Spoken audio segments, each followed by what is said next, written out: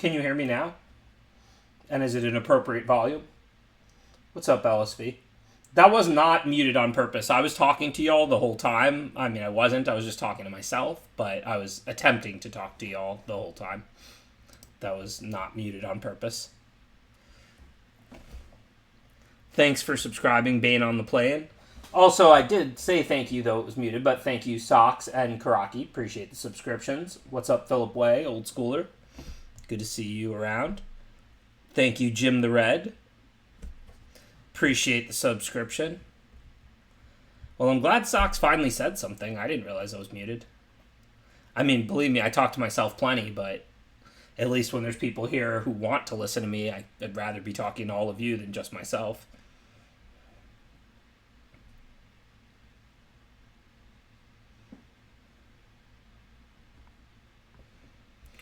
We're up to 6 in the queue.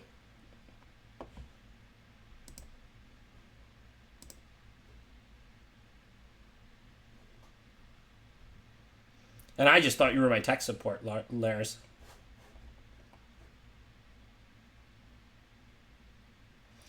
So maybe Invictus Rage, though if you fire it right now, we probably can get it out in time. I mean, there's 6 people in pod 4 of the 8. We're missing 2 people, so I don't know how long it's going to take them to show up.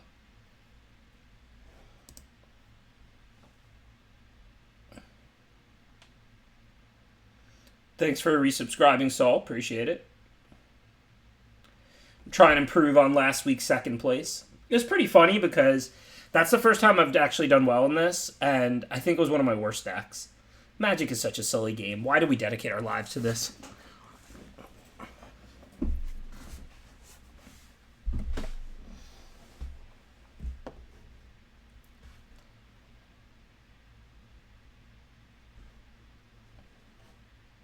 Yeah, I lost to Kanata for the second straight week. Only this time it was in the finals instead of round 2. So that was way better.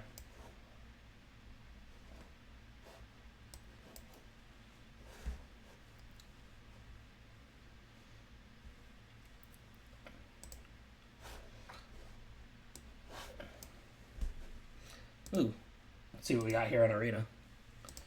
If we're just going to sit here and wait, maybe we'll play best of 1 games. Or just build your deck.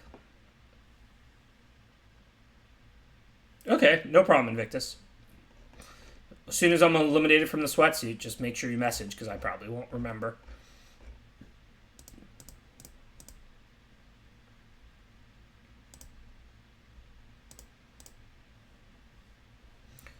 Looks like I just drafted black-green. Maybe I'll draft black-green again in the sweatsuit tonight.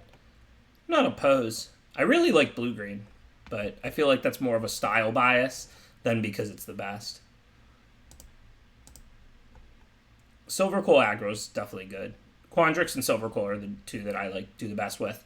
But I'm comfortable with Prismari and green-black as well. I'm not super comfortable with red-white. I'll draft it if it's there. I'll just take all the cards that look good. But I never win with my Lorehold decks. I literally have decks that have like 8 removal and 2 rares, and I go like 1 and 3. I don't know what I'm doing with Lorehold.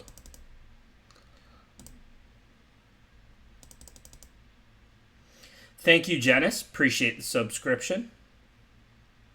Yeah, 2 years streaming, huh? So unreal.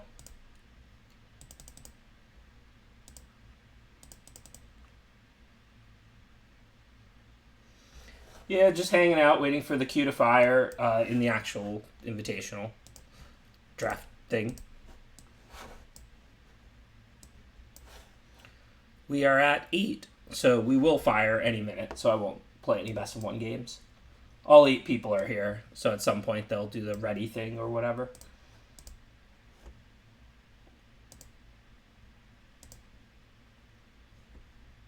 Oh, this deck doesn't have any swamps in it at the moment. I was like, why do I have to cut so many cards?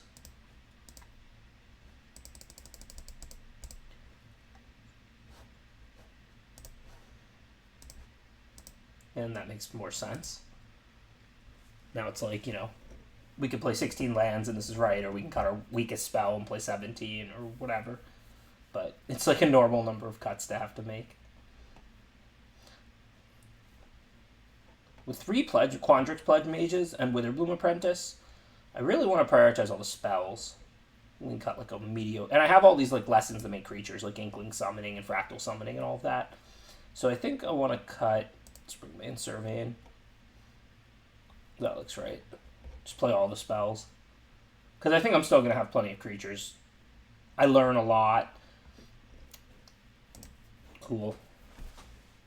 We can't actually play this now, though, because all 8 people are here, so hopefully we'll be firing the actual sweatsuit match soon.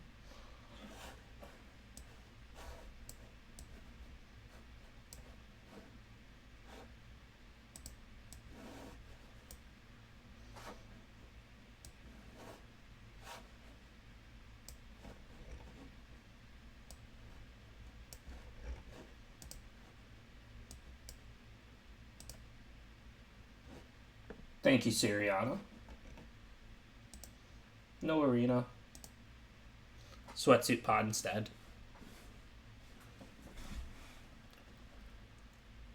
Is Conjuration not supposed to be in the sideboard? It is a lesson. I'm not saying you can't main it, but I don't know. I could see myself searching for it. Sometimes you just want the 3 life a lot, too. Like, it and Fractal Summoning are both likely to produce a big creature, but it gets you 3 life. Obviously, it's a little less efficient. Sorry about that, Crispies. I do miss streaming when I don't do it. That deck could use 16. I don't want to get stuck on 2. I don't have an Environmental Sciences or anything.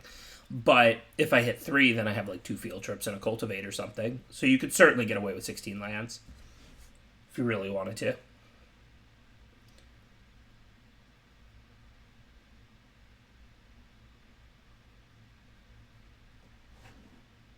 Oh, you were pointing it out because you said I left the Conjuration Man? Oops. Forgot I had my whole desktop up here. Not that it's very exciting.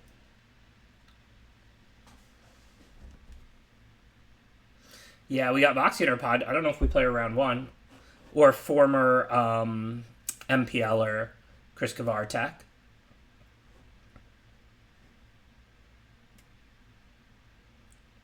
You can blame me for your dropping win rate, Lairs. That's totally fine.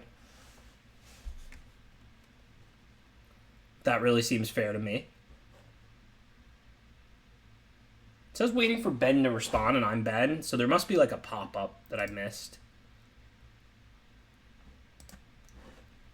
But I'd like to respond. I am ready.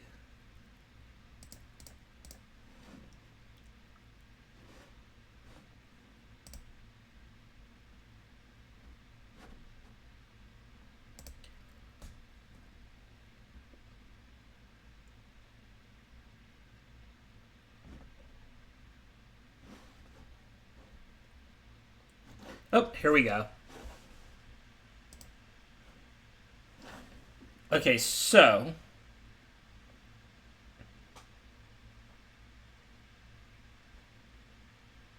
in 11-10, yeah, not a very good card. I mean, this card's okay. You can give it trample for 1 green mana. You can sack it to like the feed thing and then make 11/1/1s or whatever. But like it's it's not great. Overgrown Arch is good. This slots nicely into both green archetypes. The life gain synergy in green-black, plus blue-green is just a late-game ramp deck that wants a card like this. Kelpie Guide's good too. I mean, I don't necessarily think it slots that well in a blue-red, but it's still, you're always going to play it. It's a fine card in blue-red or blue-green. Rise of Exodus is one of the best commons. This card is super powerful. It could easily be the best common. I hate to say that about a 6-drop, because you don't want to end up with too many expensive cards, even though Elsvi's in the house, so he probably is happy right now that I'm defending a 6-mana card. But Rise of Exodus is fantastic. It's so powerful. It's just like kill a creature, get a giant creature in the late game. As far as the commons, they're not great. Serpentine Curve's good. Inkling Summoning is good. I think this is Overgrown Arch or Rise of Exodus, and it's pretty close. I'm going to take the Rise because it's black or white, so it's theoretically easier to play. Because it's not a black-white card. It's a black or white card. So, in theory, if we play black-white, white-green, whatever. I'm not sure if that pick is right or not, though. I like Overgrown Arch a lot. Because blue-green, the life gain is really valuable because you have the most powerful late game. And then also black-green, the life gain is really valuable because, you trigger life gain stuff like this Blood Researcher. Okay, so Hey, thank you for the 100 Crispies. Appreciate the donation. Thank you for the support. Thank you, Flex Retro. Speaking of support, appreciate the subscription. Yeah, it's hard to start with Rise and then Pass Caller is definitely the best card in the pack. And then, I mean, if I wasn't taking Pass Caller, taking Heated Debate, I'm not playing the draft Rakdos, so it'd still just be lower hold. I mean, I could take Heated Debate just because we don't necessarily have a deck yet. Like, I could play green-black, I might end up splashing, or, whatever. Heated Debate's easier to cast than Return Pass Caller. I'm not necessarily white-red. I think I've talked myself into Heated Debate here. I mean, Pass Caller is better than Heated Debate if we go red-white, but, like, Heated Debate's super splashable, and, like, we could just play red-blue from here and not play our first pick. Like, we're not committed to Rise of Exodus. And I don't think Pass Caller's that good that we need to take it there. Maybe that's wrong, though. Yeah, Harmonize is great. I do love Harmonize. I played this to top 8 in Modern. I played Harmonize Jund in a Modern Grand Prix once to top 8. Let's see. Other than Harmonize, there would be like Quandrix Pledge Mage would be good, like for green-black or blue-green or blue-red. Honor Troll's fine in like black-green, not like very exciting. Combat Professor's good. I mean, maybe I'm just supposed to be drafting Lorehold in the Seat or Silverquill. I mean, Harmonize would definitely go better with the stuff I like to draft, like the Quandrix decks I draft a lot. Harmonize for LSV. Alright, I'm down. Hey, lucky Psychic LSV. So, and then we get a Witherbloom Apprentice the very next pick. That's how the pros do it, y'all. That's why you never argue with the man famous for his luck. I'm not sure if I would have took the Harmonize there if I was by myself. I would have probably took Combat Professor, to be honest. Because white-red, I get to use all 3 cards. White-black, Combat Professor, and Rise of Exodus are both excellent. Heat is pretty easy to splash if I find ways. But Harmonize is a very good card. Certainly one of the ones you can consider there along with Combat Professor. Now I'll definitely take Witherbloom Apprentice because now we have a really good black card, a really good green card, and we're getting a black-green-gold card that's really good 4th pick. Hey, LSV probably just won us the sweatsuit, right? I would have probably ended up drafting, like, what out of this pack for white-black? I don't even know. Leech Fanatic? Nothing exciting. Alright, so Silverquill Pledge Mage, still good in green-black, but probably better to get our first expanded anatomy. That's a lesson you really want to have one of. Blood Burglar's a pretty good 2-drop.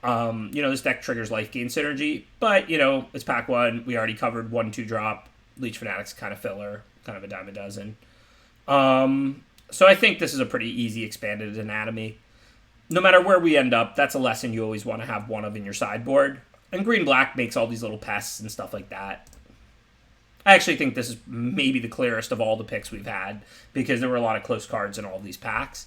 But here, I can't really imagine not taking expand anatomy.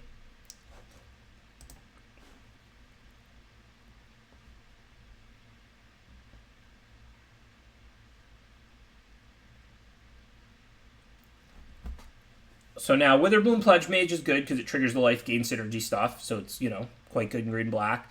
Our curve is not high, not low. Like we have a 4 and a 6, no 5s. Leech Fanatic, kind of similar. It's like filler 2 or filler 5.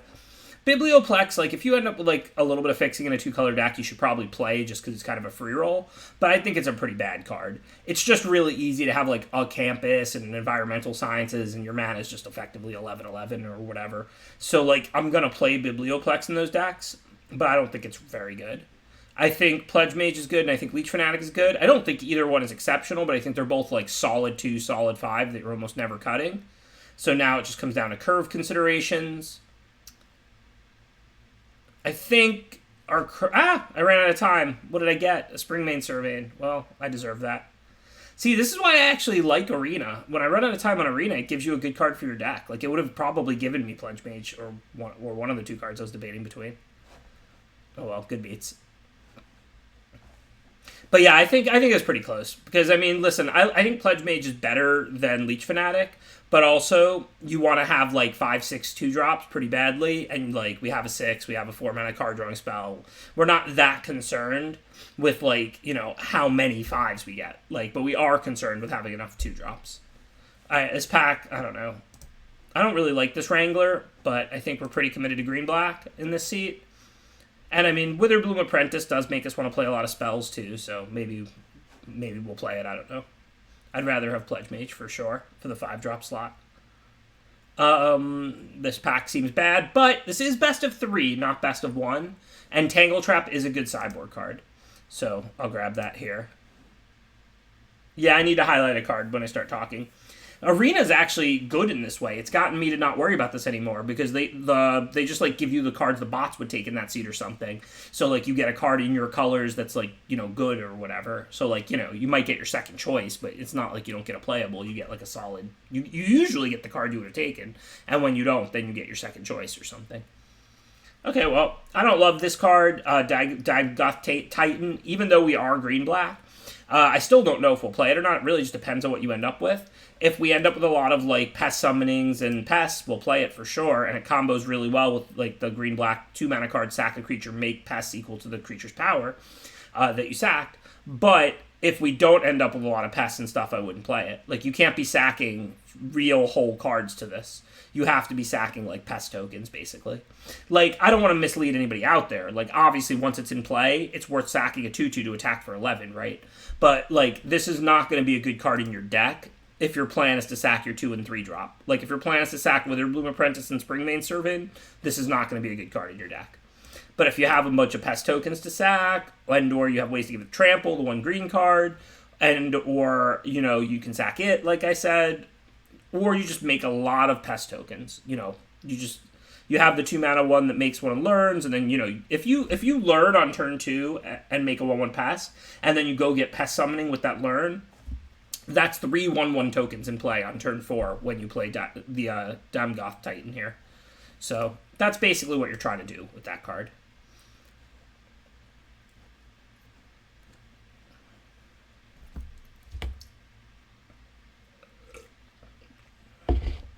Oh, it's very important that card lacks trample. It would be way too good if it had trample. I think I'm going to take the 2-drop over the 6-drop. Leyline Invocation's good, but again, we already have a 6. That's not to say we won't take a second 6, but it's pack 1. Yeah, Witherbloom seems very open. Definitely agree, Luis. Good find.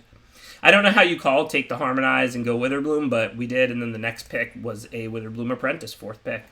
And Witherbloom does seem wide open, so we're in a good seat.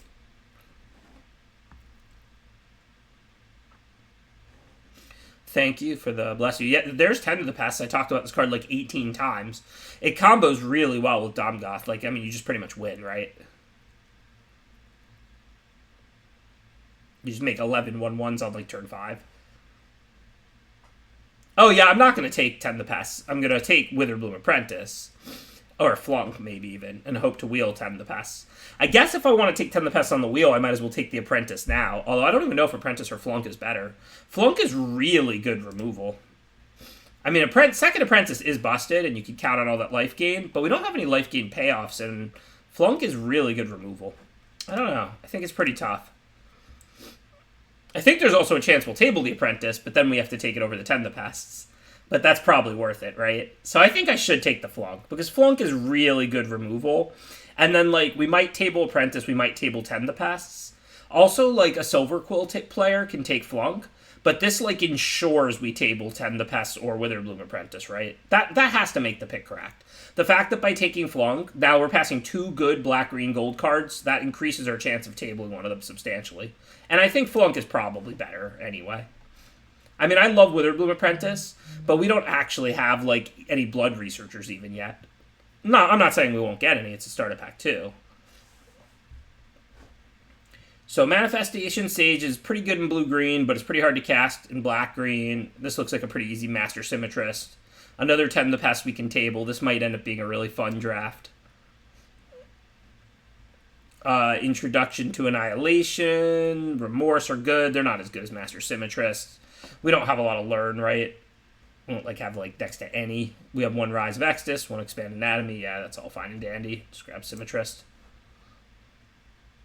Yeah, Symmetrist. No, wait, it won't. This is not an even power and toughness. This is an 11-10. We have to give this a toughness in order for the Symmetrist to work with it. Yeah, it probably is. They probably did that on purpose. Made this an 11-10, not a 10-10 because of Master Symmetrist. So we have to take Mortality Spear, but I'd really like to take this entire pack. I'm sure we're going to get something good back that we're happy with. I mean, Campus would be sweet. Hunt for Specimens would be awesome. Pledge Mage is good, as LSV keeps raving about, but he's not wrong. Witherbloom Pledge Mage is excellent. I mean, Mage Hunter's a fine card. Like, this is just a really good Witherbloom pack. But I'm going to take Mortality Spear. It's by far the best one, I think. And then we'll see what we table. I'm hoping for either Hunt the Specimens, the Campus. I don't know. I mean, I don't need 2 drops, really, so I guess I don't want Hunt the Specimens that badly, but I do want stuff to sack to the Titan here, so that's why I'm kind of hoping for that.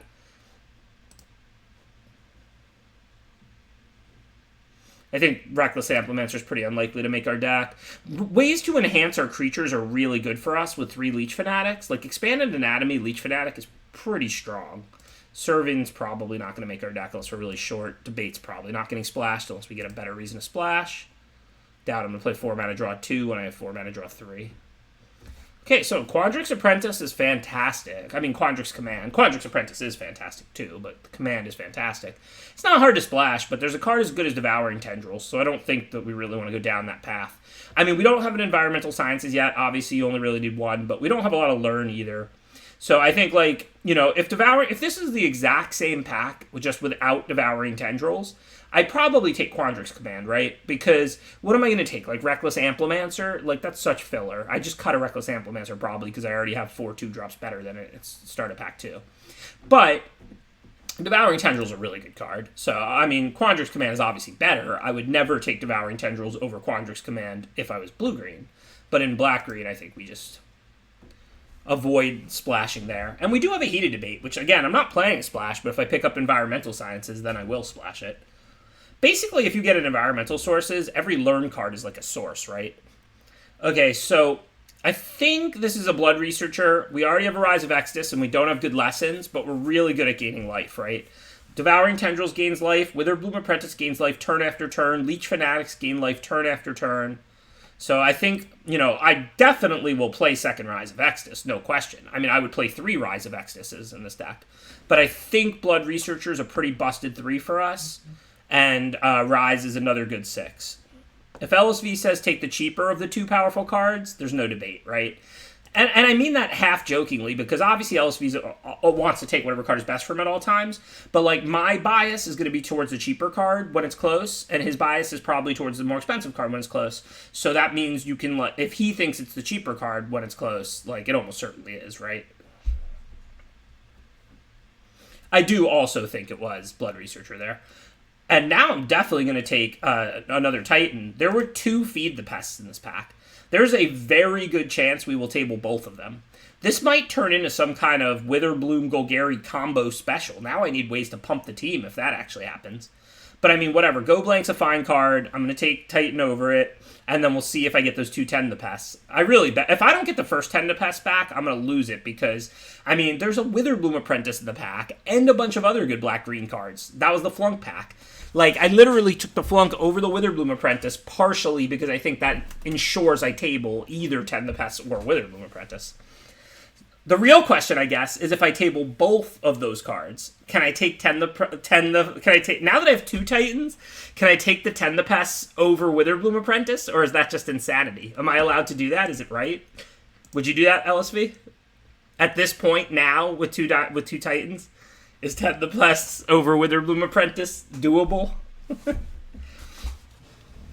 I have 2 and to harmonize. If I literally just play this card and then Tend to the Pest, that's 11 1/1s from 2 cards. 11. Not 6. 11.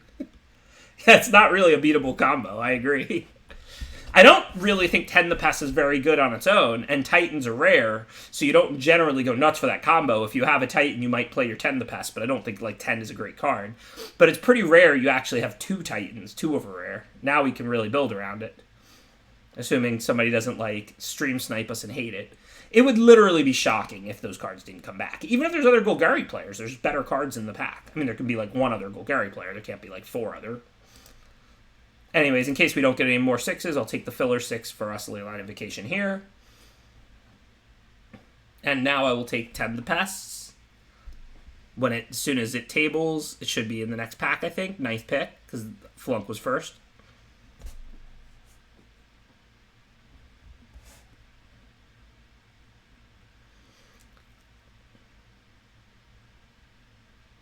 Hello. Witherbloom Apprentice is gone, so there is probably one other Golgari player, because Lash of Malice is still in the pack. I doubt anybody hated a Witherbloom Apprentice.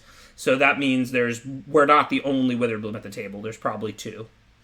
So hopefully we still get this other 10 the Pest as well. I was pretty confident we'd get this one, because it's the Witherbloom Apprentice pack, but I don't know if we'll get the other one or not. I hope we do. Definitely take it over Lash. I don't even think it's close. I would have took it over the Witherbloom Apprentice, but I think that's much closer. Witherbloom Apprentice is a really good card, but I would tend over Lash there like all day. I think it's pretty close with the Witherbloom at this point. Okay, whatever. I don't know. These cards probably don't matter. I think the next pack's the one with the other tend, if I remember correctly. Hopefully it'll come back.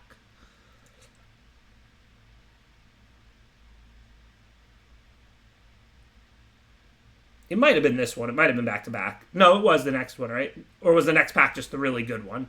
That's why I remember it. That pack was the one with the tend, and then this pack is the really good one where we knew we would table something good. And we actually didn't do that good out of this pack, but yeah, Trudge is good. We gain life a bunch of ways. We have a bunch of Leech Fanatics we'll take a recurring for, too.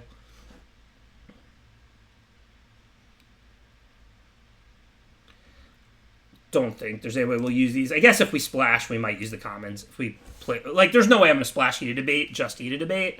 I mean, we have plenty of, like, grindy stuff and removal, Mortality Spear, Rise of Exodus, Devouring Tendrils, Flunk. Like, we can kill creatures.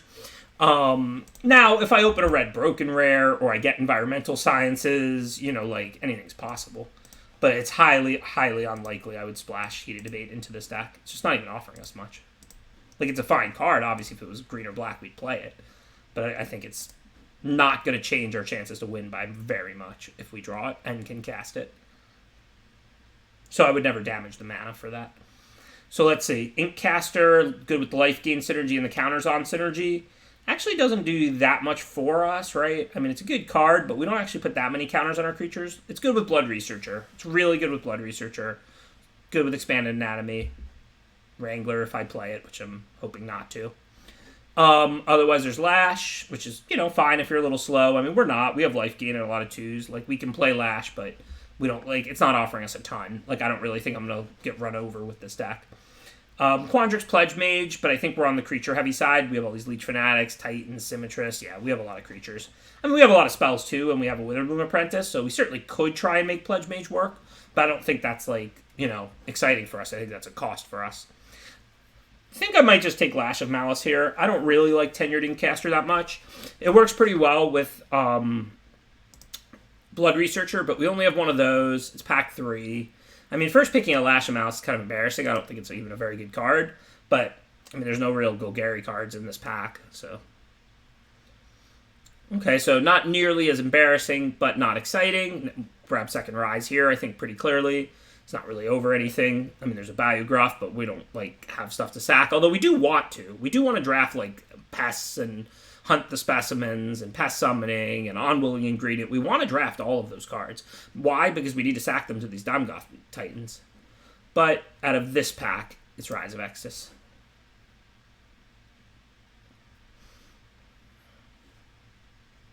Tangle Trap's a sideboard card. Everything else here is pretty likely to make it. Not guaranteed. Promising Dust Mage, unless we get more ways to put counters on, is not going to make it. Oh, Rise is very good. Leyline I'm probably not playing if I have 2 Rises, but we'll see. And I don't get Ramp. Rise is an excellent card. I literally started this draft off by saying it might be the best common in the set. This is no ordinary 6-mana kill a creature. Because it's not 6-mana kill a creature draw a card either. Like, learn on turn 3 is similar to draw a card, but in the late game, I mean, you just learn for your fractal summoning or whatever, and like, it's, you know, game winning. It's huge. So, I mean, I'm a big fan of Rise of Extus, believe me. Okay, here's another whole pack where the good thing is we'll probably get 2 good cards for us out of this. But if I could take this pack, I'm not even kidding, I think I would stop drafting pack 3. There's even the rare land. And the black, green, gold cards, 3 of them, and Hunt, and Village, and Plum. So, since I can't take this entire pack, I think I take Blood Researcher. I'm not sure on that. Plum's good, but like we already have the Titans to sack things, and we're not that good at making things. Whereas Blood Researcher is just totally busted in our deck. We have 3 Leech Fanatics, Witherbloom Apprentice, Tend the Pest, Devouring Tendrils, Fortifying Drought. I'm pretty sure this is just Blood Researcher. I mean, listen, like I said, Hunt, Researcher, like Infuse, Deadly Brew, Plum, of course the Black-Green Rare, though we don't particularly need it. These are all going to make my deck. Deadly Brew, every one of those cards would make my final deck here for sure. But I think Blood Researcher is just the best. I mean, I'm interested in more ways to gain life, and our deck is quite good at gaining life. Speaking of, this looks like Environmental Sciences. Hopefully we'll table the Unwilling ingredient. The other black-green player might take it. I mean, we could really use that ingredient with 2 Titans, but Environmental Science is the first one. And I mean, triggers are Blood Researchers, so, like, that could be valuable. Although I guess, you know, we don't have cheap Learn. We have 2 6-mana Learn cards, so we really want Fractal Summoning, but I guess we don't care that much about Environmental Sciences.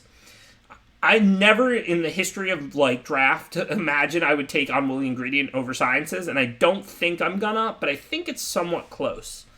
I mean, I think that there's no chance we'll table the Sciences, but there's no other black or green cards in this pack, really, so there's not a great chance we'll table the Ingredient. We have Double Titan. I think I still have to take the first Sciences here. I think it just offers us a little more, having that in my sideboard. Like, we might get a cheap Learn card or 2 the rest of the way. Like, we might get a Hunt the Specimens. You know, we don't know what we're going to see the rest of Pack 3. This is the you know, pick 4, Pack 3. But I'm not sure that if I don't table that Unwilling ingredient and I don't get cheap Learn cards, I'm not sure that this Environmental Sciences is actually better for me than Unwilling ingredient. In general, I'm very high on Environmental Sciences. That's why this is so shocking to me. So I'm probably going to take Dina here. I mean, like I said, we're really trying to do the life gain thing now. We have 2 Blood Researchers. You know, Second Lash, fine. It would make our deck. Sign in Blood is a good spell. I think Dina's pretty good. Like, anytime you have a big creature out, like an 11 to 10, it's threatening to deal them 12, so they have to block it at all times, right? And anytime you gain life, they just take 1, and you can gain life turn after turn. Like, it's not like you can't expect your 2-drop to win you the game, like, to be busted. Just because, like, this is a legend and it's an uncommon and it's fancy, you still pay 2 mana for this card. This isn't a 6-mana card just because it's a legend. This is a Leech Fanatic, Dina. It's 2 mana. That's what you pay to get the card in play. So you can't expect it to, like, you know, single-handedly crush every single time you cast it. Right? That's where people go wrong, I think. I think they look at a card like Dina and they think, like, oh, wow, like, this card underperforms sometimes. Of course it does. You spent 2 mana for it. This card is competing with Leech Fanatic, not with Rise of Extus, for its performance. So I think now we can take the LSV Invitational card, Witherbloom Pledge Mage. It's certainly better than Leyline Invocation for us. I'm not interested in splashing Killian. We don't need Introduction to Prophecy. It's fine. Oh, I agree. I like Pledge Mage. I know I didn't take the last Witherbloom Pledge Mage, but it wasn't because I think Pledge Mage is not good or something. I like the card. Okay, so now, again, Lash, Unwilling Ingredient, and Agonizing Remorse are pretty good for us. I mean, in general, I would rate these like, you know, Lash 1, Remorse 2, Ingredient 3. But again, with 2 Titans, I kind of feel like I need to take Unwilling Ingredient here. I mean, I want to be able to attack and block with these. Like, they're good cards. I want to play them. It's pack 3, like, I'm not going to get these in pack 4, 5, or 6, you know? Like, if this was a 6-pack draft, I could still take the more powerful cards. But if I want to make these Titans work, you know, I may not get a Pest Summoning in this draft. I haven't seen one. It's pack 3. I'm not the best at making tokens. I think I need to prioritize that pretty heavily. Granted, I have random Amplimancer already in the sideboard, so generic 2-mana 2/2 isn't really helping us.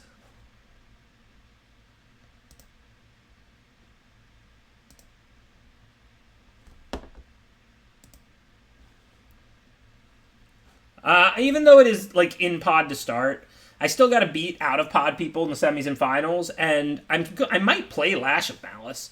Like, obviously, Rip Apart is substantially better than Lash, but you're like, hate Rip Apart, there's a Lash in the pack. And even if I somehow don't end up maining the second Lash, which I'm probably going to play, but even if I somehow don't, I can board it in when I play against, aggro decks or decks with 3-mana 2/2 flyers like Spectacle Mages that are nice targets, right? Like, okay, so Introduction to Prophecy, am I going to go get it? Yeah, I never saw Fractal, Pest. I mean, I have basic Conjuration to go get, I think, so that's... Was that not this draft? Or did I just not take it? I don't see it. Oh, that's my other deck. That's my black-green deck. Sorry, I don't have that. Yeah, so I need this Introduction to Prophecy. My learning is embarrassing. I am not studious. Literally, I have this Expanded Anatomy. That's my only lesson. Why am I so not studious? I think this happened to me last week, too. Oh, no, I have the Environmental Sciences, but yeah, I do not have many lessons. Okay, second intro, not really needed. Can I cast Reduce? Is there any way? Like, I can go get it in the late game, but I don't have any free white sources, so no. So, okay, second introduction it is. So this was the good pack. There's Plum, there's Infuse, and there's Snarl. We don't have any campuses. I wouldn't hate the fixer. We do have enough playables. Infuse is good, though, right? Like, we have Double Blood Researcher. Leech Fanatics are really good at forcing trades. Then you just give them Death Touch. I think Infuse is pretty good. So I think I'm probably not going to play this Wrangler. We don't really have synergy. Nice little one uncolor campus pick up there. That's going to make our deck.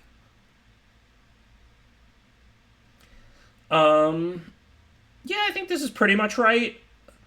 I guess if I want a white splash, it's practically free. Do I have anything? I have the Environmental Sciences and 2 black-white duels I just got. I don't know how many white cards I want to play, do I? I can do that pretty much for free.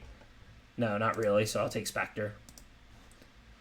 Although I don't know that Spectre's going to make this deck. I mean, it's okay, because I can, like, trigger the Blood Researchers, but, like, it's worse than these other 4s, I think. I think it's probably going to get cut. All right, let's see. So this will probably be a 17-land deck. Our curve is like medium. Doesn't look like a deck that needs 18, but I don't see a reason to go to 16. So this is 25, so we have to cut 2 cards, or probably should cut 2 cards. Curve looks good, so we can pretty much cut from wherever. Spectre looks like the worst 4. I don't think the Rises or the Pledge Mage are really going to get cut. These aren't going to get cut. Wow, the 2s are pretty much uncuttable, too. So I can cut like a Lash of Malice. I can cut Fortifying Drought. I can cut like Spectre of the Fens. Yeah, maybe 1 Lash. Lash's a pretty good card. Like, you don't really want to draw more than 1 of it, but like, you don't draw 2 of a card that often. Like, if I had 3, I maybe would cut 1, but I'm probably not going to cut 1 of 2 Lashes. Leech is the weakest 2, but I only have 5 2-drops. I don't think I'm looking to cut a Leech. And like, it works with Dino, it works with Blood Researcher, which I have 2 of. Obviously, I'm not saying Leech is uncuttable in theory. I'm just saying, like, it's my weakest of my 5 2-drop creatures, but I only have 5, which is not too few, but it's, the right amount. I'm not really looking to cut 2-drops. Yeah, Drought's going to be good in this deck. I'm not saying it's not, but, I mean, I have to cut cards. I think Spectre's a pretty easy cut. Like I said, I think that card is pretty mediocre. Like, you can play it if you need playable, obviously. A 2/3 flyer and can drain them. You can get enough value out of the card to justify playing it in your deck. But I just don't think overall it's very efficient. The Titans are for 10 the Pest synergy, mostly. I mean, since I didn't get the second, I could cut 1, but you can also just sack something and hit for, 11 sometimes. Like, it's a pretty good card. I am sad to have no charge through. I agree. Sack the Trudge every turn, recur it, stuff like that. I mean, if you think a Titan is the right cut, it could be. I mean, my cards are good. I don't know what my last cut's going to be otherwise. I do need to close. Remember, like I said, I don't have Fractal Summonings. My late game is Rise of Extus into Introduction to Prophecy. Like, I do need, like, my power in my deck to close. Yeah, LSV's right. They are also pretty good with Dina. Again, Dina's... If you attack with Dina and Titan, if they only have 1 blocker, the minimum they're taking is 11, right?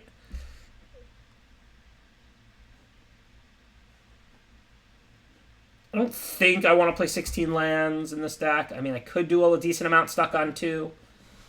Maybe I can play 16 and choose to draw with this deck. I can do that. Like, with 3 Leech Fanatics and 2 Lashes, I'm not going to get run over. Look at my curve. Look at the cost of my cards. I think I'll just do that. I'll just play 16 and choose to draw. Assuming my opponents are going to choose to play, I'm comfortable with having 16, 8-8.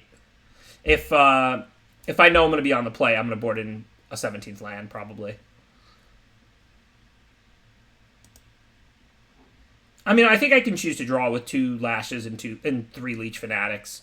My spells are pretty cheap. My deck's pretty reactive. Like, my 6s are both removal spells.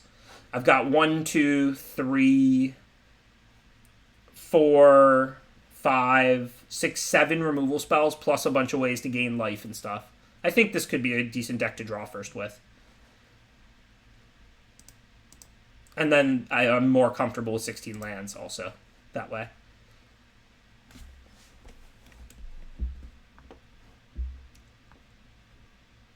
Okay, so let's export this to Arena. Hopefully we have Voxy in round 1. I haven't looked at the bracket yet. Might have been the first time we've been in the same pod in this. Let's see. What am I doing? Streamlabs. Back to Arena. Technology is wonderful. I don't give Voxy till the finals of this pod if we both win twice. Well, hopefully we can do that. No promises.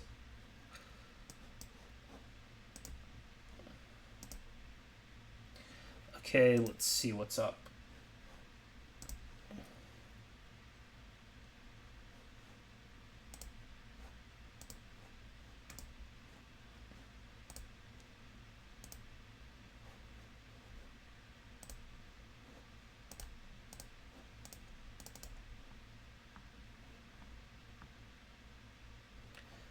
So here's our deck. I need to make sure I have lands on the board, but I think this program does that for you. Yeah, it does. That's good.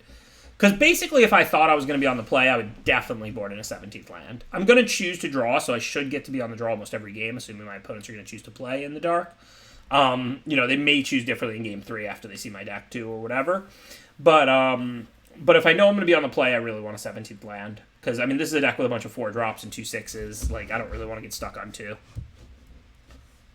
What is the draft challenge this weekend? I do not even know what you're talking about, Calvin Dill, so I guess I'm not invited.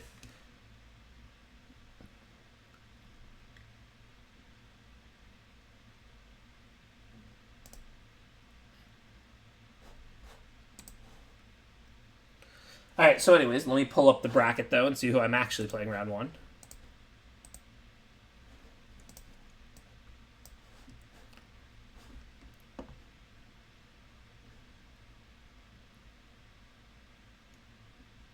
Oh, just like high-stakes draft queues on Arena? I'll have to look into it. This might be the first I've heard of it, to be honest.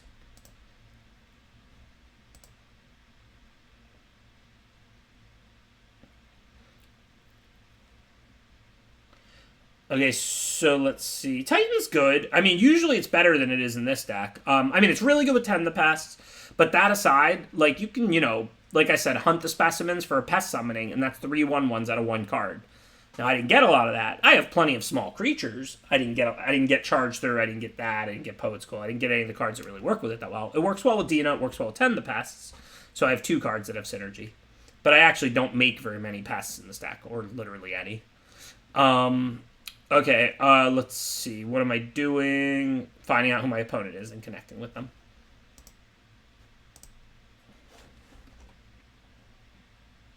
So we got the weekly bracket. I'm in pod 4, starting off against the Isaiah MTG.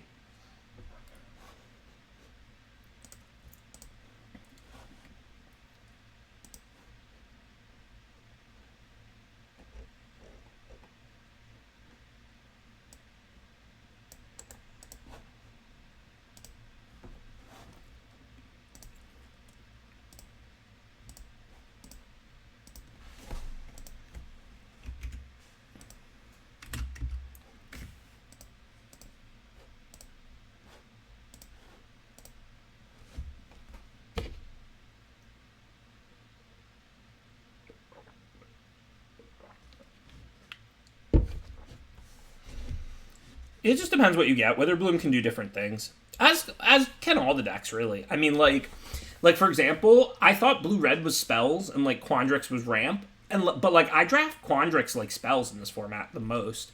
Like, most of my blue-green decks in this format have, like, 6 literal creatures. That's not to say they don't have creatures, because obviously Fractal Summoning and Serpentine Curve and Leyline Invocation are all good cards in that deck, so you know, Fractals to go search for, and then Leyline and Serpentine in the main. But, like, I draft a lot of, like, spells matter blue-green, and red-blue I tend to draft as more of, like, a tempo deck or something. Yeah, Lorehold is clearly supposed to have an exile theme. I mean, there are plenty of commons that, like, should work with that. Like, if you just look at the commons, it looks like I made this argument on Twitter that they messed up Lorehold, and somebody was like, well, here's a picture of 12 different commons that seem to work with exile. They're not wrong, but also I've drafted Lorehold a bunch of times and played against a bunch of times, and it never seems like the exile thing comes together. So I don't really know what to say about that. It just doesn't seem like Lorehold really works, but maybe I'm wrong. Thanks, Adam. Appreciate the 13 months of subscription. Yeah, I'm not saying off theme. I'm talking about, like, on theme. I mean, cards do what they do, right? So if you draft Rises of Ecstasies and Heated Debates and Efficient Creatures, like, you have a fine deck. But in terms of, like, the Lorehold synergies and build-arounds and, like, you know, getting a focused archetype, I don't know. It just doesn't seem to work, in my opinion. But, you know, maybe we'll develop how to do it better. I mean, hopefully some great limited minds are cracking at it. I've been trying. I just haven't really been able to draft good Lorehold decks consistently. All right, so like I said, I'm going to choose to draw. Perfect hand to keep and lose. 2 swamps, 2 black 2-drops. Most of my cards are cheap if I draw 1 forest. I mean, this is a good hand, but of course, if we just finish the game with 2 swamps in play, we'll lose round 1.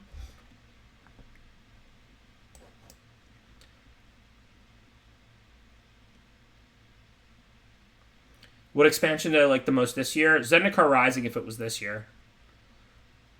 I liked Zendikar Rising a lot. So probably get out the Leech Fanatic first. I mean, I could kill Killian here with Flunk. Killian's pretty scary. But also people tend to invest in it, and Flunk can pretty much take out any size creature. And if Leech Fanatic connects, I can even Mortality Spear for 2 next turn if I need to. So we should be able to kill Killian before they derive any real value from it, I think. They might, like, I don't know, expel this Leech Fanatic for 1 mana instead of 3 or something. Thank you, Laverathon. Appreciate the subscription. But yeah, now I think I'm just going to kill Killian because I don't really want them targeting my creatures on the cheap and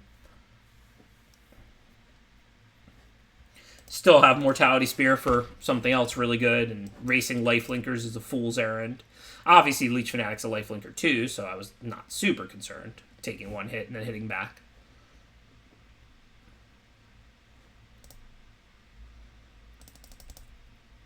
So we could use 4 mana here, but we put out 3 power. We could put out Brackish Trudge. Also, we really want to force trades with Brackish Trudge, and Witherbloom Apprentice is a nice way to gain a life, almost guaranteed, and get the Trudge back. So I think we want to get the Trudge out first. Had I had the Trudge in my hand last turn, I would have probably played it. I would not have flunked the Killian. I would have used the 3 mana and played the Trudge, knowing turn 4 I could play a 2-drop and flunk. But I drew the Trudge this turn, so that wasn't an option. Alright, so now kind of want to just, like, attack with both. If they block, I'm going to have to Mortality Spear. But if they don't block, I can Mortality Spear for 2 mana. Oh, you know what? That's just being fancy for no reason. What I was thinking was they probably wouldn't block, and I'd get to double spell, including Mortality Spear for 2 mana. But I only have 1 green, so I'm not going to get to double spell no matter what. So I'll just Mortality Spear the 3/3 here. Yeah, I lose 3 life. That's alright. I'm about to gain 2 right back. Yeah, I can't double spell because I only have 1 forest, which would have been the reason to attack, so that I could then go Witherbloom and Mortality Spear, or Dina and Mortality Spear. Oh yeah, last turn I couldn't double spell either, right? Oh no, I could have. Leech Fanatic's just black. So last turn I could have played... Wait, was Leech Fanatic already out? Yeah, it was. Yeah, so I couldn't double spell last turn either, because it was a bunch of black, green, gold cards and I only have 1 forest. Yeah, you're right, Chad, as usual. Don't mind me. Okay, I'm going to attack with both here. I mean, they can trade with the Fanatic, and that takes away one of my Lifelinkers, so that's not great. But then they're taking a hit for 4 instead of 2. If they block like this, unless they do anything, I'm going to gain 2 and then just get back to Trudge immediately, so it's not going to be good for them. This gives them the opportunity to trade the Apprentice for the Fanatic, but then they're not even killing the Trudge. They're down to 2 cards in hand, and then Witherbloom Apprentice. Plus, I have plenty more ways to gain life in this deck. Well, that actually worked out pretty well for them. I mean, I still gain the 2, so I still get back the Trudge, but I guess the Apprentice keeps the counter or something. No, they made it indestructible. Oh, yeah, because the counter, it wouldn't live through Trudge. Yeah, whatever. Basically, if you can attack with Trudge and Leech Fanatic and they don't have anything bigger, like, you know, anything blanking them, it's pretty hard for it to be bad for you, given the life gain triggers bringing back Trudge. So all that really happened last turn was what? They lost Professor's Warning, and I lost Leech Fanatic. Seems pretty easy. Pretty even.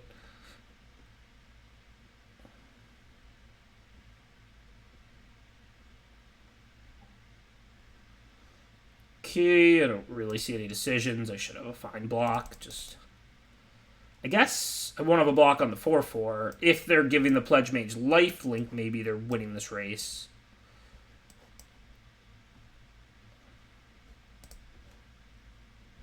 Professor's Warning is fine. I mean, it's not good, but it's cheap. It's effective. Fine trick. Nothing wrong with having 1 copy of it in your deck.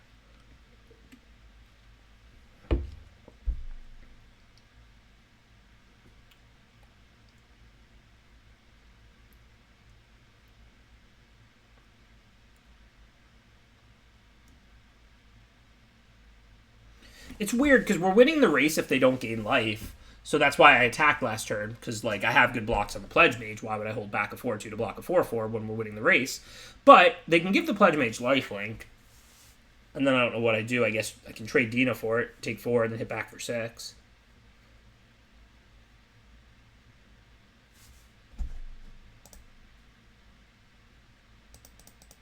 That one we'll just take.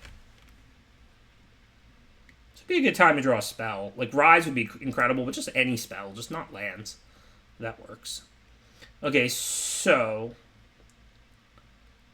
what could they have? They could have, like, Study Break. They could have Expel. They could have, like, the black removal. They could have Lash. Rise is a sorcery. Mage on Hunter's Onslaught's a sorcery. So if I use Dina, Lash doesn't work.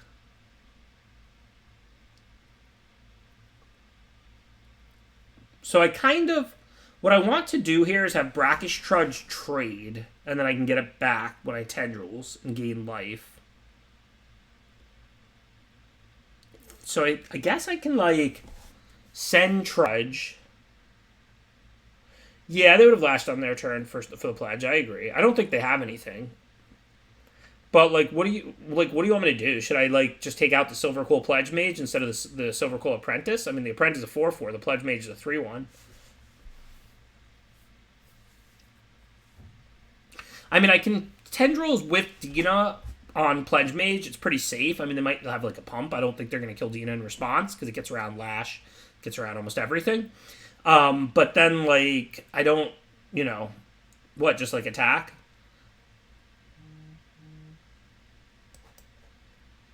I mean, this is not like an unreasonable play, but it is a bit aggressive.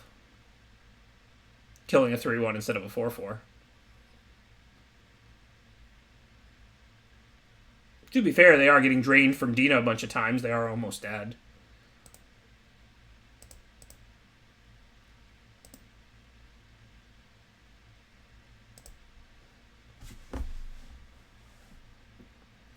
The nice thing is, though, they have to play 2 blockers, because Dina counts as a 2-power threat, because I can always sack something to it.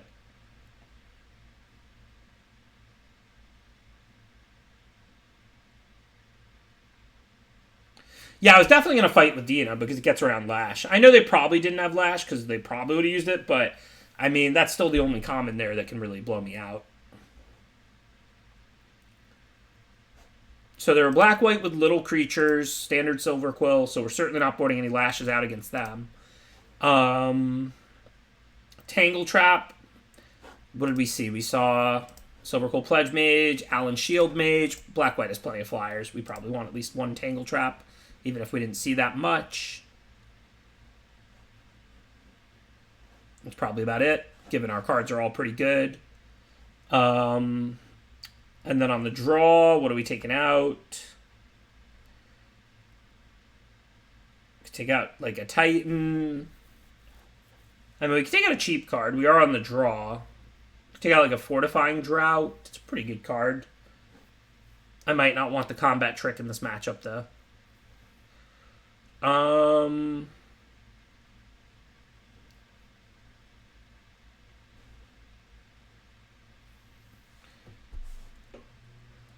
Yeah, I'll just take out Fortifying Drought. I'm always on the draw because I'm choosing to draw. But look, they might choose to draw. They get to choose, right? If they think it's better to play after I think it's better to draw, I mean that's their choice. But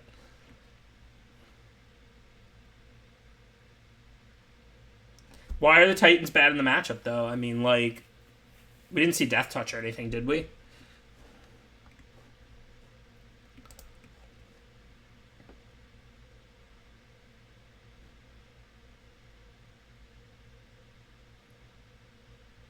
Yeah, Spectre could be okay in this against little flyers. But we're not bad against flyers. I have 7 removal spells. I boarded in a Tangle Trap. I have a bunch of cheap creatures that gain life. Like, we're not bad at all against Silver Quill or flyers. Or aggression, really. I'm much more concerned that I'll lose because some blue-red or blue-green deck draws a bunch of cards and does big things. This black-green deck is pretty good against aggression and little creatures. Like, Silver Quill is definitely a good matchup for me just in the dark. Not saying I'm going to win or lose. Like, obviously this game I'm super flooded. Who knows what's going to happen. But I'm just saying, in general, like, I have a bunch of Leech Fanatics and Lashes and relatively decent mid-sized creatures. So, like, you know, Silver Quill and, like, aggro is going to be good for me.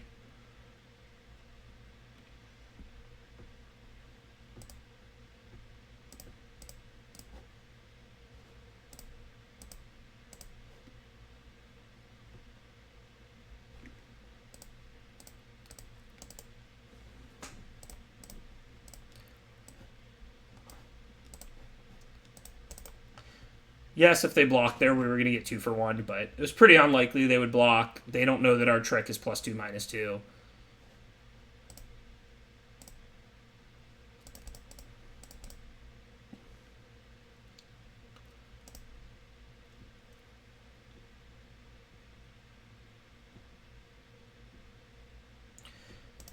I don't think I kill that.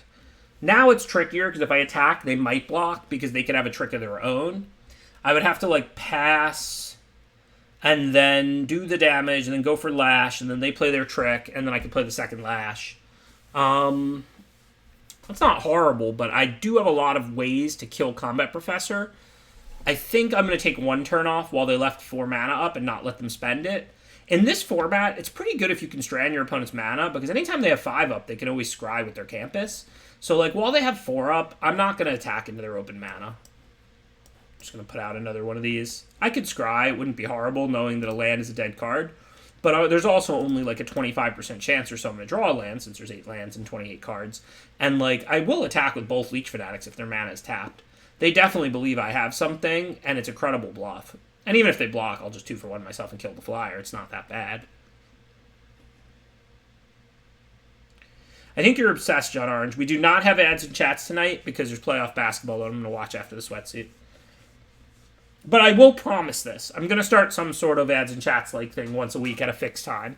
Even though I'm not going to stream drafts on a schedule, I'm going to stream like more drafts overall, like I said, and I want to do that off schedule, but I want to have like a weekly ads and chats for like an hour or 2 at a certain time.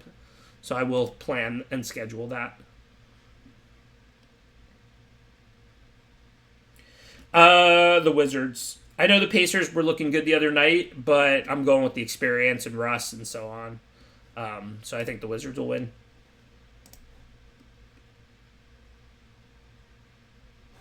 Okay, let's see what's going on. So they lash, they're attacking, fine. I'll just attack back with my lifelinker. Nothing too great right now, but I get to attack back, hit for 2 and gain 2. I'm not interested in lashing a clever Luminancer here. I do feel really missed. I do appreciate it, y'all. I did not know how much I meant to y'all. I do really appreciate it. Like I said, I'll be around. But I do really appreciate it. I've never gotten so many messages like, I hope you're okay, I hope the stream will be back soon, I missed the stream, I hope you're doing well, blah, blah, blah, blah, blah.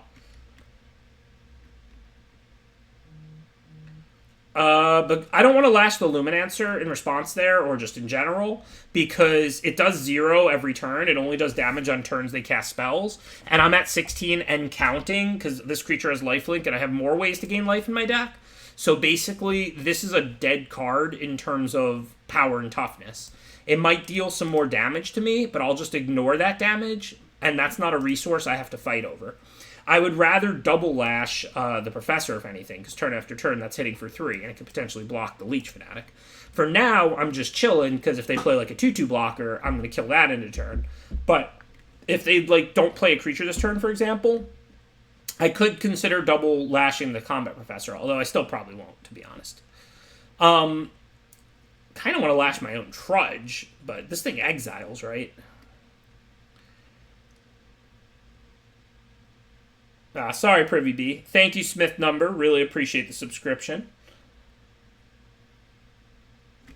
So now, I'm not sure. I think I lash my own Trudge, because I can attack with the Leech Fanatic and get the Trudge back. This thing exiles, right? Yeah, it does. Alright, I'm going to lash my own Trudge. Again, I still don't think we want to kill their Luminancer. So most turns, this is doing nothing. It's a dead card. The other turns, it's doing some damage, which, again, is not particularly important. So I think like we want to be able to attack with the Leech Fanatic into the Combat Professor to get our Trudge back. And if they block with the Combat Professor, I have the Lash to finish it off. I think we really want to try and ignore this Luminancer if we can. I mean, now we can't, but good beats.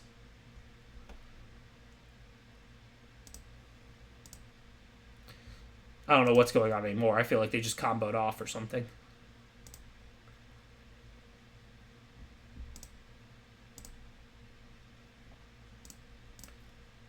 Hilarious Lairs.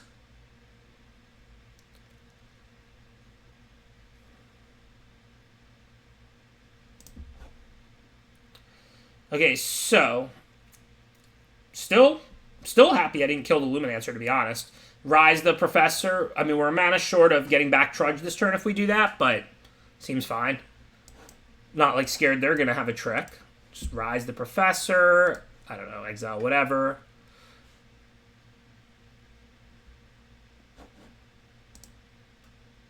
Grabbing Expanded Anatomy because it's so good on the Leech Fanatic. If they don't draw removal this turn, next turn we can hit for 4 and get back Trudge.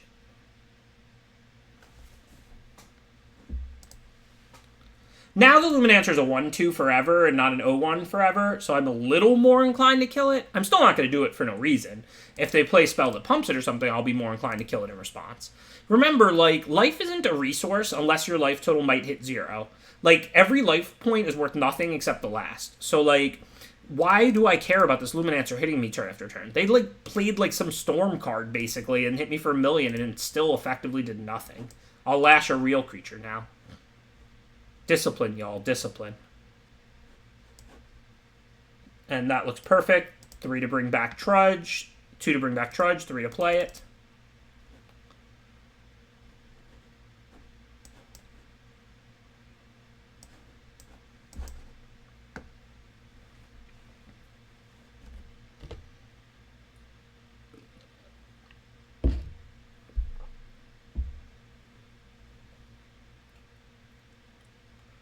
All right, we got through round 1. We got through Isaiah MTG. And check the bracket and see if our round 2 opponent's ready. If not, I'll play some best of 1 while we wait. Maybe briefly, Skits. We'll see what's up. You know, with this, we never know how long we're going to be in this, so it's hard to plan. What am I doing? What am I doing? What am I ever doing? Getting old. Okay, let's find the bracket. Well, it's not like the Titans were bad. We just didn't draw them, right?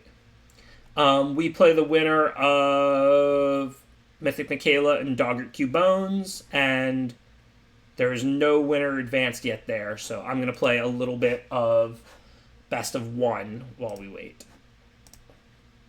For those of you who weren't here before we just fired that, I drafted a very similar deck. This one is more mage-crafty, 3 Pledge Mages and a Witherbloom Apprentice. This was an off-stream draft that I don't even remember doing this, but I guess I did it this afternoon at some point. But you can see it's like almost all spells. As somebody pointed out, the basic Conjuration, that's not supposed to be in there. So let's see. Pretty important to play spells over creatures where we can, because we have Witherbloom Apprentice and 3 Pledge Mages. And it matters a lot with Pledge Mage. That said, Leyline Invocation, yeah, our curve's low. Yeah, this deck can just play 1 Leyline Invocation. It's a spell and it's a big creature.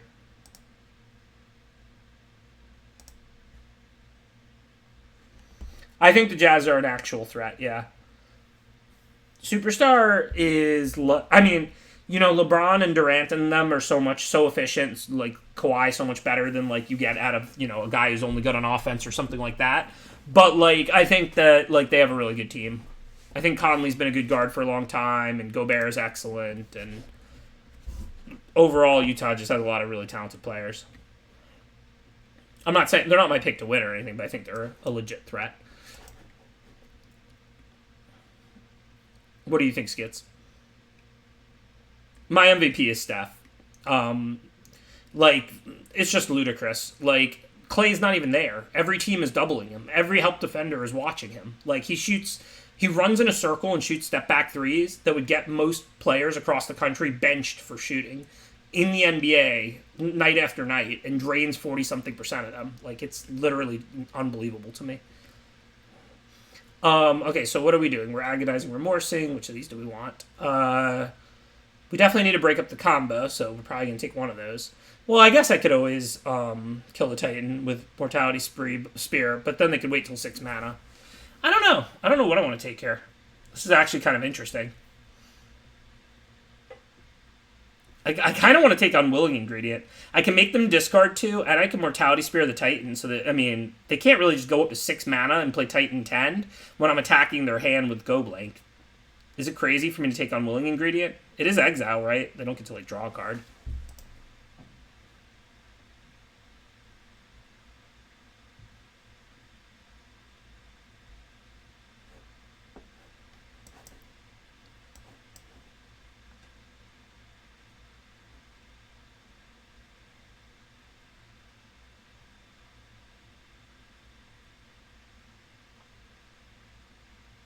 So we're definitely going to discard a 6-drop.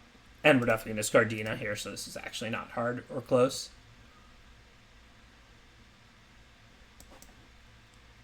I'm not sure that what I took there was right. Not sure it wasn't right. I really don't know. We don't have 2 black. Conjuration looks good. The life gain triggers the Researcher and all that. I mean, they're not going to combo me, right? Like, I can Mortality Spirit the 5/4. By leaving in their hand, I have to Mortality Spirit then. I won round 1 of the Invitational. We're just waiting on round 2. But, like, it's not, like, you know, even remotely reasonable that I'm, like, you know, worried they're just going to go up to 6, play that, and sack it.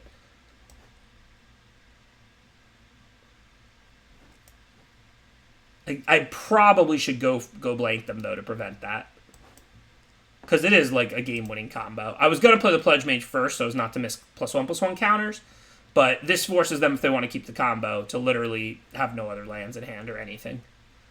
And then, you know, even if they have to draw a land, they have to sandbag the Titan, then they have to top deck another land. It's all pretty unlikely. Okay, so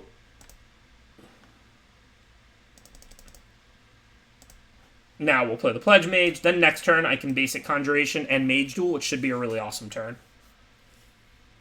Well, that'll help them get out of this a little bit. Even if they make the 11/1/1s, though, honestly, I still think I'm going to end up in a pretty good position. Although I probably shouldn't have left them the combo. Okay, so if I Impulse for a land, then I can do my Conjuration Mage Duel. But I don't really want a land. I want a creature. So do I really want to do that this turn? Probably better off just Conjuration and Mage Duel, right?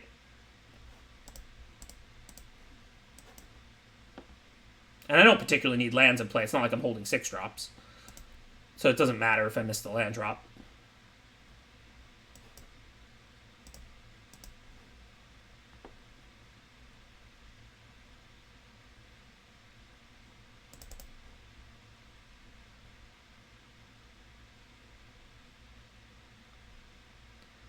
It's pretty funny. If I would have broke up this combo, they would have been 0% this game. I just, like, literally, like, deserve to lose. I'm probably still going to win, but I do deserve to lose this. Okay, let's see. So, what is this thing? Sack a creature, put up some counter on target creature, but it's only as a sorcery, so it's not going to be super relevant. If I attack, I want to grow my stuff as much first as possible, so I think this turn is just Pledge Mage and Impulse. I kind of wanted to see it in action since I drafted it, and we probably won't get to see the combo actually happen in the sweatsuit.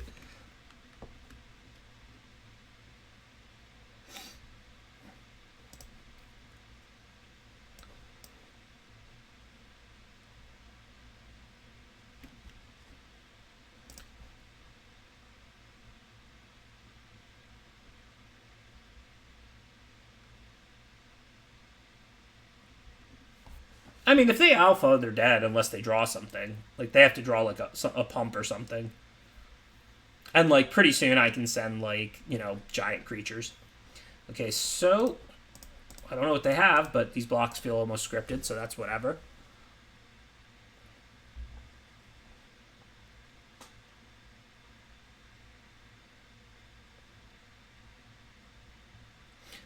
I didn't attack with Menace because we knew they would just sack and make all those blockers, and I didn't want them to throw 3 blockers in front of the Blood Researcher and kill it.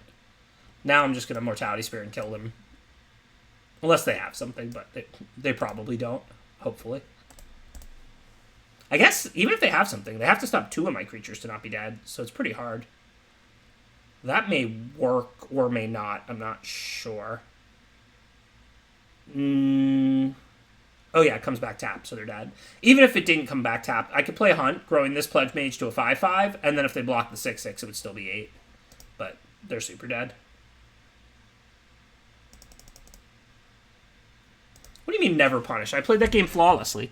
I mean, they got pretty lucky. I'm not saying whether it was right or wrong for me to break up the combo opening hand, but I did have the go for blank. They got pretty lucky drawing the draw 2, or they would never have been able to do that.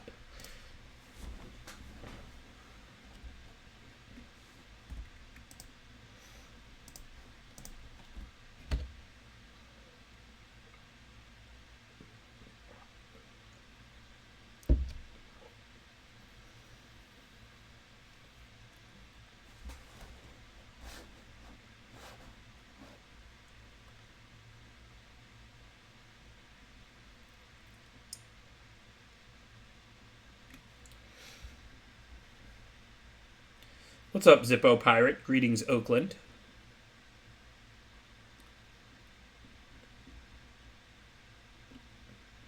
We had the actual Oakland Raider himself in the house earlier.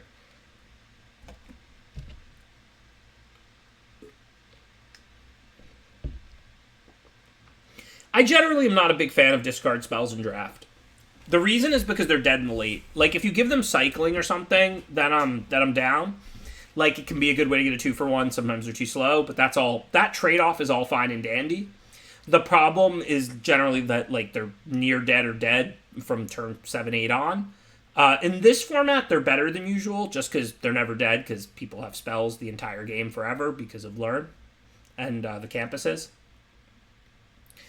Well, even though you're actually just watching me play Best of 1 at the moment and it's not my sweaty deck, it actually is my sweaty deck because it's basically the same deck I drafted in the sweatsuit tonight.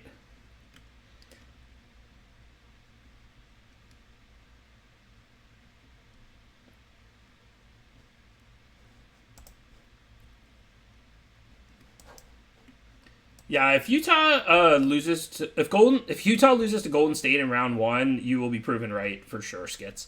Because Golden State's fine, but, like, you know, without Clay and everything, just Steph and Draymond, they're, like, you know, fine. They're not great.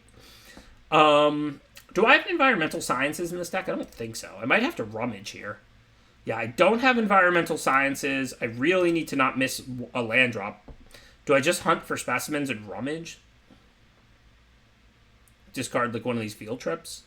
I don't care that much if I put a 1/1 or a 2/2 in play. I mean, Lifelink's nice, but I'm on the play.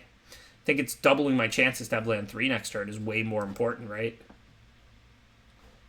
This is why having that first environmental sciences is so valuable. Then I could get it and guarantee it and not go down a card effectively. Yeah, I could play Fnatic this turn and then Rummage next turn and play the land immediately. But if I draw the land, now I get the field trip and get to ramp. So there's a lot of value there.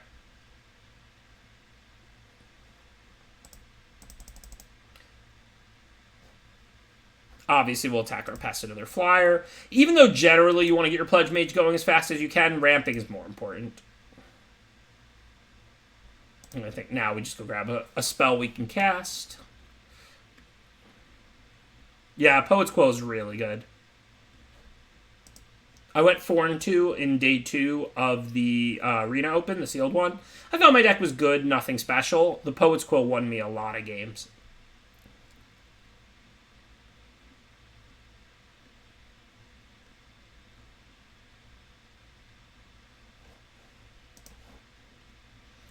So we just play our creatures, no real choices.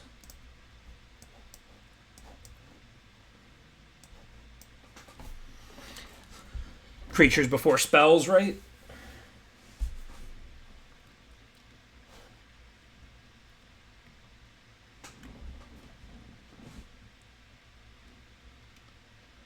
I'm excited about a bad time. I think I'm going to get an in-person draft probably for the first time this weekend.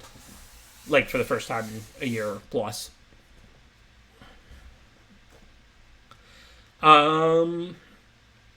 Okay, so we want to trigger the Pledge Mage first, but it's probably going to die to Death Touch anyway, so that doesn't matter much.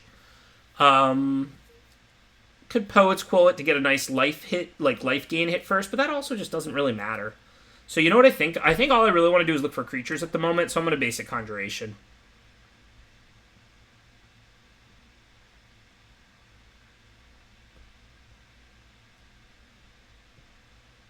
Just want like any small creature to put out there. Zoomancy's actually a pretty nice one.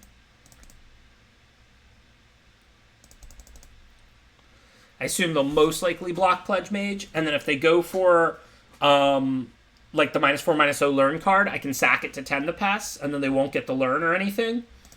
Obviously, if they go for some things, I could Snakeskin Veil, but like at the moment, I would rather 10 the pass in response to something like the -4/-0 because it would counter the learn and give me a bunch of 1/1s. As is, it looks like they're not really doing anything, so this trade will happen, and then post-combat will be Poet's Quill. I think there's no question if you rummage on turn 2 there, you discard a field trip. You don't need second field trip. The question was whether to play the Hunt for Specimens and rummage, or whether to play the Blood Burglar. Because I could always play the Hunt for Specimens on turn 3 and rummage, and then play the land immediately. But then I'm casting a 2-drop on turn 3 instead of a ramp spell. I think my line was right, because holding no more lands, getting the field trip on turn 3, and have 4 mana to work with after that is pretty huge, given I'm holding a bunch of cheap cards and no more lands.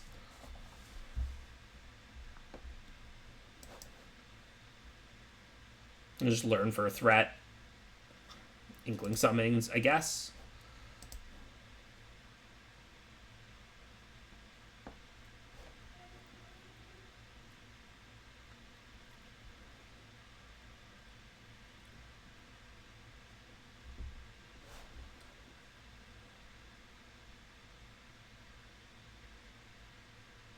Thanks, Sisyphus. I appreciate the compliments. I really do. Like, definitely, like I said, it was really, like, kind of heartwarming seeing how much it means to everybody, and I do appreciate it. And I am doing fine, just so, like, everybody knows, since I basically get one of two things. Either, like, I hope you're okay, or I miss your stream. So, thank you. You know, I do really appreciate it. Okay, so, if we Poet's Quill, we literally can't do anything, but otherwise we can play Zoomancy. So, because we don't have triple black, so we can't Poet's Quill and Inkling Summonings. So there's no way I'm going to use 2 mana to deal 1 extra damage instead of playing a 4-drop. So this turn becomes easy. And then we can leave up Snakeskin Veil to protect it from removal, which is kind of nice. You have to choose, Vajre. You have to choose, I'm sorry.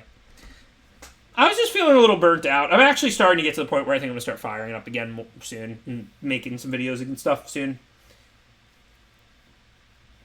It's, like, so hard to talk about, because, like, I would never complain. Like, my life is amazing. But, you know, I put in, like, 20 to 30 hours of poker a week. I was testing some, although I quit that because I realized I was getting burnt out. Historic and Standard for Rivals League.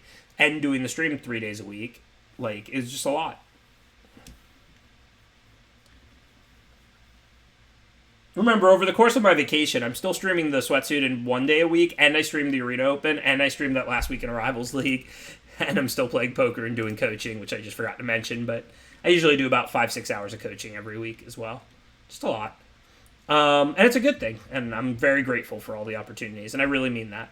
But yeah. Okay, so they made a 6/6. Kind of wish I had that removal now. Um,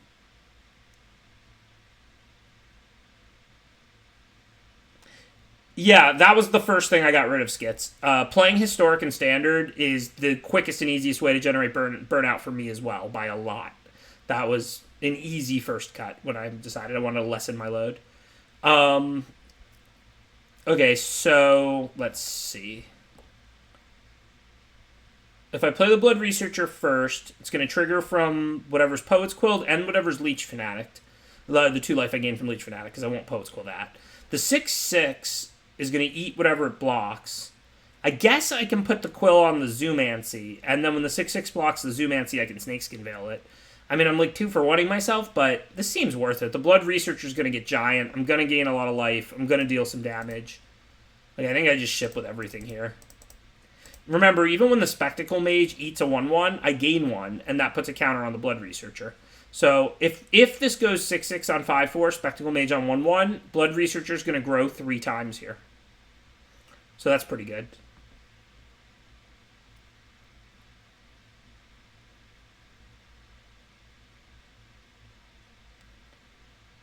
Poker's been going well. The games have been really good over the past year or two. I hate to say it because COVID, honestly, I would wish, of course, on anyone ever. I wish COVID never happened. But COVID actually made the poker games better, I think.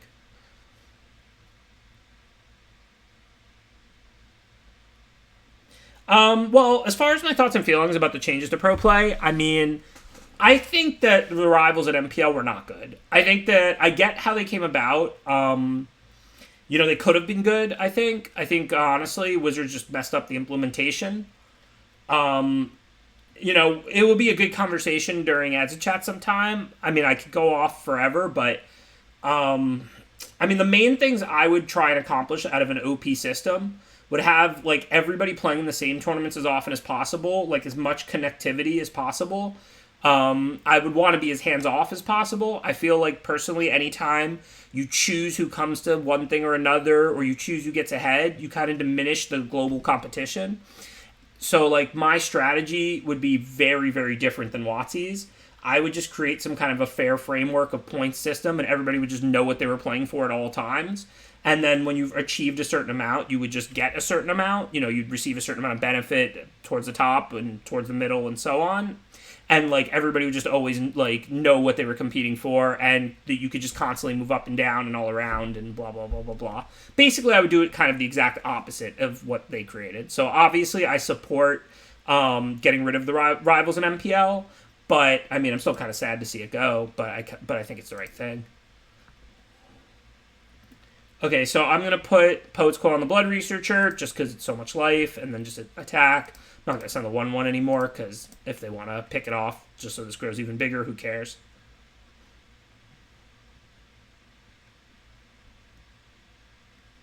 So I can't really do anything about that except sack it, and I'll get 6/1/1s, or I can draw it again and grow it again later.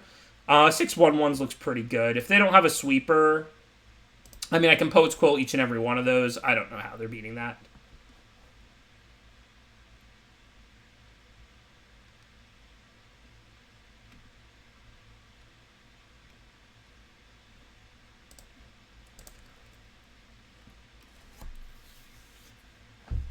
It's kind of like what my opponent did to me last game, which I beat, but they left themselves dead on board with a swarm. I'm at 37, so they're going to have a tough time swarming me out, or killing me on the backswing when I swarm. What I do want to do is get all my creatures out before I start alphaing. I'm in no way worried about throwing away creatures on an alpha, but you can always start right after you empty your hand.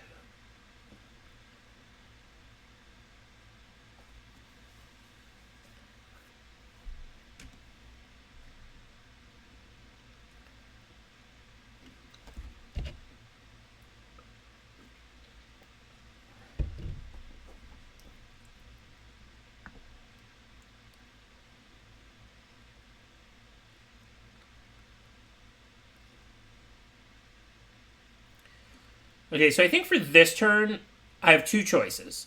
I can send all 8 creatures, could easily be correct. They can pick off 2 of them, and then they'll take 2 1/1s. Well, I guess they can pick off the 2/2 Poet's Quill. Well, so I would put the Poet's Quill. I guess no matter what I do when I attack, I'm going to put the Poet's Quill on the 2/1 flyer, because if this trades with Spectacle Mage, then Spectacle Mage is not eating a 1/1. And if they take it, then I'm getting in an extra damage. I'm getting in the Poet's Quill damage. So no matter what, I want the Poet's Quill on the 3/2. But I can attack with just the 3/2. And then if I clear the Spectacle Mage, like if they block, then they have 1 less free kill when I start alphaing. If they take 3, I get in 3. Or I can compare that to my other option, which is send all 8. In which case, they can block Mage on Poet's Quill, 8/8 on 1/1, and take 6. Or they can block Mage on 1/1, 8/8 on 1/1, and take 8. So I don't think we can quite alpha out if they draw stuff. I mean, it's pretty close, but since we have a profitable attack with the flyer, I think this turn I'll send just that.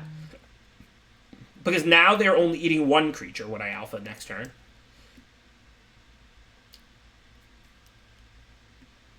And then no real decisions. We're not splashing, just lands in play.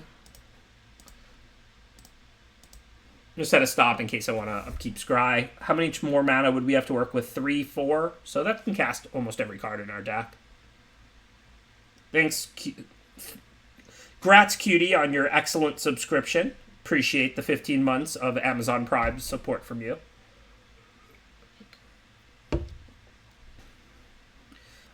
Maybe it was better to scry than cultivate. The thing is, if you're going to start scrying, there's pretty good value in pulling 2 lands out of your deck. Because even though, like, in general, that kind of thin out is overrated, when you're already halfway through your deck and then you're about to start seeing 2 cards a turn, then it's not really overrated. Okay, I'm not going to block. I mean, yeah, they're hitting for 8, but I'll just swing back with everything, and then I'll gain 3, because they're going to eat a 1/1 past end 2 points of lifelink. And I'm not dying on the backswing from 33. Well, that makes it even better. Now we won't lose any creatures when we alpha here. Happily take out an 8/8, of course. We're not waiting for better than that. Thank you, Gadgetron. Appreciate the subscription. Hope you're enjoying the stream.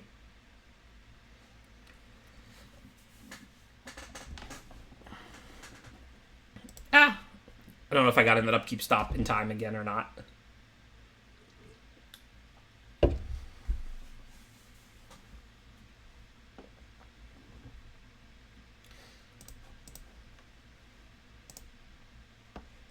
Good enough for me.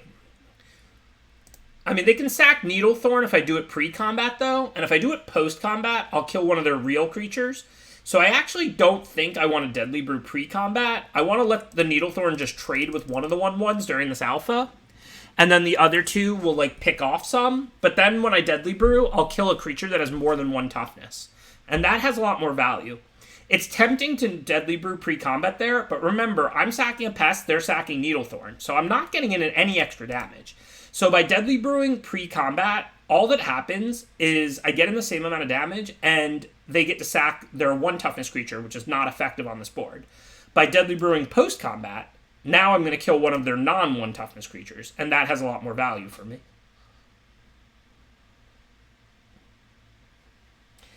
I saw it on Untapped a while ago, Doo-Doo Crash. It was like 57 or something. I don't really remember for sure, and I don't think that tracks like everything I do, but... And now let's just get a 2-drop and play it, because we're trying to alpha out.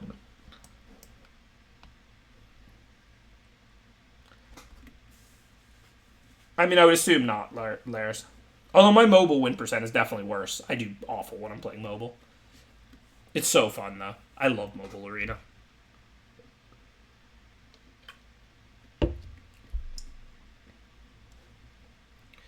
So again, if they only have 1 blocker, they're just dead on board, right? Because we'll put the Poet's Quill on one of the 1/1s.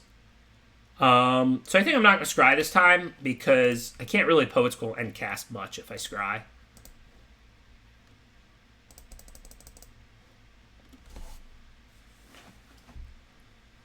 Cool.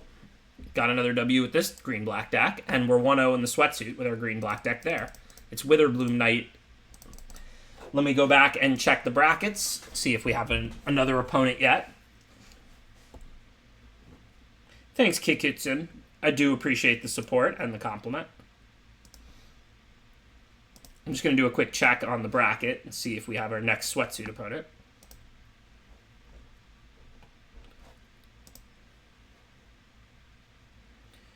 And we do. We have Mythic Michaela in round 2.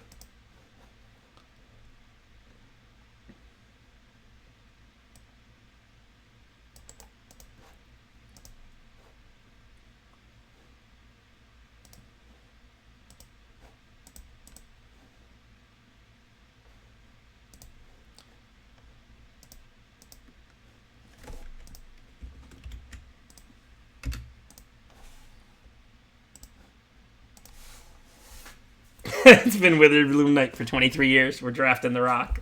This deck's pretty grindy. We got some discard. We got a lot of removal. We don't really close that well. This is a pretty grindy rock draft deck, I would say. All right, so I'm drawing first because I have double lash and all these 2/2 lifelings. Just like such a grindy little rock deck. No green, but obviously I'm not going to mull this. We're even on the draw.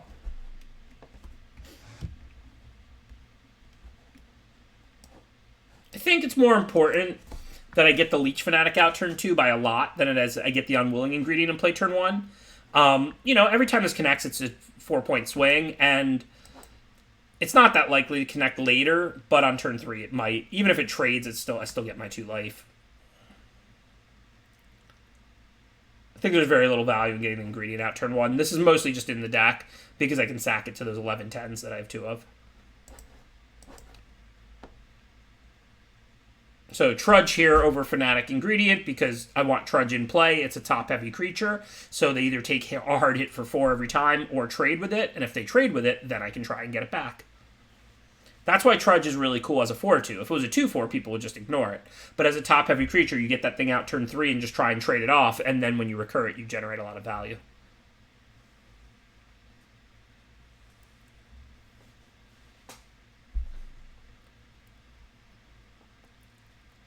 So, Witherbloom Apprentice gains life, Witherbloom Pledge Mage gains life, Leech Fanatic gains life. I'm not really worried about the Leech Fanatic I currently have in play, so I'm just going to attack with both. If they want to trade with the Trudge, I can get back the Leech Fanatic. They can trade with the Leech Fanatic to take me off recurring the Trudge, but like I said, I have a lot of ways to gain life here, so I'm not too concerned. And then we get in the extra damage. Obviously, I do need to draw Greenland soon, or I'm going to end up losing to some giant fatty or something like that. A Leyline Invocation or what have you. But nothing I can do about that. No Way on Earth on the draw. I was going to mulligan Trudge, Fanatic, Ingredient, 2 lands.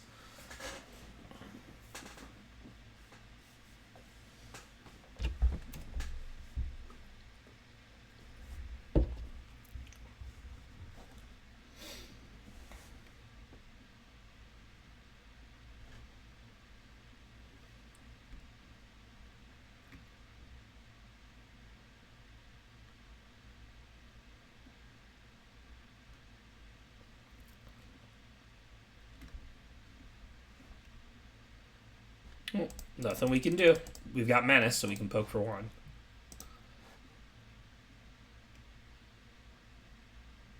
Hey, at least the green cards in our hand aren't double green, right?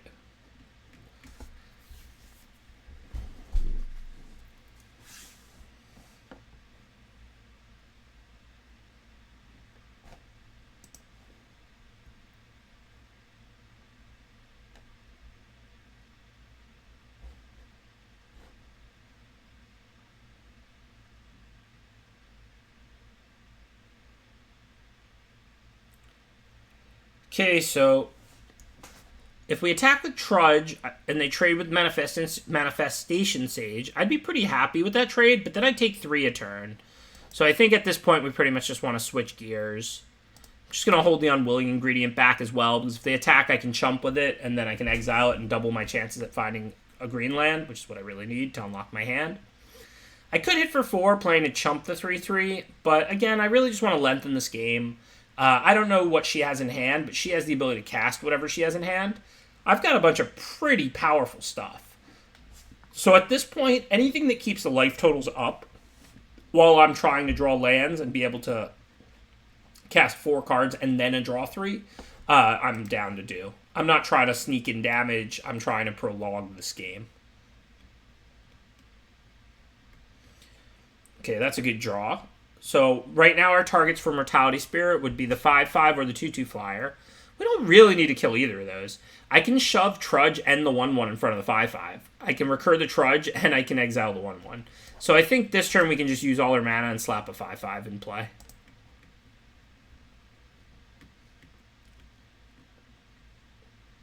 This is the Invitational. This is round 2.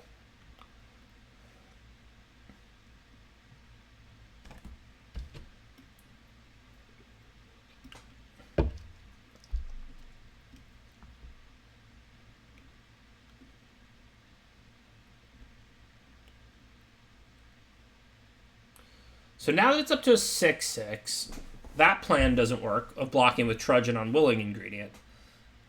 Well, clearly they have something. Only 2 unknown cards. I don't know what. What are the super relevant cards? There's like -4, -0, but that wouldn't even kill my Pledge Mage. There's like +3/+1 Learn and Trample, but that would still kill the 4/4. I wouldn't be that unhappy. I could put like Brackish Trudge and the 1/1 on the 4/4. They don't have to play anything and I lose both, but that's a really good trade. Long time no see to you as well, Pedro. I don't care if the Unwilling Ingredient dies. I'm almost happy. Big play is what? +3/+3 effectively the turn you play it? +2/+0 and First Strike is a card as well. I'm just going to block like this, because if the trade happens, I'm happy. And I want the Unwilling Ingredient to die, and I really don't care.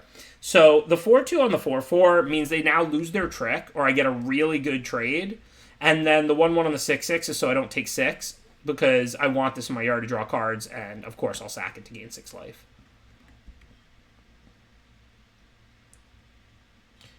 Okay, so now I could pass the turn. I've got the Mortality Spear up. So if they attack with like the 4/4s, I can blow them out. If they have like a removal for the Pledge Mage, I'm going to spear the 6/6, gain 1, and then I can take 10, and I'm down to 6. And they have 5 creatures to my 0. So then I probably lose, though. But I can't double spell no matter what I do, right? I mean, I could play like Witherbloom Apprentice and like Exile Unwilling Ingredient. And they clearly have some kind of a trick. So I guess I'm just going to pass. We need to hope that whatever they have, we can get through with Drought and Spear. So if I had 2 green, I could block and Drought. And then if they played something, I could Spear. But I don't. So the question is, what is their trick? If it's big play, that's a 9/9. Now, I do gain 1 right when I cast this, so this is going to give +3/+3, and not +2/+2.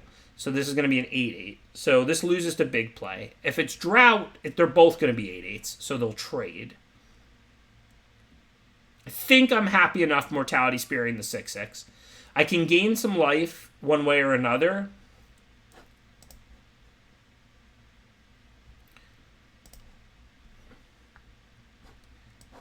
I'm not that worried about the 2/2 flyer.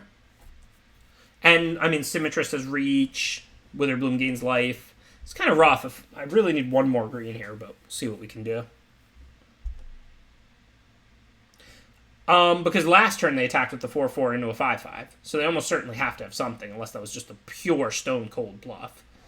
They sent literally a 4/4 last turn, a 4/4 Fractal, into my Witherbloom Pledge Mage when I was tapped out. Now, it could have just been Learn for this Mercurial transformation to turn it into a 1/1 after it takes damage. That's likely what it was.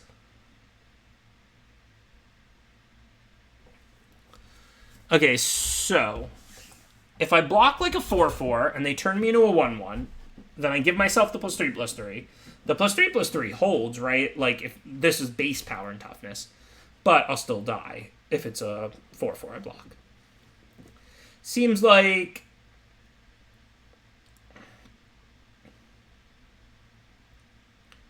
Oh yeah, I don't think we're that far behind. I think we might win. We could win, we could lose from here. I mean, I can leave up Drought and Lash, and then I can just Lash end a turn, gain a life, and then buy back the Trudge. Or I can Unwilling Ingredient. But I kind of want to get out the Witherbloom Apprentice before I do a bunch more.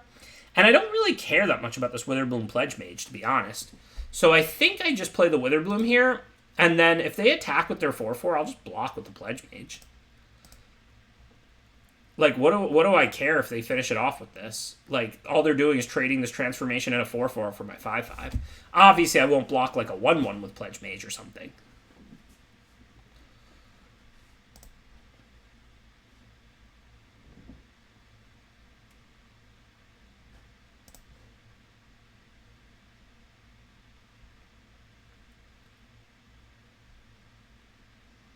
Okay, so I gain 2 life when I cast Lash. Then I can use the other 2 mana to buy back Trudge. I don't care about trading off this Witherbloom Apprentice, but I think I'll probably get more than 2 life off of it over the rest of the game if I just don't trade it, right? Like, I'm going to Lash a 2/2, and then I have the choice between trading this Witherbloom Apprentice for another 2/2 or not. But I think I'll probably cast at least 2 more spells over the rest of the game, so I don't think it makes a lot of sense. So before blockers... The only thing is if I go to Lash the Flyer and they pump it, I might take a ton of damage, because this is actually +2/-2, but I don't know that they have a pump spell anymore. Getting that Mercurial transformation, that may have been what they were representing when they attacked into the 5/5. I mean, I don't think it's going to be lethal, so I'm just going to Lash the Trickster now before blockers, because if they have that pump spell, I can then count, and if I have to block on the ground, I can. I've got plenty more ground creatures. I'm buying the Trudge back right now as well. Oh, it loses all abilities. Yeah, I didn't gain the 1 from the pledge. But okay, so they did turn this into a 4/4, so then it's a 6/2 now, so I'm at 10. So if I don't block on the ground, I'm going all the way to 2. That I'm not super comfortable with, so now I'm going to go ahead and trade here. Yeah, I wasn't expecting that. I originally thought they had a pump spell, but then I figured their plan was just to transform my 5/5 into a 1/1 post-combat. So I no longer thought they had a pump spell.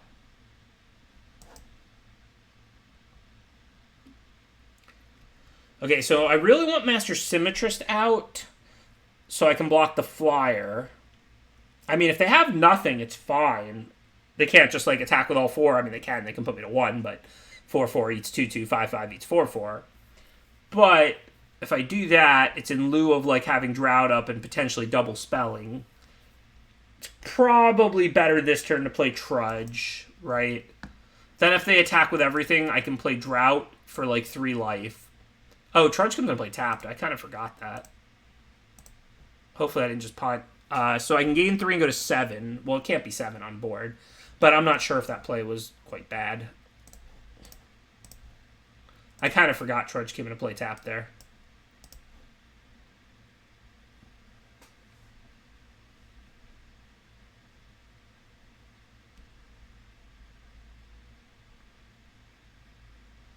Okay, so 3 creatures to 3 creatures. I can ignore the 1/1. I actually can play both of these. So now I could even attack if I want to. I then lose if they have anything, but I mean, I lose if they have anything anyway, if it deals with a 4/4. But next turn I'm going to gain life. I'm going to get to like, well, I won't necessarily get to attack the Leech Fanatic. I'll gain 1 from the Pledge Mage. Maybe I should attack because they're not going to have a profitable attack if they don't have removal anyway. And if they do have removal for the Symmetrist, they just win. So am I just missing a good attack here?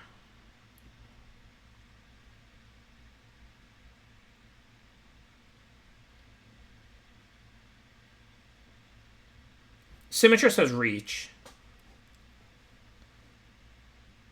The question is whether I attack or not.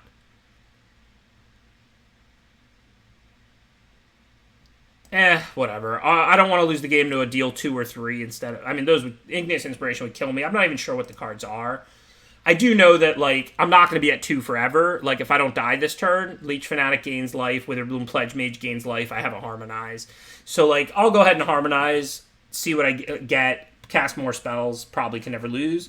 So I'm going to go ahead and not attack, but I certainly could have attacked, because, like, I'm missing a nice chunk of damage from a relatively free attack.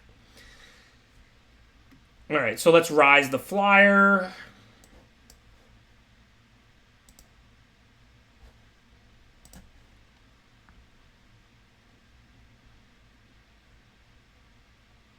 Just going to grab Sciences just for more life.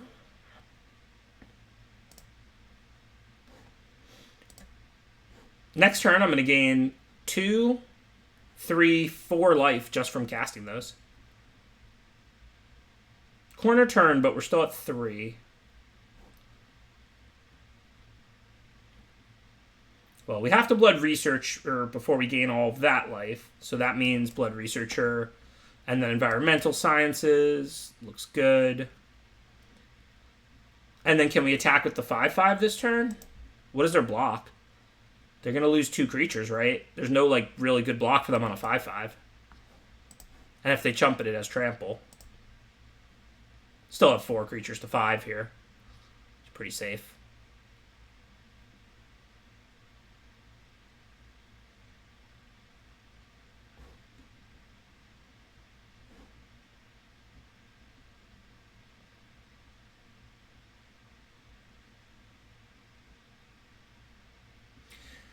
We could have considered killing the Honor Troll to attack the Lifelinker, but the problem is, like, if they play any creature that blanks it next turn, then I used a removal on one of their worst creatures just to get in 2 points of life, and the Flyer could hit me turn after turn after turn forever if they kill the Symmetrist. So I think it would be a pretty greedy play, to be honest.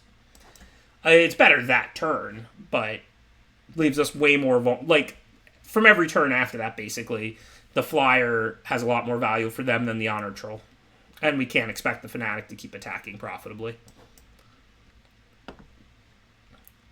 So what do we want to do now? I mean, clearly we're in a pretty good position. I can send, like, the 5/5 Menace and, like, the 4/2. I'm not really sure what to do this turn. Could send both 5/5s. Then it would be 3 creatures to 6. It's not the best. Maybe I'll send just the 5/5 Menace this turn.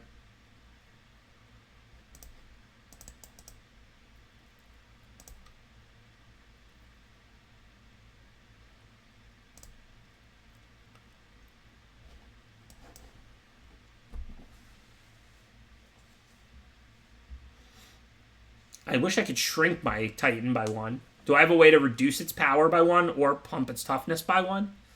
What happens if I lash it? No, that's not going to make it even. It's going to become a 13/8. I need to go the other way. Yeah, if they took both 5s, I could lash for lethal, but they wouldn't. The odds they would take them both are so low. There is the chance they would forget about Trample from the Symmetrist and maybe, like, chump 1 with a 1/1 and I could still maybe lethal or something, but... Oh yeah, Mage Duel would make it a 12/12, you're right. Okay, so let's see. Well, yeah, we don't have Mage Duel, but if we did, in theory, that would work. Okay, so we're up against what? It looked like a blue-green control, like a Quandrix ramp type deck. They've got a reject. That's good to know about. I didn't even see that. Square up. Target creature's base power and toughness 4/4. Not a good card, but a trick that's good to know about now. Frost Trickster. I'm not worried about that. I've got 2 lashes. Some Soothsayer Adept. So they're looking to play long games. They're not an aggro deck, which was fortunate for us because they couldn't punish us while we stumbled. So we don't want each player to draw 2. Tangle Trap. I mean, I don't need to kill a Frost thing with Tangle Trap. Did they have any better flyers? No. They're like a blue-green spells, like what I like to draft, actually. Spectre could be good in this matchup. We could just drain them out if the game goes on, or it has to be answered. Spectre's good in matchups like this. What was their removal? Did they even play any? Reject. Yeah, they really didn't kill much. And their deck is slow. I could definitely see Spectre being good. That's about it. Do I have anything like defensive? I mean, I can take out a Lash. They've got Frost Trickster, Manifestation Sage, Scurried Colony early, Biomathematician. There's a few targets, not that many. I think we'll take out a Lash. We're definitely the offensive deck in this matchup. And then bring in Spectre. I mean, Leyline, Rise is still better, and I have 2 Rises. So it would be my third 6 for a 16 land deck. Thank you, Budging Turnip. Appreciate the compliment. Oh yeah, both players lose life, only I draw. I always get that wrong in my head. I don't know why. Still not a great card or anything. It's fine if you're triggering Magecrafts and stuff, but yeah, we could bring that in. We are the offensive deck of the matchup. It does deal 2 to them. It's serviceable. It's not like exciting, but it wouldn't have been horrible to bring that in. So here, we definitely want to play Leech Fanatic turn 2, because next turn, if they don't play a 3 toughness creature, we get to go Blood Researcher attack with Leech Fanatic. Even if they play a 2/2 and they trade with it, we still gain 2, and then Blood Researcher's a 3/3 right from the go. So if they don't play something that blanks the Fanatic, then our Researcher will grow to a 3/3 right away. And that's exactly what happened. No decisions. If they trade, we still get our 2 life, and our Researcher grows, and it's an even trade. If they don't, all the better. What's up, Alexer? Thank you, Doo-Doo Crash. It was a pretty good game. It was fun. Hopefully we'll draw Forest this turn so we can play Symmetrist on curve. Thanks for 28 months of support, Ryan Tucker. Hope Limited is treating you well. I know you're always drafted.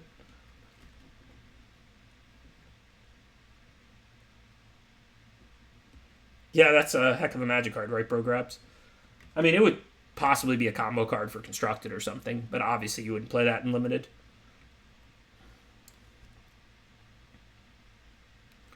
Ah, the double green card. Just what I was hoping to draw. It's kind of like a Forest, only the exact opposite.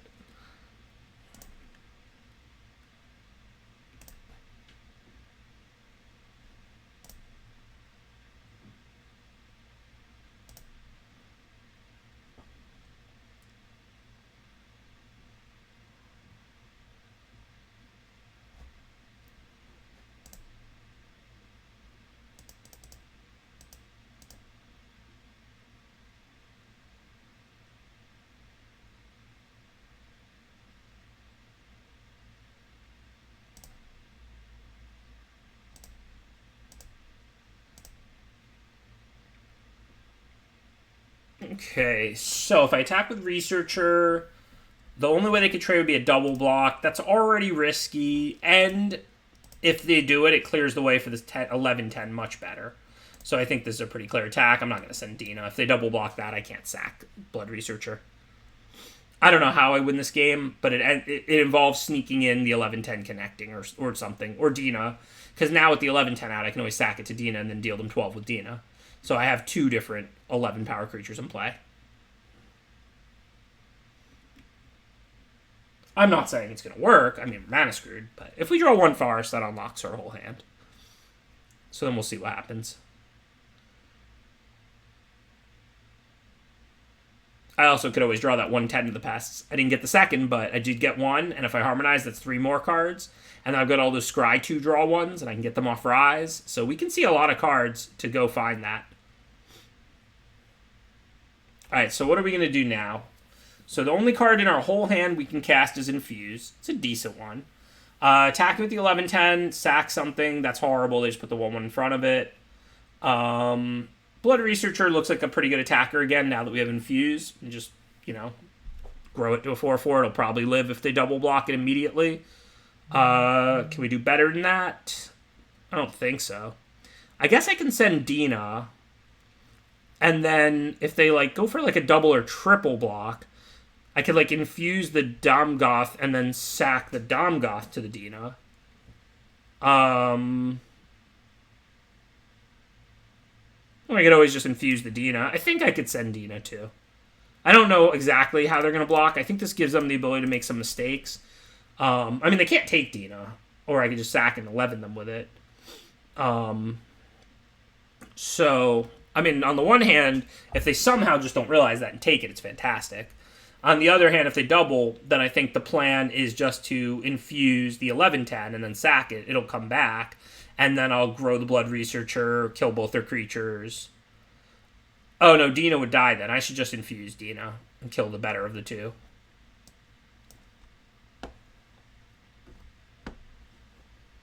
There's not really a cheesy win here. The cheesy win is just running them out of blockers, because both Dina and the 11-10 represent a lethal threat turn after turn.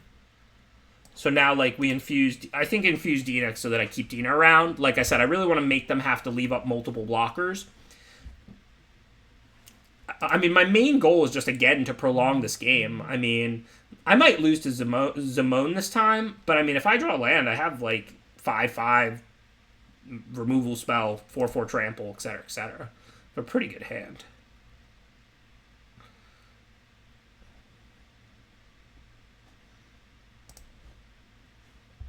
Of course, this game they're drawing multiple cards a turn here, so it's rough. So I'm going to bring back in the other Lash, because now there's an actual target I really care about. Before, there was already, like, Scurrid Colony and Biomathematician and Frost Trickster, but I just didn't really care that much about any of those. But Zimone is a target I actually really care about. Can't let my opponent draw cards. My deck is grindy. My deck is not aggressive. Zimone is excellent. This card is fantastic. I've drafted Quandrix the most by far out of any of the 5, and I love Zimone. It just ramps you once. Like, the most common play pattern I find is I use it to ramp once for 1 mana, and then I just start drawing, like, extra cards for the win late in the game, all from your 2-drop. Such a good card. We do have 110 the Pests. Yeah, and CBL should be open. Okay, so we can Pledge Mage, and then we can Harmonize next turn, and if we get a Forest and 10, we can still do it. Or we can Harmonize this turn, and then we increase our chances at having 10 next turn or Rise. What are our attacks like? Because the Dina has to get blocked. The Blood Researcher doesn't have to get blocked, but what are their blocks like on it? If they, like, triple lock it or something? That's probably way too risky. They'll probably just take the 4. So I think this time I'm just going to send Blood Researcher and then play Pledge Mage post-combat. And it's not like I really care. If they, like, do make the risky triple block, fine, I'll just lose Blood Researcher and they'll lose 2 of their creatures. And, like, if I knew they were going to make that block, I wouldn't make this attack. But there's a good chance they'll just take the 4.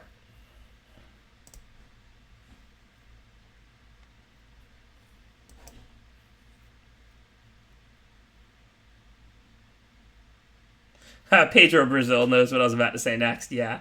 Creatures that draw cards turn after turn are so good. They just win the game so efficiently. They're some of my favorite cards. Gateway Sneak, Audacious Thief, Zimone. I love anything like that. Well, like on many things, Lucifer, I disagree with Sam. I mean, I'm not saying it's broken, but I think it's first pickable. I don't think it's mediocre. Oh yeah, the Otter was fantastic as well.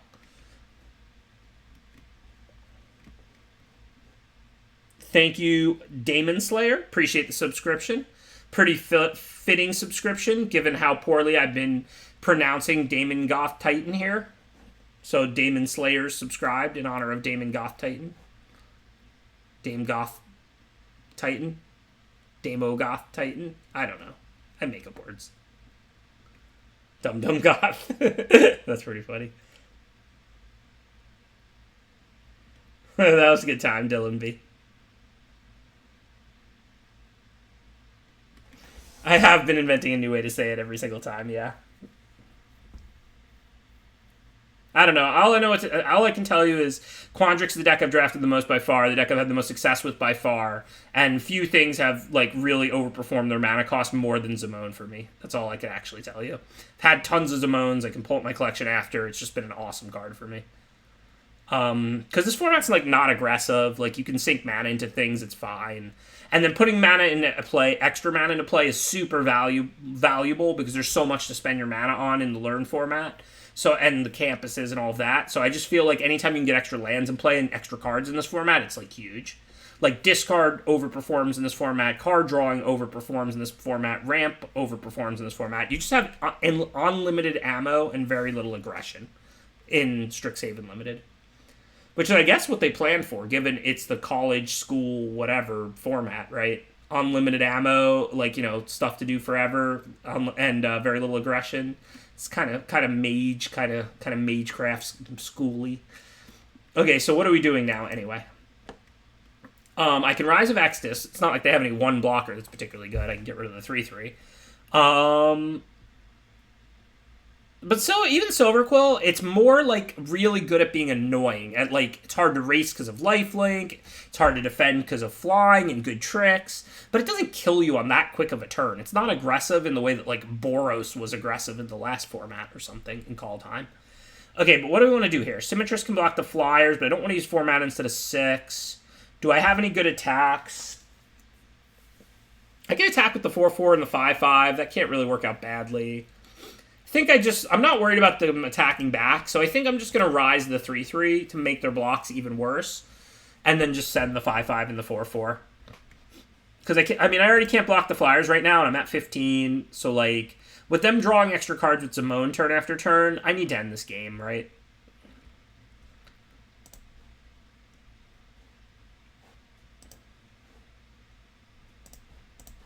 I'm going to just send it. Maybe do I send the 11/10 and sack Dina? Let's see. Then they chump the 11/10 with a 1/1, and then they have 4 power left, so they can't block either 5/5 profitably. Maybe we're at the point where I send the 11/10 also. I mean, any other block right now, though, that's profitable on the 5/5s involves Zimone. So I don't think we need to do that. I'm just going to leave Dino around for now, because there's going to be a turn where maybe we draw like a random, 2/2 or something, and then we can sack that. We can play it, attack with Dina and the Dawnguth Titan, and sack the creature we just played. Yeah, every time we cast a spell, if the Pledge Mage stays alive, we drain them for 1 with Dina, because it only gains life. It's not like the cheap one. So we'll see what they have.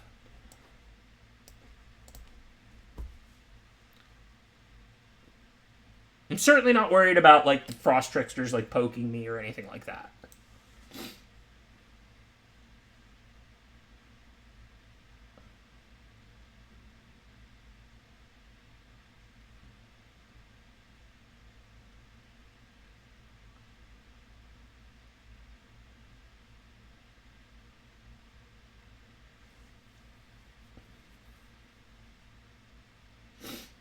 How is this game over? This game is about as close to 50-50 as I think I could ever imagine. Who do you think's going to win? I have no idea if I'm going to win or lose this game.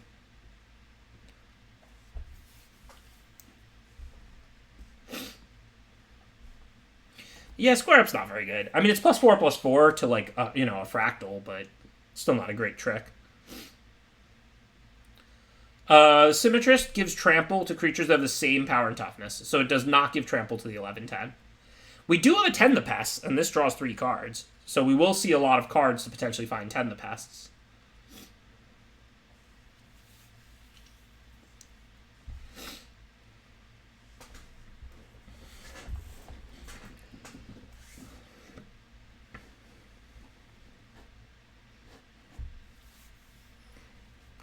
Now, let's see. So we don't have any more life gain in play. Every attacker is kind of relevant. I think I want to start with Harmonize, though, because the extra land lets me cast a 3-drop and then lets me do more sooner. So I think the right play here is to start with Harmonize just to develop. Okay, and then that makes it easy, I think. Just put out the Trudge. That also gives us a nice creature we can sack to the Dawnguth Titan. And then we can always get Trudge back anytime we gain life. So now I'm going to do that. And of course, if they end up chumping it, it's like I traded Trudge for Trickster, but then I can get the Trudge back when I cast Devouring Tendrils. Now, if they have like Burying Books or something, it's not a great exchange, but I'm going to have to work through that.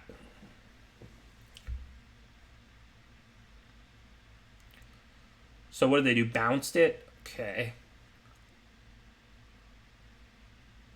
Whoa, so that's Quandrix Command and Prismari Command? That's pretty cool. And Manifestation Sage. Quandrix Command and Manifestation Sage are both really, really good in blue-green. I mean, Prismari Command's really good, too. Off the splash, it's fine, but... Yeah, I wasn't expecting all that. That turn obviously didn't go well. But I think I can flip this board back. I don't think I'm going to die on board. I'm not saying we're going to win. If they have more removal and power cards and stuff, they're going to win. But I can kill the flyer and put back out the 10-9. If I draw a land, I can get back the Trudge. So Witherbloom Apprentice gives me the ability to get back the Trudge pretty much whenever. I kind of want to take out Zimone. I don't know how many more times we're going to draw to. So I could go Witherbloom Apprentice, Blood Researcher, and then Devouring Tendrils now.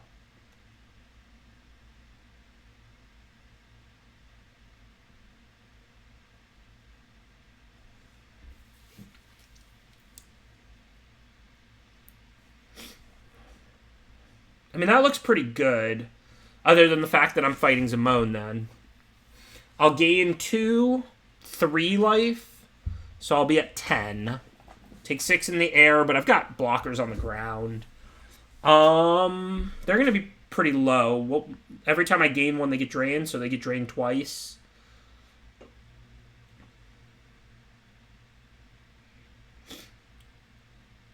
I think that looks good.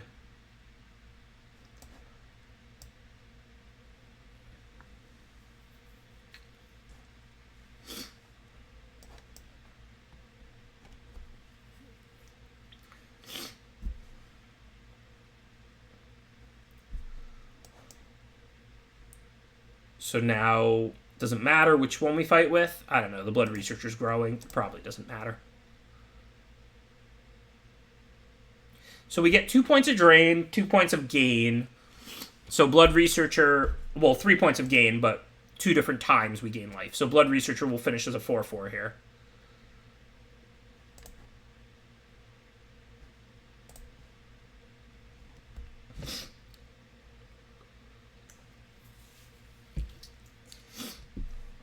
I couldn't kill the 4/4 flyer because until Tendrils resolved and I gained that other 2, Blood Researcher didn't grow from a 3/3 to a 4/4. The Dina stack ability is just 1.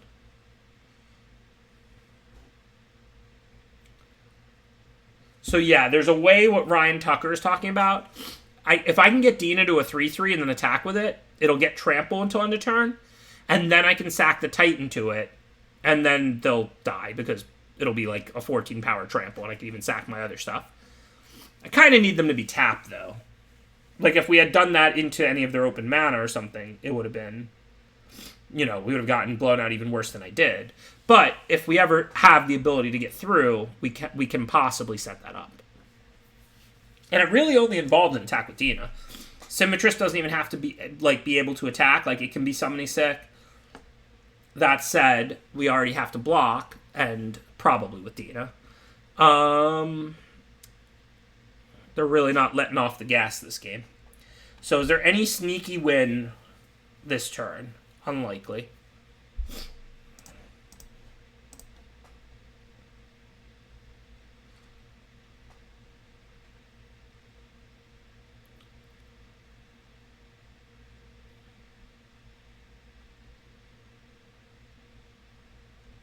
So if we cast like a spell, we're at like 5. Manifestation Sage gives them a 2/2 and a 3/3, so we're going to have to block like 3 things. That's kind of rough. Well, I don't know what else they're playing. Presumably they're not playing Manifestation Sage if they just played a land.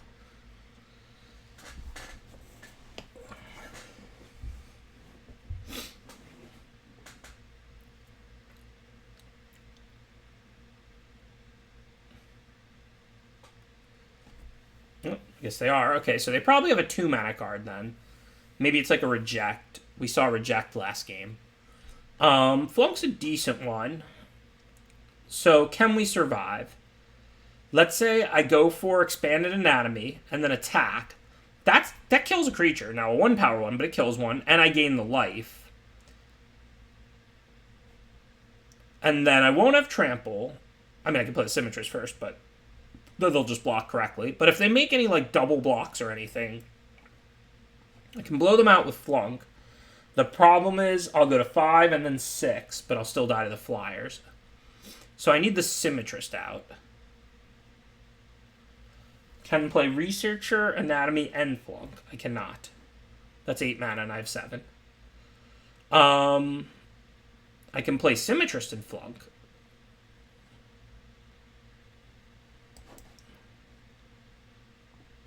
I think she has Reject. But if she doesn't reject the Symmetrist to try and get me to pay the 3, which she probably won't, then maybe I can pass and survive with Flunk. I'm not sure. I go to 5 and I have 3 blockers, effectively, because, you know, Flunk.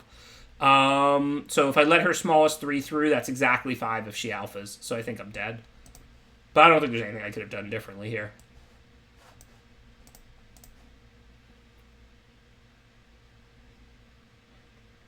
Also, she doesn't know I don't have Fortifying Drought 2 or something. So maybe she won't go for the alpha. And literally anything but all of them, and I can survive if she doesn't have a trick.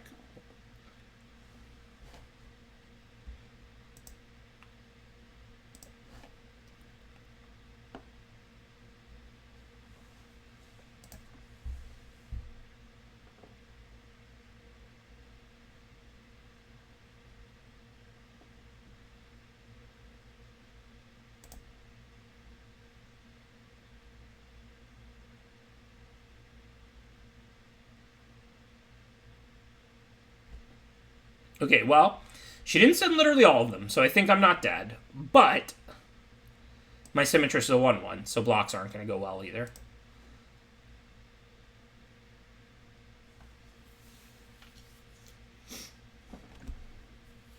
So then if I put the 1/1 on the 5/5 and then 2/2 on a 2/2, pretty much all I can do, and then go to 1.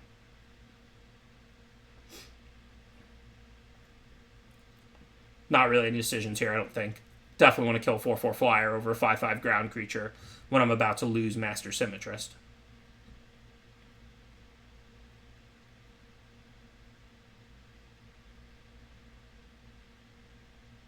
If I win by clock, I win by clock. I'm not in any way against that. When you don't share time with your opponents, like in online play, I consider time to be a resource. Like, the more you think, the better plays you make, right? So, like, I never have a problem with timing somebody out. Like, I consider that a completely valid way to win. Playing defensively, whatever. Whatever results in them running out of time, I consider a perfectly valid way to win a game. Online. Not in person, to be clear. In person, you share time.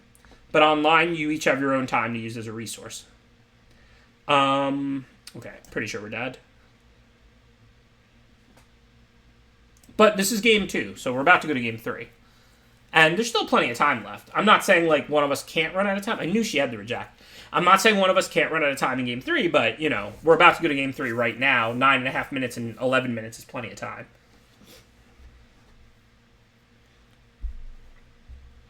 Okay, so I'm definitely going to bring the Lash back in because we saw Zimone. And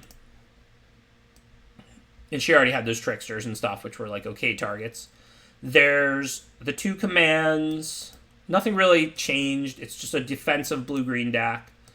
This is the one matchup I wouldn't mind being on the play, but I don't know that my deck can really get aggro, even if it wants to. Plus, I'd like to stay at 16 lands. The Wrangler might be good. She doesn't have a lot of removal, but she's good at gumming up the board. I think the Wrangler might be good in this matchup. And I definitely want the Lash. Tangle Trap still only hits those, like, Frost Tricksters, which I really don't care about killing the 2/2 flyers that much, right? Yeah, nothing else that we saw. Yeah, I really saw, like, next to no pests. It was weird. Yeah, and I guess I'm going to take out the 11/10s because they're not going to dominate the game against a blue-green deck like that, I don't think. And something has to go. If I take those out, I can also take out the unwilling ingredient, which I think kind of sucks. Maybe one of those.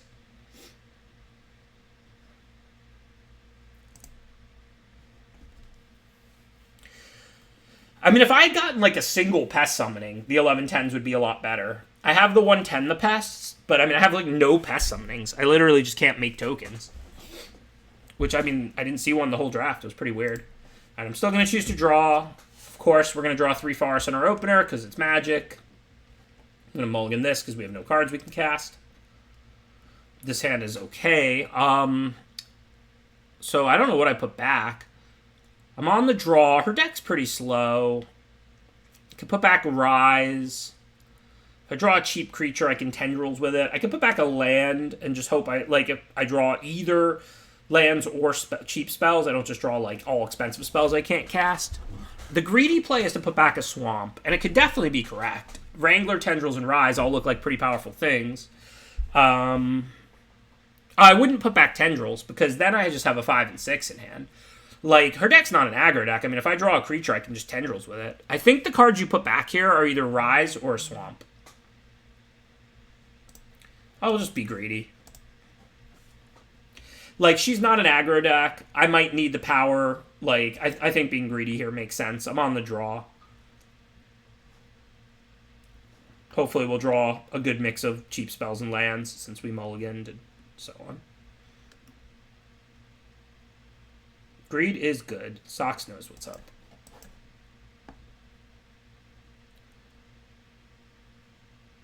I definitely think the right cards to put back there are Rise of Exodus, Carrick, Wrangler, or Swamp. I do not think you should put back Devouring Tendrils. Because you have to assume you'll draw some cheap cards. You can't just think about the way it plays, like, only with the cards you already have. I would put back Rise before Wrangler just because of the extra mana. But I think putting back Swamp is probably correct. Like, most of my cards cost, like, 1, 2, and 3. This isn't, like, a deck full of expensive cards. Obviously, if I draw no lands, I'll regret it, but in reality, you know, I have a lot I can do with 2 and 3 mana. Alright, so first, clearly going to attack. I don't know if she's going to have anything, but whatever. And then I think I go for Tendrils. I don't think she has Heated Debate. It's game 3. We haven't seen it. It would be off the splash. I'm not happy about this, and I really wish I at least had drawn 2 green to have the Fortifying Drought up here. But I think it's correct to go for this. If she doesn't have cards that cost 4 or less in her hand, what does she have in hand? So I'm pretty scared of the ramp, and I need to try and elongate this game as per the usual, because I have another poor draw.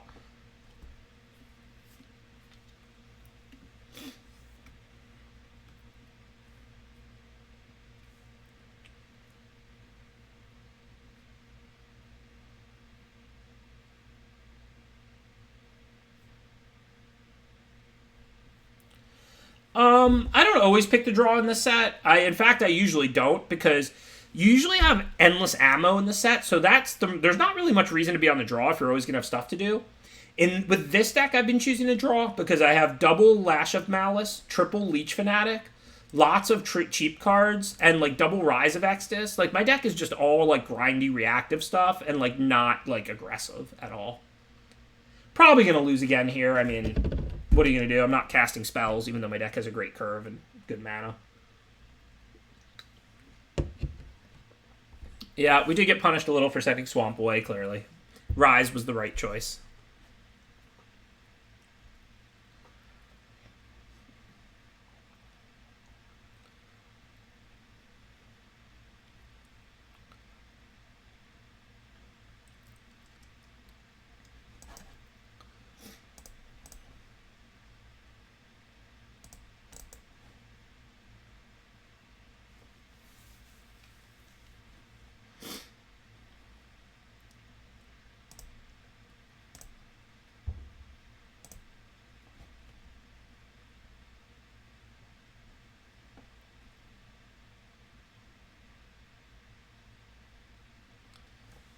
Yeah, I mean, her deck is really slow, so that's good. I mean, obviously, with her drawing all these extra cards, we're going to have our work cut out for ourselves. Like, if we don't draw lands, we're just going to lose.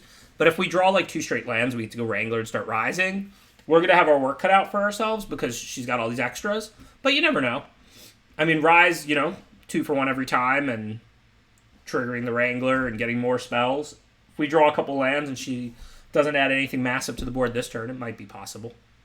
Also, as has been said, she's really going to need to start playing quicker, because if we draw lands to kill some creatures, her winning in 6 minutes is not guaranteed.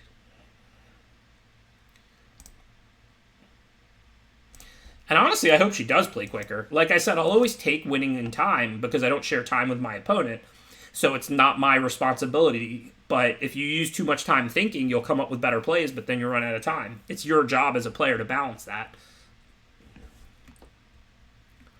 But at this point, she should be trying to play a little faster. It's okay to make the second best play if it means allowing you to finish the game, potentially. But I hope everybody out there is taking this to heart. You really shouldn't feel bad if your opponent times out in an online tournament match. In person, it's completely different, because in person, you share time. But online, you get 25 minutes, your opponent gets 25 minutes. You're allowed to think for 15 minutes and play, and click quickly. You're allowed to, play really quickly and not think at all. I mean, you get to choose how you use your time. So, I mean, if your opponent times out, that's a win. You should not feel bad about it. It's not cheesy. It's on your opponent to play at a pace where they're able to finish with the amount of time given to them.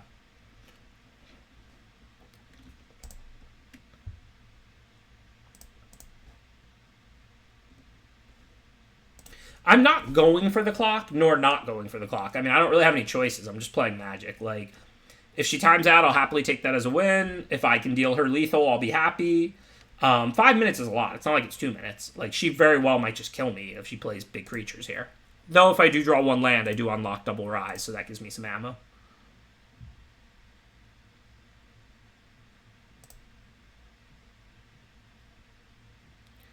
So let's see. I don't mind using Fortifying Drought here, of course. I'll happily spend my mana. So I can just put, like, Witherbloom Apprentice on the 3/3, Dina on the 1/3, and Drought.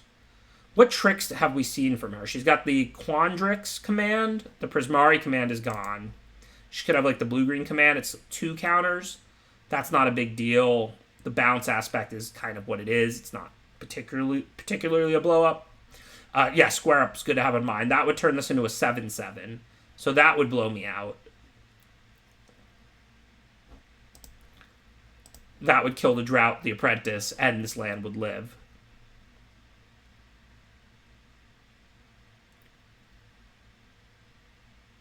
So maybe I'm better off just killing the Honor Troll.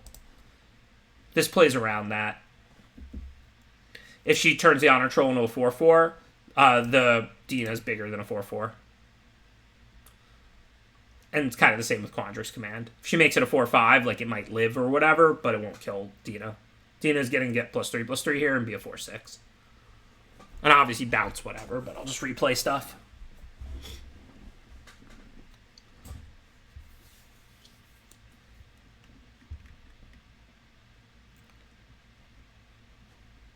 So yeah, it probably is Square Up.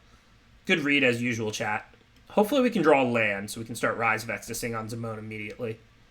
So of course I draw a tap land because there's no justice in the entire world ever. My one and only tap land. So now I have to wait a whole nother turn and she gets another 2 cards off Zimone.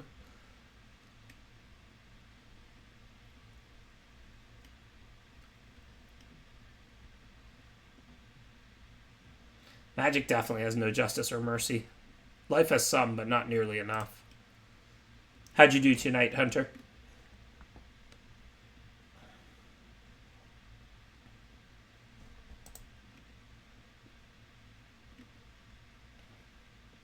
So if I double block and she squares up, I lose both, kill nothing. Doesn't look like that's going to work well. So I think if I just block like this actually works pretty well. Now, if she square ups the 1/1, I can sack the Witherbloom to the Dina, and then I kill the Biomathematician still. Not bad.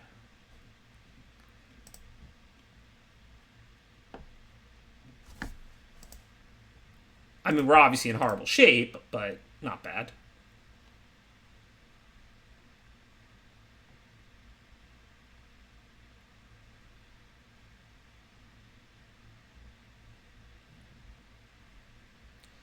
So now we have Rise or Flunk. We want to use 6 mana, not 2. Hopefully next turn we can double spell. I really want to kill Zimone, but I just don't think I'm in a position to do it. I think 4/4 token just has to go, right? If I kill Zimone, Dina can block the 2/2, and I take 4, 5, 6, 9. Yeah, I'm not winning from there. Hopefully she super floods. Hopefully next turn I can kill Zimone when I double spell.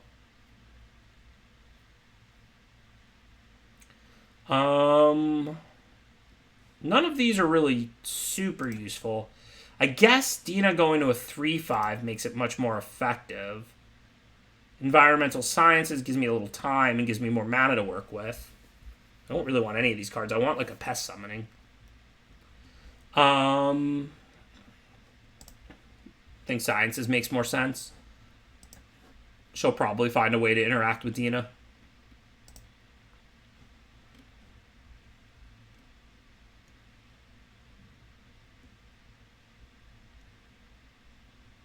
And it's really important I make the land drops so that I can do more double spelling, because I'm going to have to do that. So this way, hopefully I'll draw something I can cast, but even if not, I can still go Environmental Sciences and play Flunk for the turn. 3, 4, well, I don't have to count. Arena will do that for me.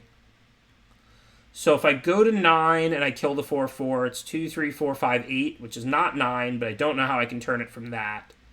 Well, I guess I can play the Leech Fanatic too, so it's pretty bad, but it's not unthinkable that I could win from there.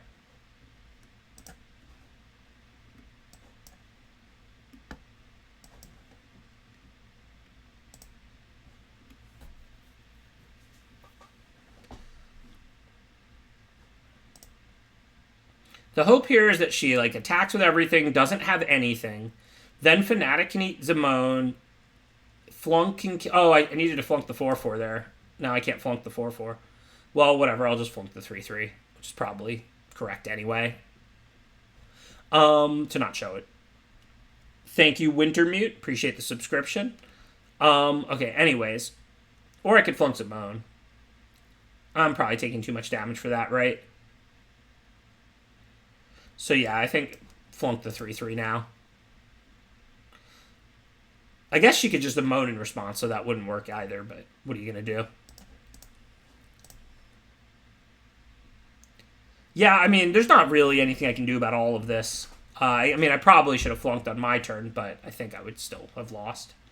So, we don't have anything really to go get in terms of creatures, so I think we have to rummage now, which I don't even know if we have any 1-mana cards. I think I'm just dead.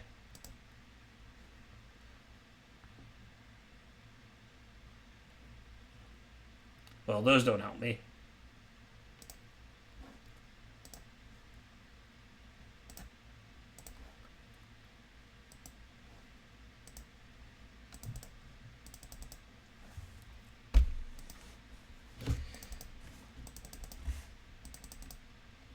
And I'm going to finish up with my other black-green deck before signing off. So, congrats, Mythic Michaela. Good luck in the finals of the pod.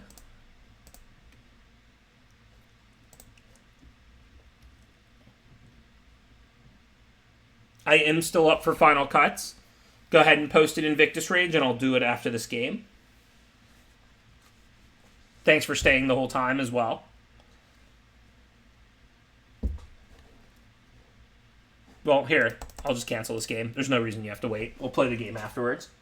So for anybody who's not seen this, Final Cuts, one of my channel rewards, you can redeem some points, and then we throw up a picture of your deck live on stream, and we do the last couple cuts for you. And we talk about your deck a little bit, spend a couple of minutes on it. So we're going to do one of those now for Invictus Rage. Throw your picture of your deck in the Discord, please, Invictus Rage, and I will grab it and throw it up on screen.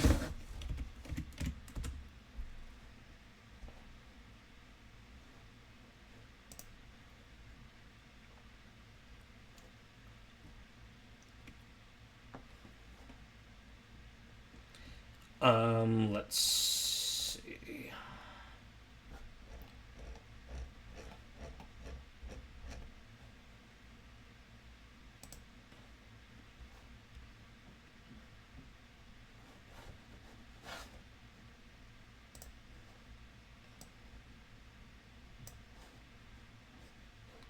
So I'm just grabbing a screenshot of Invictus Rage's deck here. And then I will post, well, whatever, I can just show everybody now. Sorry, I don't have to actually copy it or whatever. I can just stream my screen.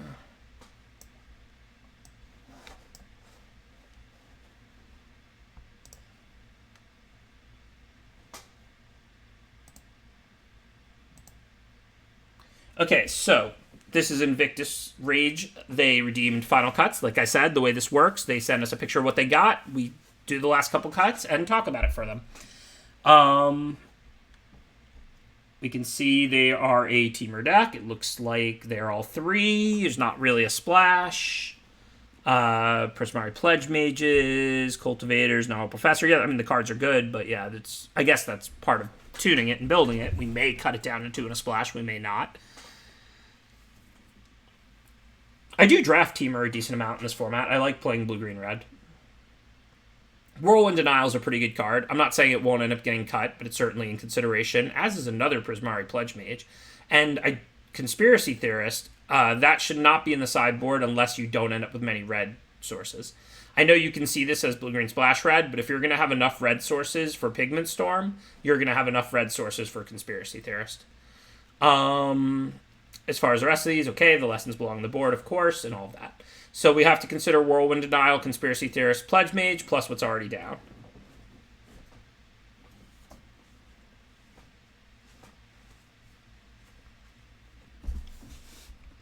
So if you want to get it to, like, more of a blue-green splash red, but, I mean, Pigment Storm, Mizzix Mastery, I don't think that's where you want to go. I think, if anything, you want to be more of a blue-red splash green with this deck. I know that the ramp is really good for you. Like, this deck really... And I know Cultivator and Professor Double Green. Yeah, I don't know if there's really a way to do that. You have the Environmental Sciences. You're probably just going to have to play a lot of lands and play all three. I don't think you have to splash. I think, with environmental sciences and double campus guide, I think like basically this is just going to be a teamer deck. Your mana should end up okay, and like this is a deck that's happy to play a lot of lands. So we need to cut weak cards. So for now, let's imagine Pledge Mage, Whirlwind, and Conspiracy Theorist are there with 17 lands. That's 48 cards. Adventurous Impulse is fine, but if it's a 3-color deck, not a base green deck or something, that can pretty easily be cut. So that puts you down 1 to 47. Arcane Subtraction, same deal, so that's 46. It's a fine card, but also with 4 Pledge Mages, potentially, you want proactive spells where you can, because then you can just play them in attack. So I like Curate more, although to be honest, since we're on 46, I assume Curate's going to end up having to be cut as well. Oh, you can move things around on this? Yeah, okay, that's way easier. I didn't know that. I don't know what program I'm using right now, or website.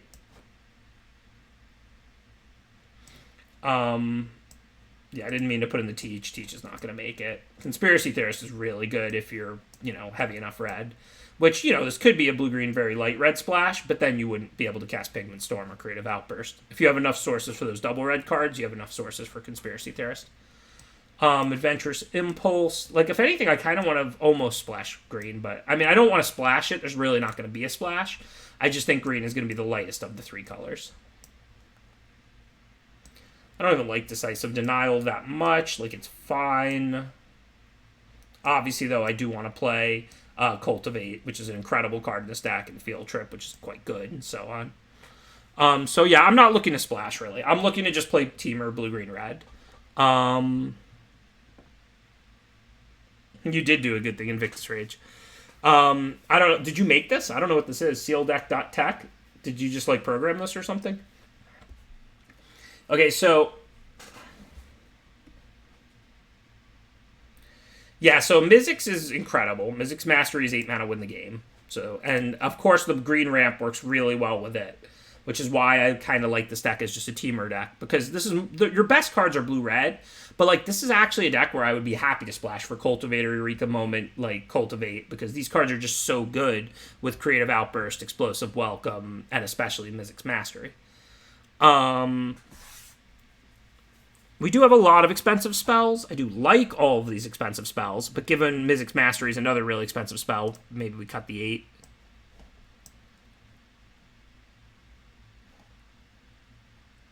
Curate's just going to end up getting cut. It's fine. It's just not good enough. I wouldn't want to play 17, but with 2 Campus Guides, we probably can. Those are almost lands. And then the Cultivates and Field Trips. Twin Squirrel Shaman's not supposed to be in there. That was a misclick.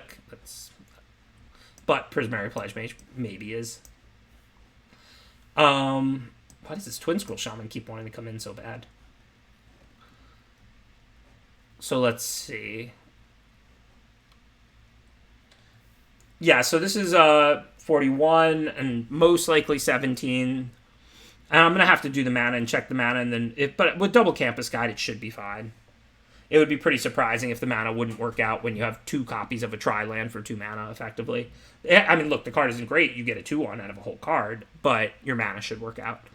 And then we have to cut 1 more. For now, it's about the right number of 2 drops, 3 drops. Yeah, the curve's fine, but we're not, overloaded anywhere. Every card looks pretty good. We could cut, Pigment Storm. We're not going to have double red all the time that early. Creative Outburst is fine. This is going to be, a 7-8 red, types amount of sources.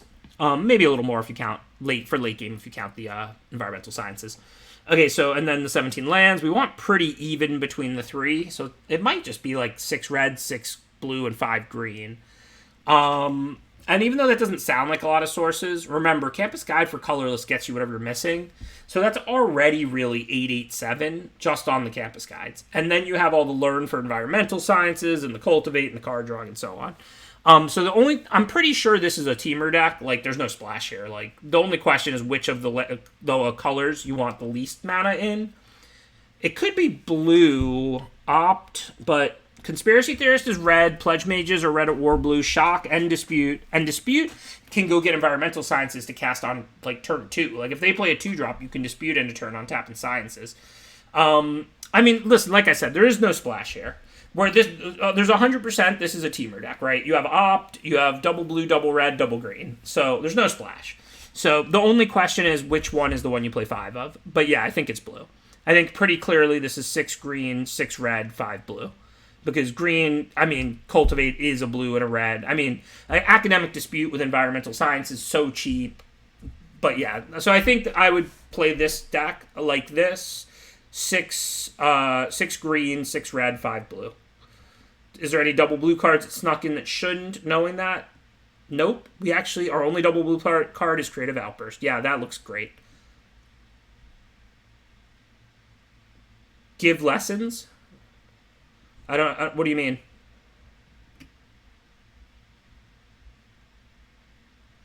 I do, but I charge 100 an hour.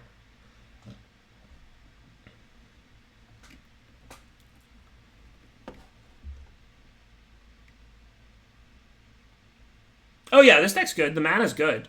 Like I said, just the campus guides alone, you're really on 887, which is already not a horrible mana base. And then, like, you know, it's really like 8, 9, 8, because cultivate I don't count as a green source, but it's clearly a blue and a red if you have green. And then, like, you know, like I said, you have like other card drawing and some cheap learn for environmental sciences. This deck's sweet. Good luck, Invictus. Thank you for sharing that with us. I'm gonna get back to my green black deck, but oh, I didn't do the mana, but it is 6 green, 6 red, and 5 blue that you should play. So I don't know if that's what's here or not. Looks like 1, 2, 3, 4, 5. So one more mountain.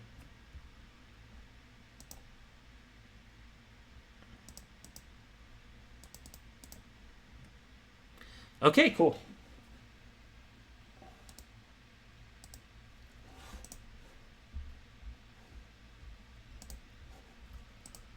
So like I said, I'm not going to do any more drafts, but I'm going to play out this this black-green deck for you. So for those of you who saw, we won round 1, lost round 2 in the sweatsuit. I know I say this a lot, but it's just the truth. If you saw, if you watch, you saw it. Pretty poor draws across round 2. And now this is a black-green, very similar to what I drafted in the sweatsuit. I drafted this off stream this afternoon. I'm currently 2-0 with it. Let's see if we can go ahead and get a trophy. Yeah, I like Explosive Welcome, but the reason I'm cutting it there is because you don't have a lot of things that lessen the cost, but also you have the Mastery, which is also 8, and then you have 2 7s, but at least you can play a 7 before an 8. So like, you know, the second 8 is pretty costly. I mean, normally you don't have Mizzix's Mastery, so you have 1 Explosive Welcome as your only 8 or something.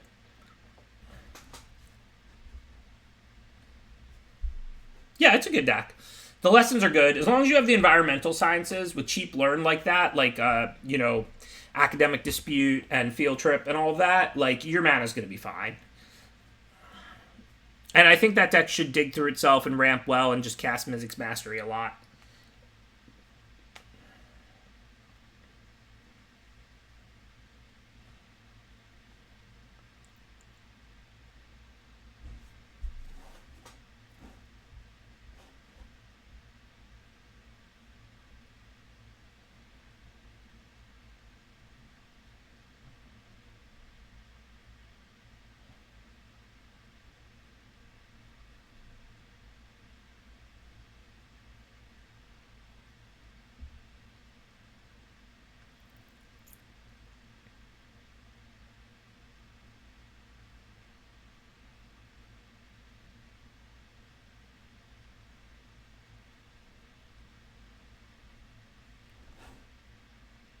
Is it better at this point to cancel or to like and requeue or just to let it go? Like, do I like lose my place if I cancel?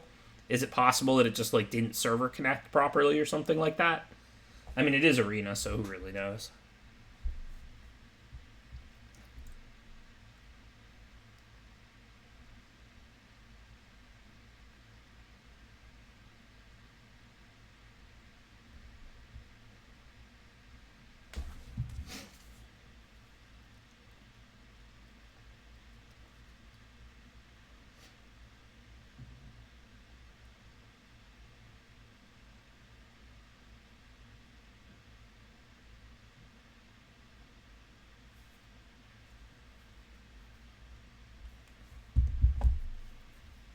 Yeah, I'm assuming it's not queuing right at this point.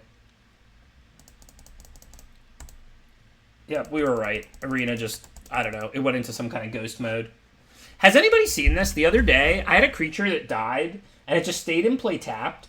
I called it like a ghost creature for the rest of the game, because it like couldn't attack or block or be targeted or anything in any way. It just stayed in play with the tap symbol on it. And it was literally like a ghost haunting the rest of our game.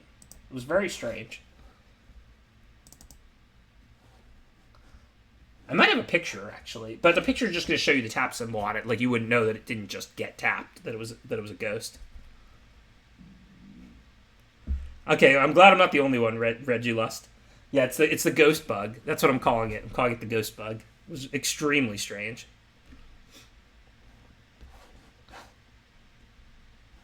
Pretty sure I do have a picture if you want to see it, but it really doesn't show anything. It's not like, it doesn't like glimmer or dazzle. So it's kind of, the ghost bug. It just literally just stays in play. Literally, they killed the creature, and then for the entire rest of the game, it just stayed in play with the tap symbol, and just never untap, never attack, never block. Just literally stayed in play with the tap symbol the entire rest of the like long game or whatever, however long it was. I don't really know. Let's just get back to the games though. Oh wow, yeah, it gave me the loss there on the no connect. That sucks. I was 2-0. Now I'm 2-1.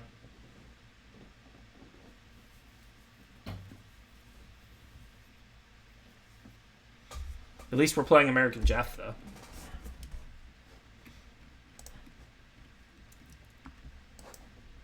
If we go 7-1 and they messed up the 7-0 with that disconnect, I'm not going to be happy.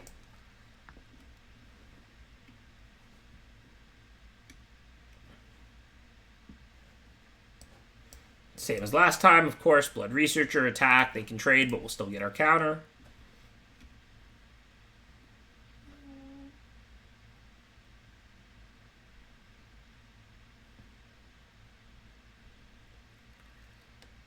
So I don't want a Deadly Brew because I'd have to sack my Researcher.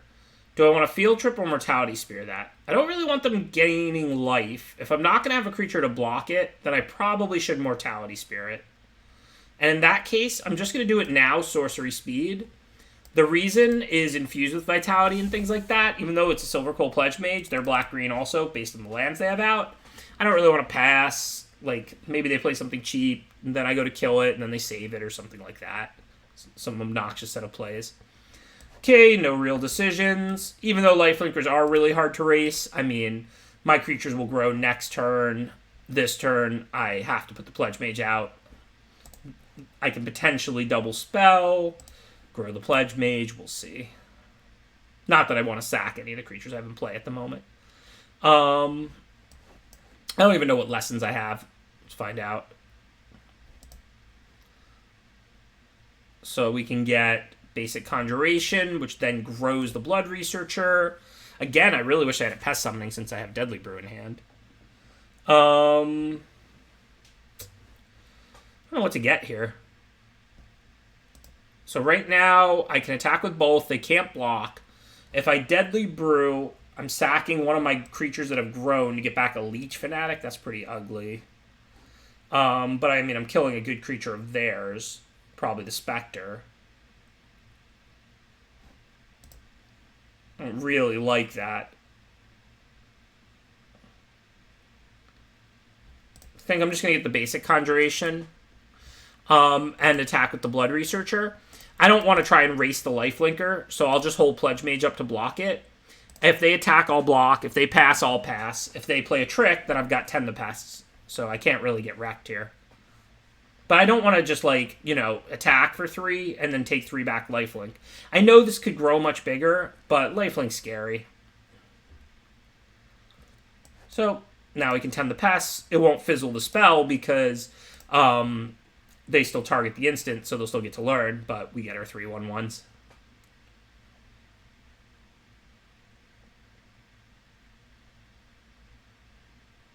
They should just hit us for 2. If they attacked with a 3/3 and we triple blocked, we gain 3, and then the Blood Researcher would be a 6/6. So that would be pretty incredible. As is, now we can, like, Deadly Brew, sack one of these pests, life is good.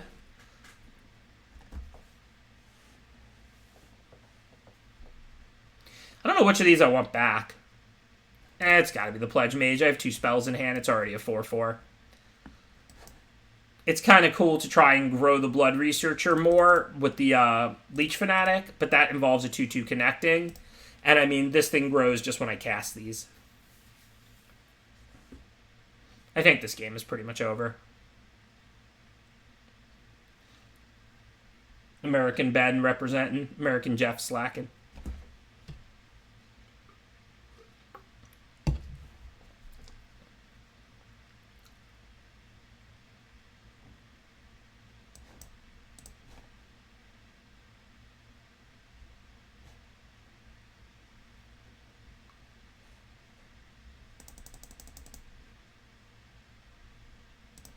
This is actually how I like my black-green decks to look. I mean, the way the sweatsuit deck was and this, where you have lots of cheap cards and stuff like that. You play these grindy games with, like, cheap tricks and life gain and stuff like that. Yeah, I'm not going to complain to WotC to get a free draft. I'm not saying it's wrong. It's fine.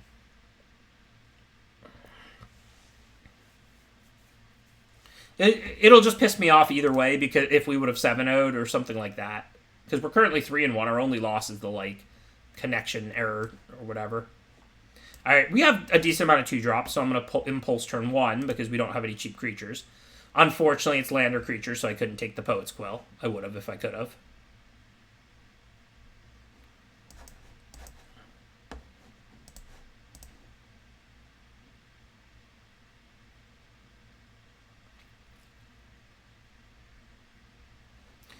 So, no real decisions, of course. Dina the tap land.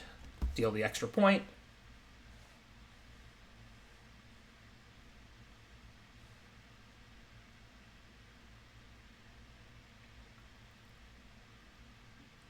So now we have some choices to make. I could Mortality Spear and hit for 4. If I Deadly, I don't particularly want to sack either of those, and I don't have anything to get back. So Deadly Brew would be awful right now. So it's basically attack with both, and then play Zoomancy, or Mortality Spear, and then attack with both. I think I'm just going to attack with both, and then play Zoomancy. I mean, firstly, they might not block anyway, just because there's a lot of cards I could have. But then even if they do block, I'm missing 2 points of damage by not clearing the blocker to get 5 power and toughness in play when I cast Professor of Zoomancy. Rutha is scary, but I can kill it later. At this point, they're only copying 2 mana spells.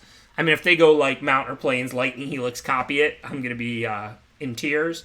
But for the most part, I don't think they're going to use Rutha this turn. If they copy like an Opt, I don't care. And then now I have a lot more power and toughness out. So, now I can Deadly Brew, sack the Pest. The life gain will trigger Mortality Spear for only 2 mana. Unfortunately, I don't have anything to get back, but I can still clear both their blockers and gain life triggering Dina, and this just seems great.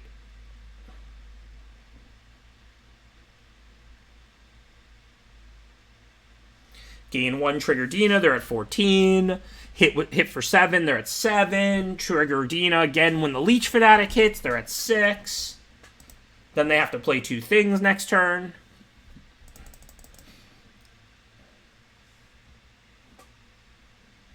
Basically, life is good, to sum it up.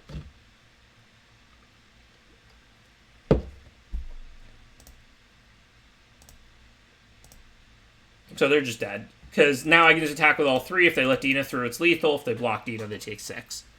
Dina really represents a lot of damage. Like, Dina always has to be blocked in the late game, right?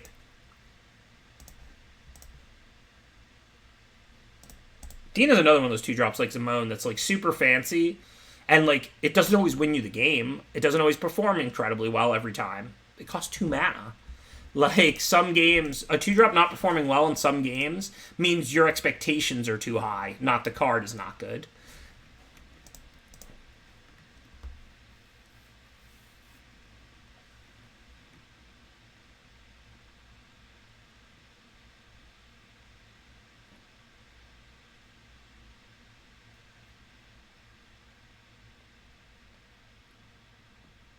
Yeah, I mean, if we wanted to sack the Pumpdina and then get back something with Deadly Brew, but it's not like we had a Necrotal creature. I mean, I wasn't going to sack Professor of Zoomancy to get it back, to re-spend 4 mana to make an additional 1/1 pest later. We were killing them with damage at that point.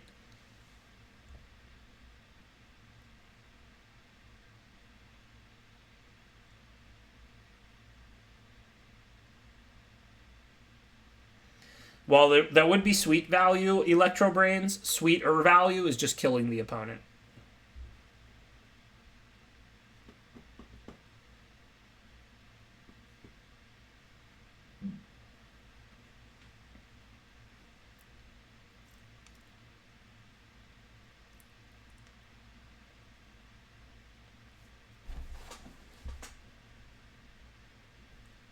Should I cancel out and go back in again? It's only been 1:11 this time. No, it seems like it's queuing up now.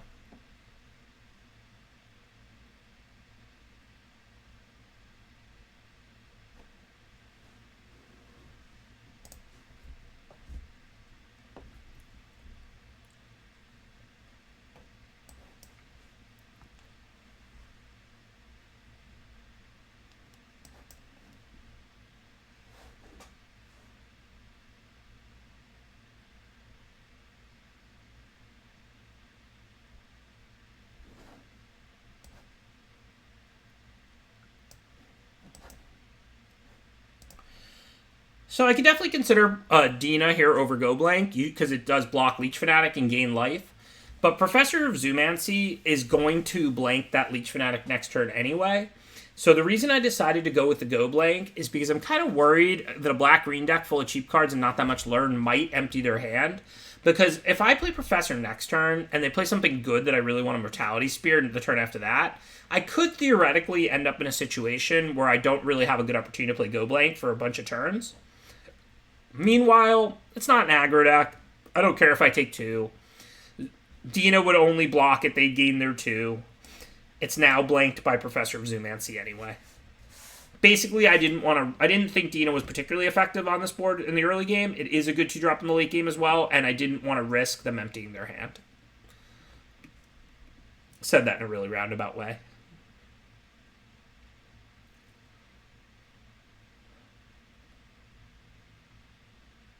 I got eliminated round 2, Plucky Hero.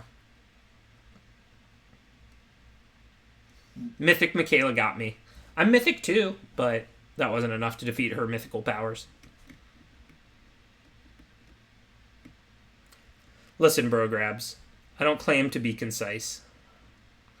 So if we had something to get back, I'd probably Deadly Brew, but since we don't, this looks like send Zoomancy and play Dina. And it's actually a lot better than it was before, because now, if they were to send the Leech Fanatic, it wouldn't bounce off the Dina and gain them 2, right? I would double block it, and then they would be trading Leech Fanatic for the Pest, which is great for me. And if they go for any sort of trick, I've got 10 the Pest, I've got Dina, it'll probably work out okay. Go Blake's fine. Like I said, discard and card drawing perform okay in this format, but like, because people always have stuff in hand, you don't really like run it. There's not a lot of real aggression. You don't really like run out of having cards in hand to make people discard and stuff like that. But Go Blank's not like a great card. It's fine. I'm playing it in this version, I think, because I have 3 Quandrix Pledge Mages. So I wanted all spells and as few creatures as possible, because I wanted to be triggering my Pledge Mages. I think I have 1 of the black-green 2/2 that drains every time you play one, and 3 Quandrix Pledge Mages.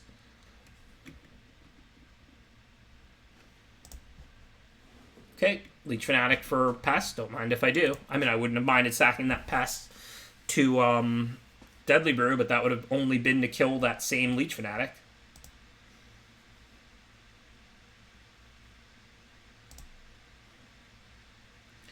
So I've gained life. Yeah, I'll Mortality Spare a 4/3 for 2 mana while I can. I like it.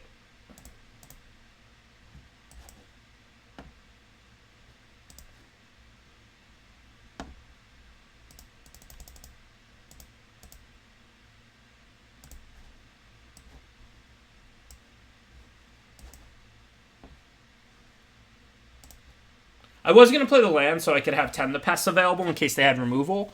But I realized I didn't have another green. I would just have black open. And then I was like, well, whatever. Even though there's not like a lot of discard, just in case they do make me discard, I would much rather discard the swamp than like Deadly Brew or something right now. So if this was a forest, I'd play it, because I think there's more value in having 10 the pests available than there is in playing around discard. But if it's a swamp, it doesn't give me anything available, and I think I could afford to hold it with 2 2-mana cards in my hand.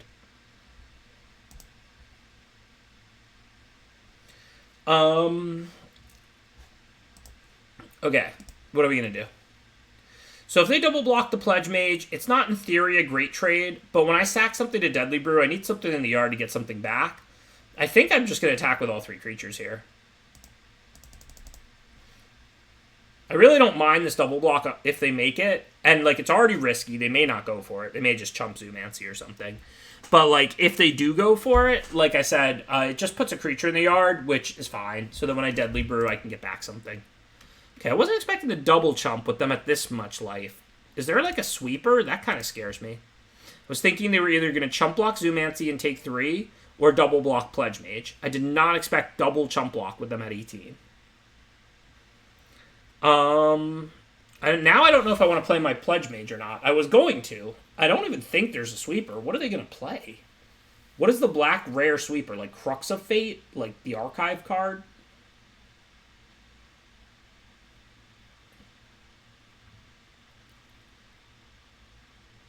Yeah, I mean, we're up so much. I'm not going to play the Pledge Mage. I mean, they did just double chump. If they play one big creature, I can always go Pledge Mage and Deadly Brew or something like that. If they play like a small stuff or whatever, we'll just keep grinding. I don't mind not adding this one Pledge Mage to the board. I don't expect them to have a sweeper. Maybe this is too conservative, but like, I mean, they double chump blocked and we have 3 creatures to their 0. I can't say for sure whether what I did here was right or wrong. I can say that the more you're winning by, the bigger sacrifices you can afford to make.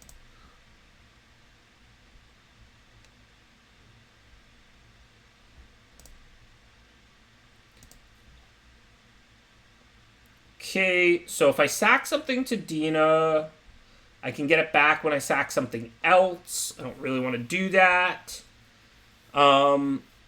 Clearly now we know most of their hand. It doesn't seem like a sweeper's going to occur. So I think what I want to do here is just send Zoomancy and dump my creatures and then prepare to try and win next turn. I'm not really scared of this Elite. It doesn't make 1/1s. It just grows itself. I don't really care if it gets bigger, I don't think. I guess they're going to have all those pests, so next turn's going to be interesting. I could have said Dina, but if they block it, I have to sack another one of my creatures, and they still kill Dina. It doesn't get toughness, only power. I'm not saying that was definitely right or wrong. I also might have Deadly Brewed, because they're going to have these pests. But the thing is, the pests are going to end up blocking. And, like, if I Deadly Brewed there, I'm not getting anything back. So I have to sack a creature, and I don't get anything back.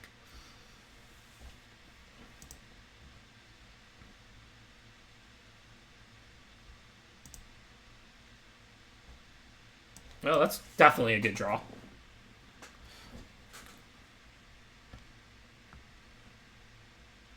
So, what do we want to get here? Oh, Culling Ritual, yeah. That's a good point.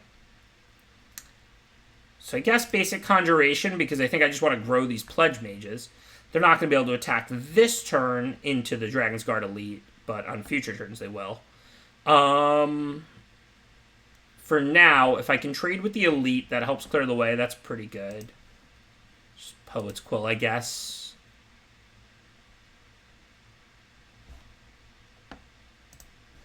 And it's not like anything bad can happen. If they play a trick, I'll just sack it to the 10 the pest, and that's actually great for me. So this is just, I either kill a pest and gain 5 and get a free kill, or they block and play some kind of trick, and then I sack it to 10 the pest, get my 5/1/1s, and life is good. I mean, Culling Ritual, yeah, it would have been potentially bad then. It wouldn't be that bad now. It would kill their Dragon's Guard Elite. And it wouldn't kill my Pledge Mages or Zoomancy. Okay, so they chumped gain 1, so now this card only costs 2. Now we'll just do what I said, which is sack this to 10 the pest, which is excellent.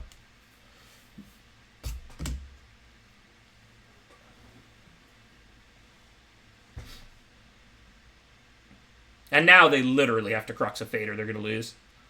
I'm just going to cast spells, grow my team huge, and attack with everything next turn.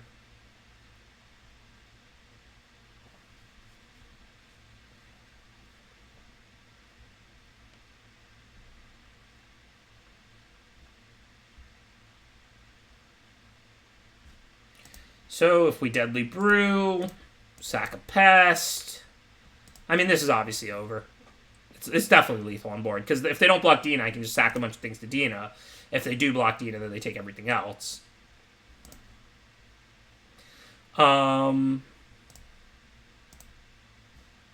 it's like 4, 8, 10, 14 plus Dina. If they let Dina through, whatever, 4, 9, 11, like I said, they're obviously just dead. So I can play, let's see, Conjuration, and then I sack whatever they block to Dina, and if they block Dina, it's lethal.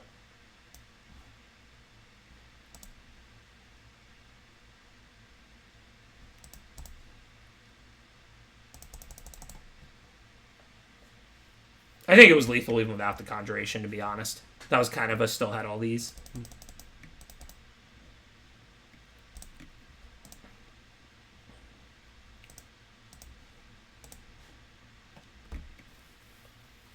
Not that I'm complaining about winning, but if that arena error ends up costing me a 7-0, I'm not going to be a happy camper. I think Conjuration is surprisingly good. Like, it doesn't look like that good a card, but in the late game, when you're learning for it, you usually have a lot of mana, and then how mana intensive it is doesn't matter. But then, like, life is pretty valuable when you're so that you don't die while you're going and finding your big creature and casting it over a turn or two. And it just pulls you also out of getting burnt out range, which is a lot of times what you need when you're learning in the late game for a powerful card. Maybe to you, Socks. My prize is undefeated trophies, which are special to me, and not gems and packs. My real prize.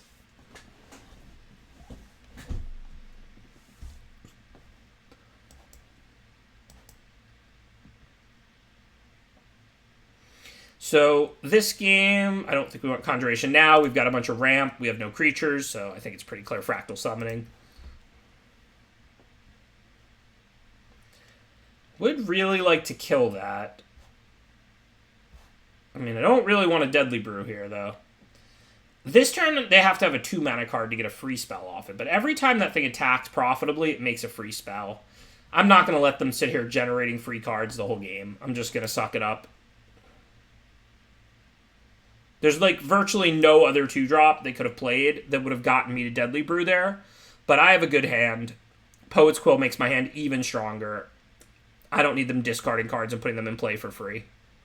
Now, on the other hand, I'm not scared at all they'll ramp out something big because I have removal. So, we don't need to kill Grinning Ignis. We can go ahead and develop.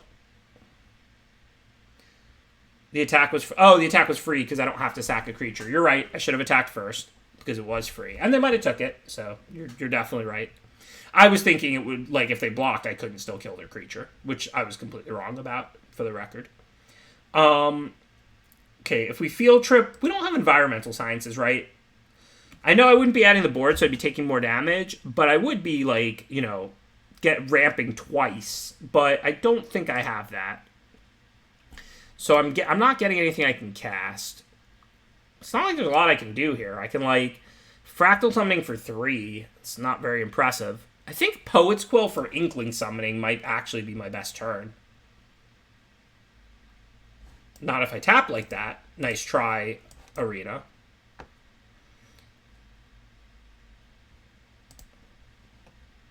But it's hard to race lifelink. So, plus if I ever have a turn where I fight with it, with Mage Duel, with the Poet's Quill on it, and I don't know how much removal they have, but I'm not dying yet. Like, if they kill this, I can still play the Summoning.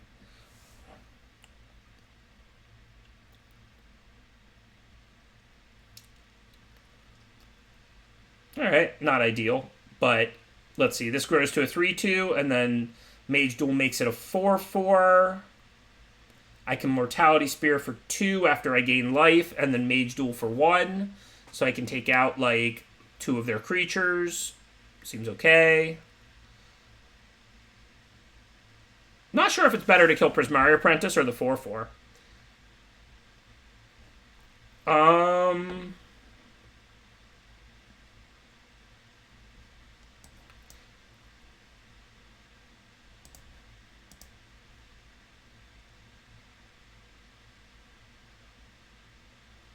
I do want to kill a creature, like 2 creatures. I want to use Mage Duel and Mortality Spear, because I'm not really worried about the casting cost of the rest of the stuff.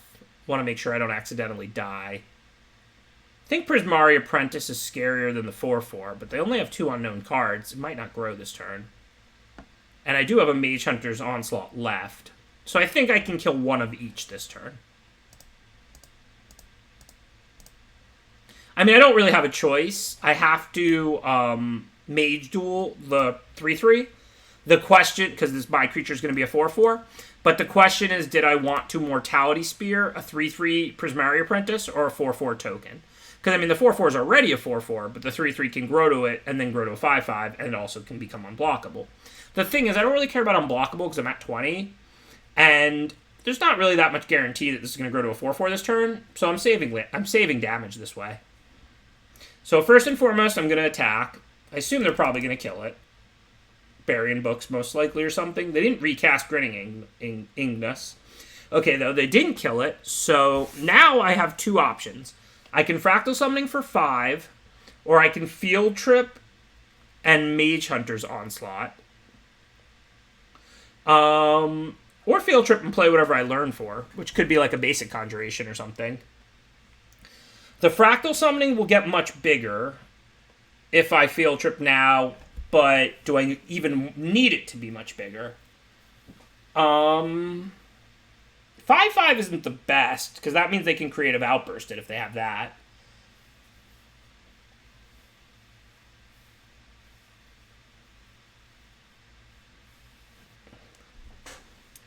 What would I Field Trip for?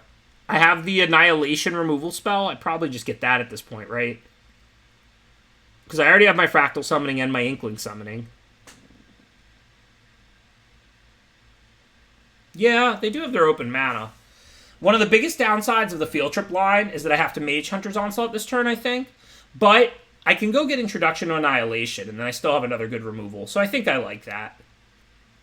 So I'm just going to go ahead and kill the 4/4.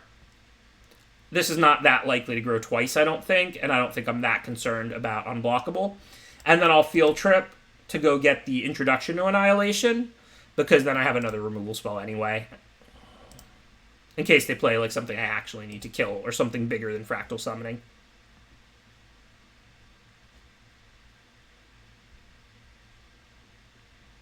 I just don't want to use all my cards, or like play them and have them be answerable, because I mean, these are probably good spells.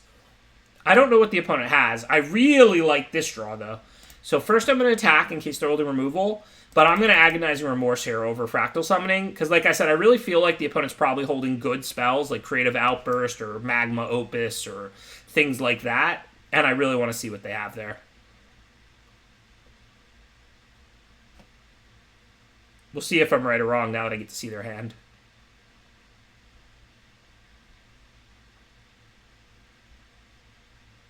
Told you, pretty good spells, right? A Sweeper and Rutha. I knew they had good stuff. So they can get rid of this Elemental Masterpiece and sweep the board, but since I know they have that and it's symmetrical, I can try and play around it. Also, I can make sure Fractal Summoning's an 8/8, and then they won't be able to kill it. So I think I take Rutha. Rutha's a really good card, and Draconic Intervention shouldn't be good if I know they have it. But now, of course, I'm not going to Introduction to Annihilation or Fractal Summoning. No decision now.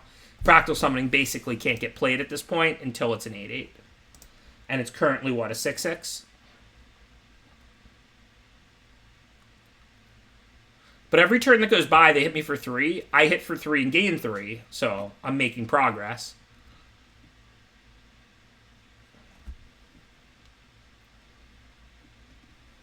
I'm also in that good position where lands get me closer to Fractal, and spells, well, I can cast them. So this seems like pretty straightforward. We'll Introduction on Annihilation, that really scary 4/4.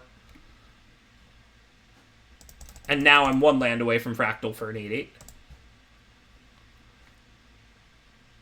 Lifelink turn after turn like this is incredible. I mean, people go a little nuts. We're going a little nuts for the Story Seeker Leech Fanatic life gain type cards because they're 2/2s. Like, they get blocked.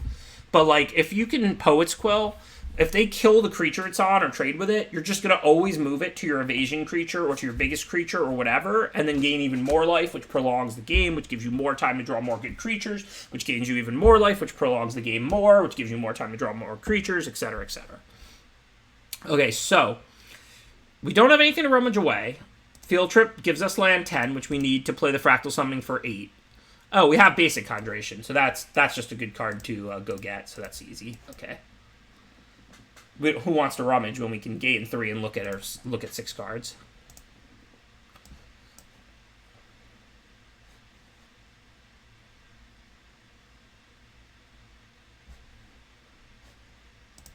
Fair enough.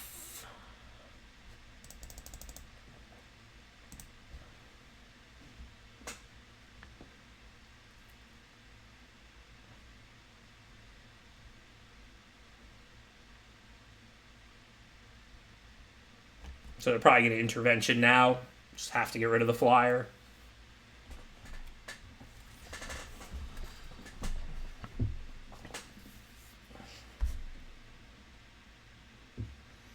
I mean, they don't really have a choice. They're dead to the flyer in 2. They've been trying to wait it out. They've taken 3 a turn from this flyer all the way from like 18 or whatever.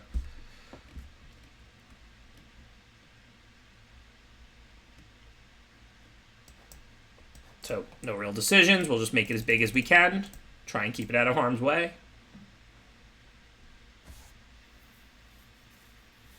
Obviously, if they can steal it, it's going to kill us. Like, the thing that steals in this format gives +2/+0. If we made it like a 5/5, it would still be lethal. On the other hand, if it connects once with Poet's Quill, then we're going to gain 10, and it's going to be pretty hard for them to burn us out after that.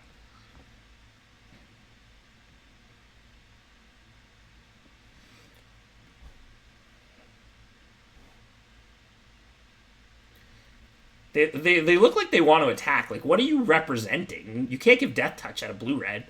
You're not going to +7 it. Like, I can be bluffed, but you have to be able to credibly represent something. Yeah, they can't block and bounce gridding. That activate this ability only as a sorcery. So I assume that's very likely to be game. Now we have Snakeskin to protect a 10/10 lifelink.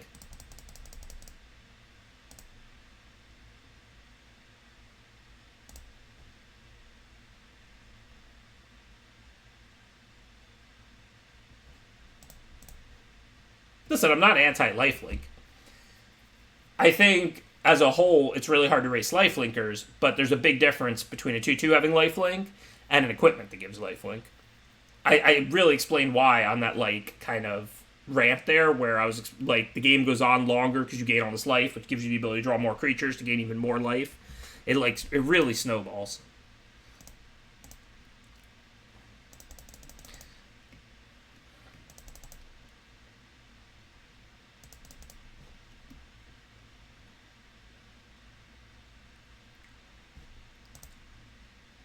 This is fun.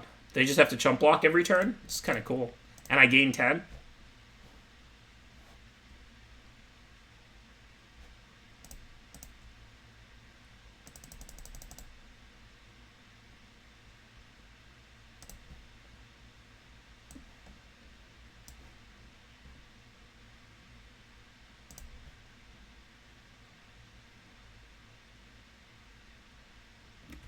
Well, I definitely could get to 100 life.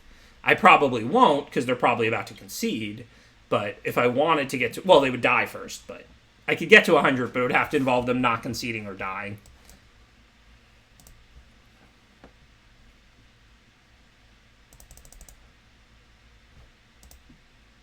It's like what LSV said, the only thing that limited how many times he could have cast, like the Master Constructionist Mythic make all the summons thing, was limited by his opponents conceding or dying because he, kept playing them and then attacking. Like, I mean, obviously, there's no way for them to win that game, and I could just keep having I could keep using lifelink for more lifelink for more lifelink, like I was talking about, but the game's over.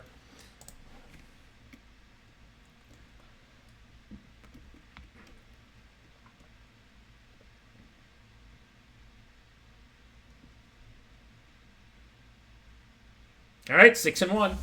Playing for the trophy, playing for the virtual 7-0. Can I count this as a 7-0 if I get this win? Played 7 games and won them all. Obviously, we don't know if I would have won or lost that game. And I know the pairing algorithm gives me slightly easier matches after the loss. It's like a pseudo 7-1. Well done, ministered by angels. I don't know if that counts as a pun or not, but I like jokes like that. See, like, I find something like that to be clever because I just won the game single-handedly on the strength of the quill. And, like, obviously it's a reference to the pen is mightier than the sword and, you know, a quill, etc., etc. So I think that's clever. I just hate all the, like, you know, super blatant puns. Favorite mystical archive card? Counterspell? I think Counterspell is my favorite Magic card ever. It's just so good. They should just put it back in Standard. So skill intensive to use well. Unlike all the creatures and planeswalkers running around nowadays. I actually like that pun, ministered by angels. I really did. I thought that was clever and on point. I'll make fun of you next time you make a bad pun, but I thought that one was pretty solid. I really did, David. I've always been a blue mage at heart. Like, you know, obviously as a pro you have to play whatever, but like when I was coming up, all I did was work on blue decks. Like, I was always building some form of control. Muggle of the Coast? Fair enough. I'm more of a wizard.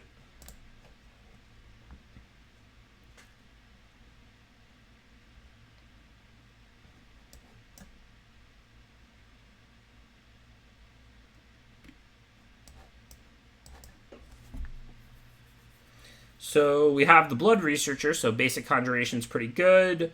We don't have a lot of mana, so we don't really want fractal summoning. Now, we'll get it later.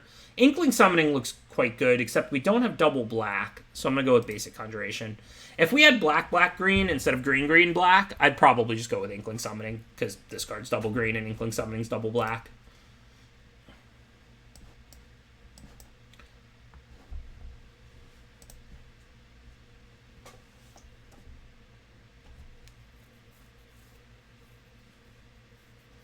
Oh, Pocoil is totally busted. I mean, there's no question about that.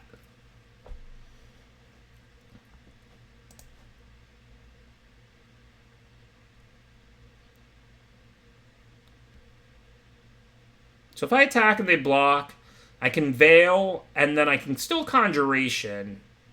It's not really a bad exchange. I'd rather get out Professor of Zoomancy this turn, but am I just missing a point of damage? So, like, this is a weird spot, right? Like, if I knew they were going to take it, I would attack, because I don't need the 1-1 to block, and then I just play Professor of Zoomancy. If they block, I have Snakeskin Veil. But I don't really want to Snakeskin Veil my 1-1 Pest into a 2-2 in basic Conjuration this turn. I want to play Professor of Zoomancy. So whether or not we attack is mostly a function of what we think the likelihood is that they'll block. I think they might block to clog up our turn 4. Who cares about a Stonerise Spirit? That card kind of sucks. If they block and I play a trick, they get to untap, hit me with the Eager First Year and add something else to the board. I think there's a decent chance they block.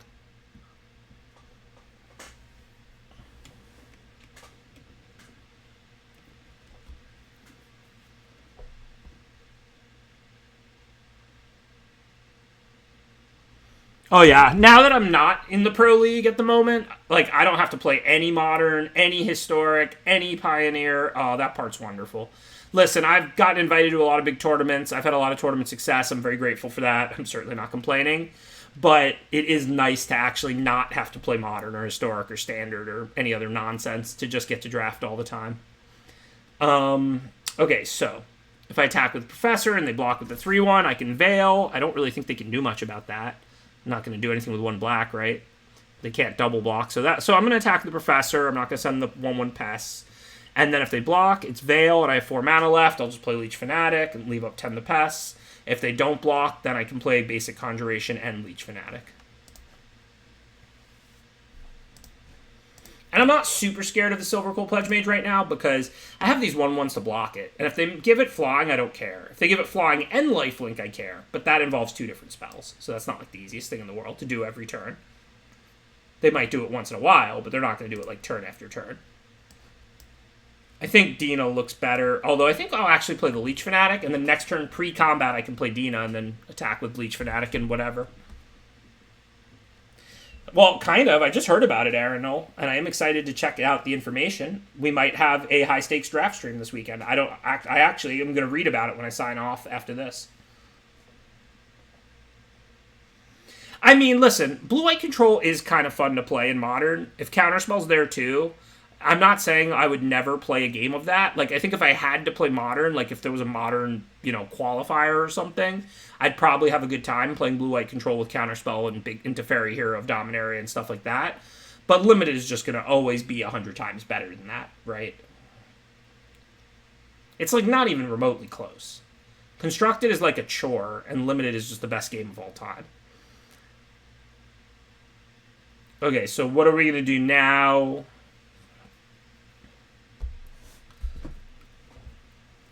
So they killed most of my good stuff. Not super happy about how this went. I mean, don't get me wrong, they're probably about out of stuff too, but I don't know what I can really do now. If I attack and I snakeskin the one they block, that looks awful. I think I just have to hang out. I don't think I have any good options. I mean, my deck is a pretty good late game. If I draw any Learn card, I can go get Fractal Summoning and so on. It doesn't have to be Poet's Quill. Field Trip right now would put me in a position to cast a Fractal Summoning with Snakeskin to protect it. So I'm definitely going to play either Snakeskin or 10 the pests. The question is which.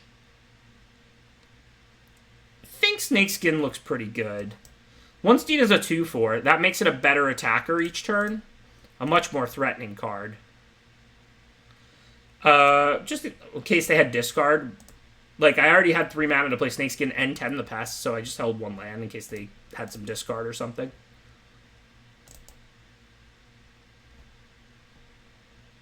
So the 1/1s I think can block fine, so we can probably attack with Dina. What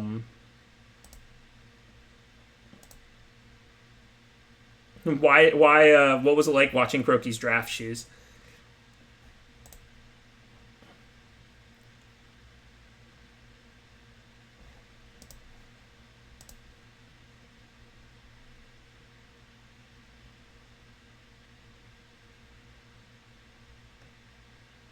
Okay, well, this time we'll sack 10 the pests. I could pump it in response, and then I get extra pests.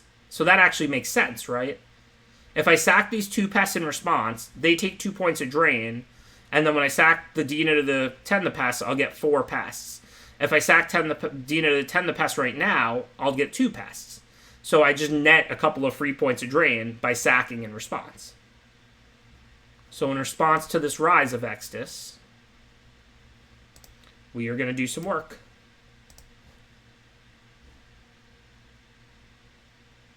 Grow the power. Grow the power.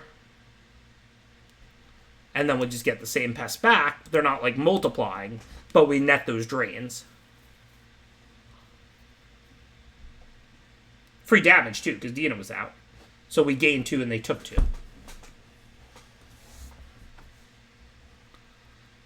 So Mage Duel has to kill Stonerise Spirit here. No way there's any decisions.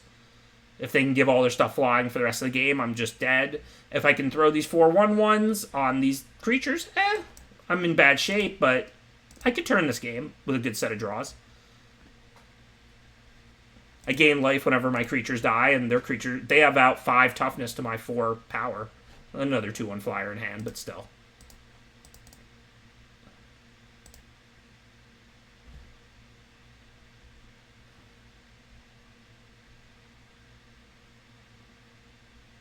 Well, that's not going to help us turn it, of course. So now we're pretty dead. They've just got the 1 flyer, I guess, if they don't draw anything. Well, that's another flyer, and it pumps that one. Okay, well, I almost feel good about this loss, because this was a totally legit loss. They drew a little better than me down the stretch. It was a good game.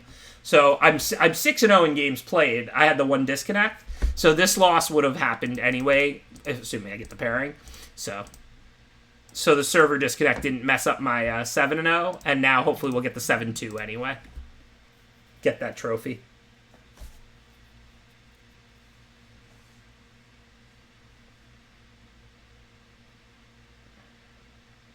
Listen, I mean, people are always going to debate all of this. You know, everybody weighs the value of the stuff they like differently.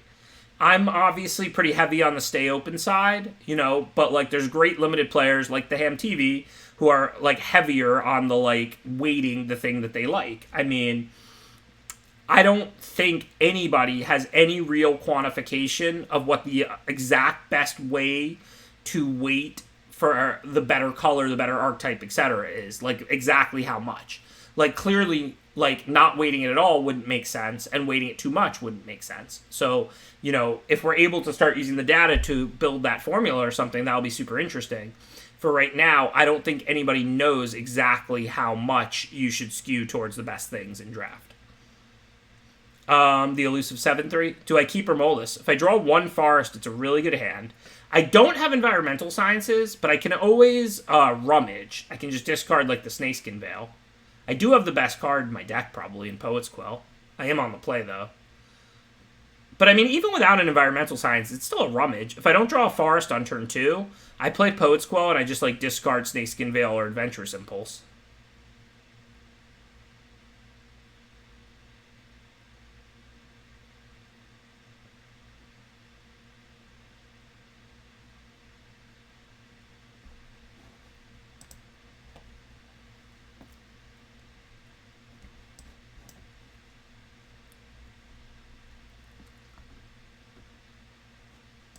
So we didn't draw land, so we definitely want to rummage, assuming I remember correctly and I don't have environmental science, which I don't think I do.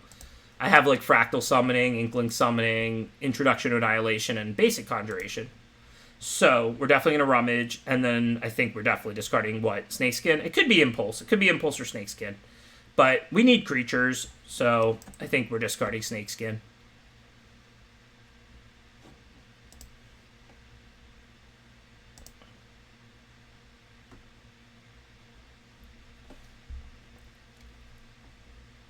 Hopefully we'll get the forest.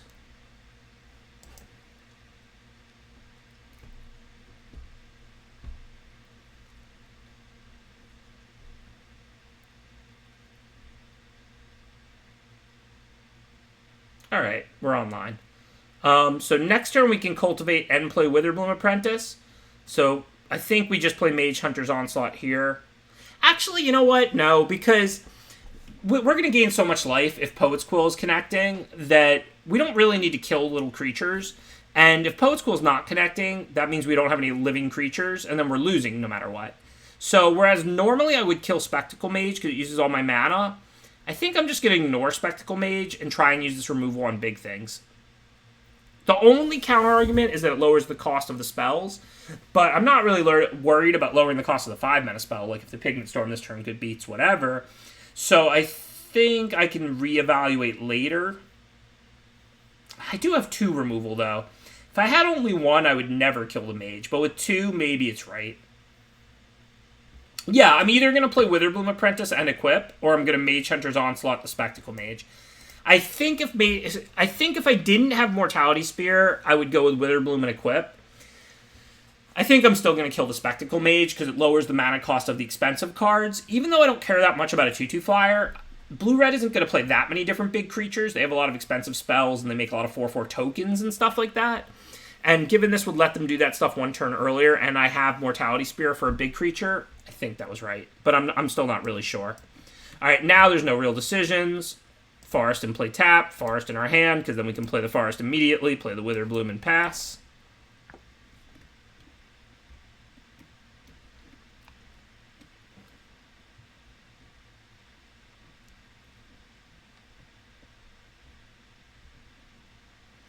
But yeah, I'm not really worried about these hits for 2, because like I said, I do really need to be hitting, or I'm just going to lose anyway. I killed the Spectacle Mage because I had the second removal, and because it lowers the cost of the expensive spells. But really, I'm not scared of like small amounts of damage here, because I have Lifelink.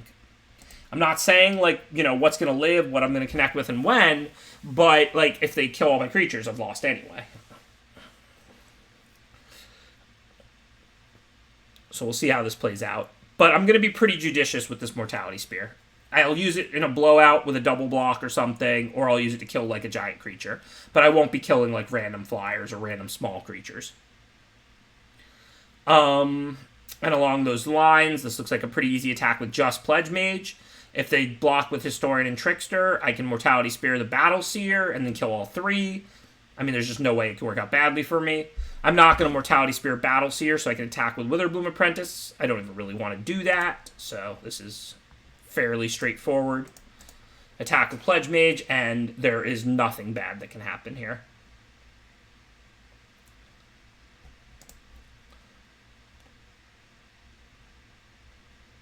And then we still have our Scry mana. Looks good.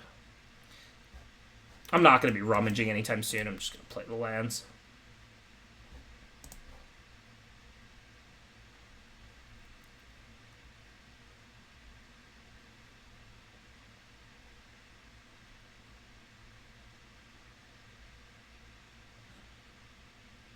Yeah, it's pretty good we found the campus, because we have a lot of land, so now we can scry up our learn cards for fractal summoning, or just anything powerful. Scry past, of course, lands and random like little 2-drops and stuff like that.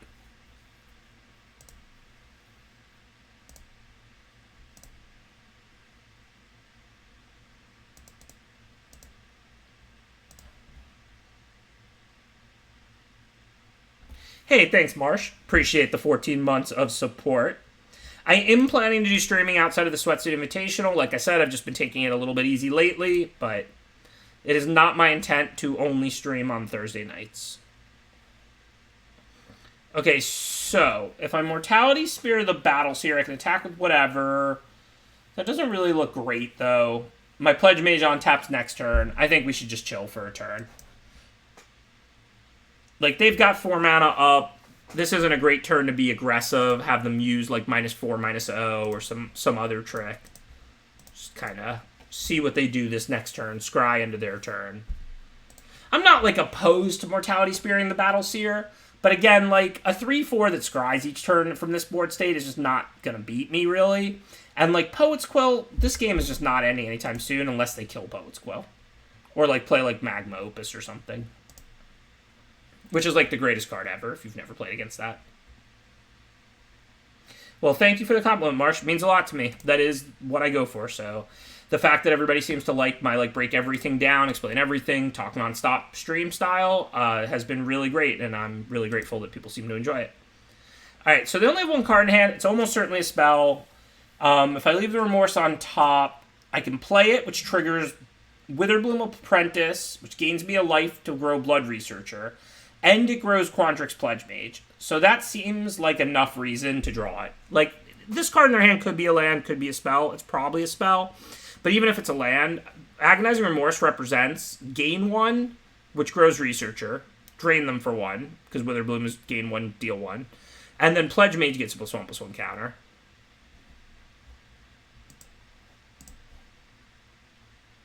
So I'm going to kick off with that, see what the last card in their hand is.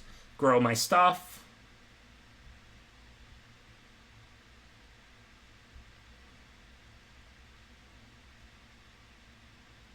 So unfortunately it was a mountain.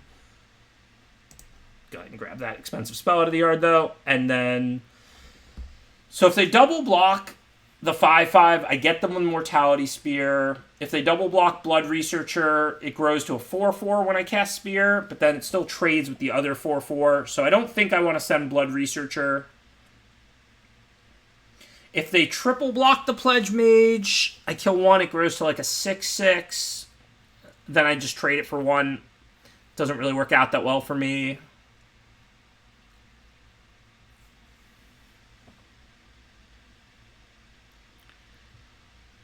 But if they, who knows if they'll actually go for the triple block or not. There's actually a decent chance they will. But it's also going to gain me life again, which grows the Researcher. If I move the Poet's Quill over to the Researcher... Yeah, it's only going to grow to a 5/5. It's not going to work. Maybe I just don't attack. No, I need the life or I lose to Flyers. And the Pledge Mage is not that important. Plus, there's a decent chance they'll just double block and not triple block. In which case, I get a huge blowout and practically win the game. Don't put the 2/1 on it. Hooray.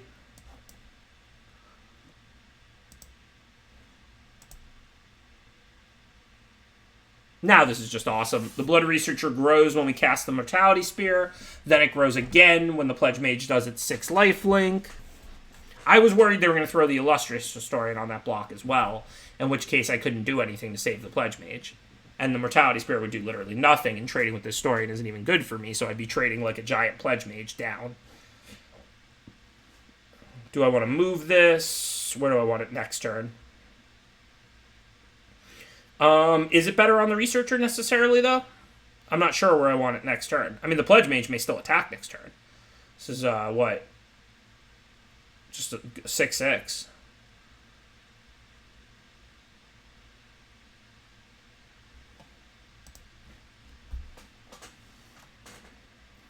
Yeah, the logic there is, like, I would never make that attack if I didn't have a single removal or trick. So you should be strongly thinking about the triple block if your opponent's attacking there. Because why do they want to trade their 5/5 for your, like, 4/4? I mean, it's not, like, a worst trade in the world, but they probably don't want to do it. So if they're attacking, it's probably because they have a trick or something, and they're hoping it can go well for them.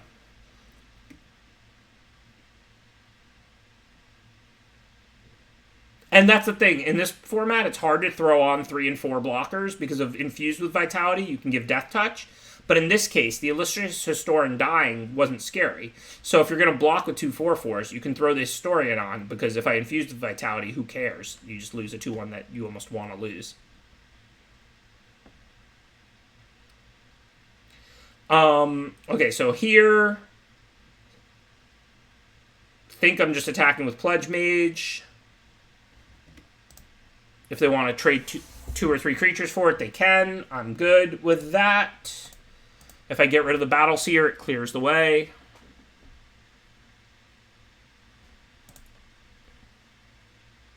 Otherwise, I'm just gaining my life, growing my stuff. This game is starting to look pretty over.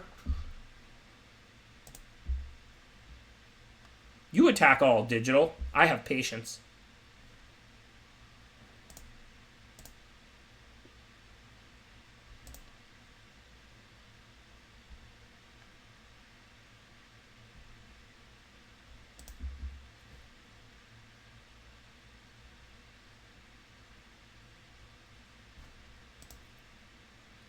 So if I sack and get 6 1/1s, can actually trigger this. So they take 1, they're at 12. Then I have 9 creatures to their 4, which is not anywhere near lethal. So there's no real reason to do that now, I don't think.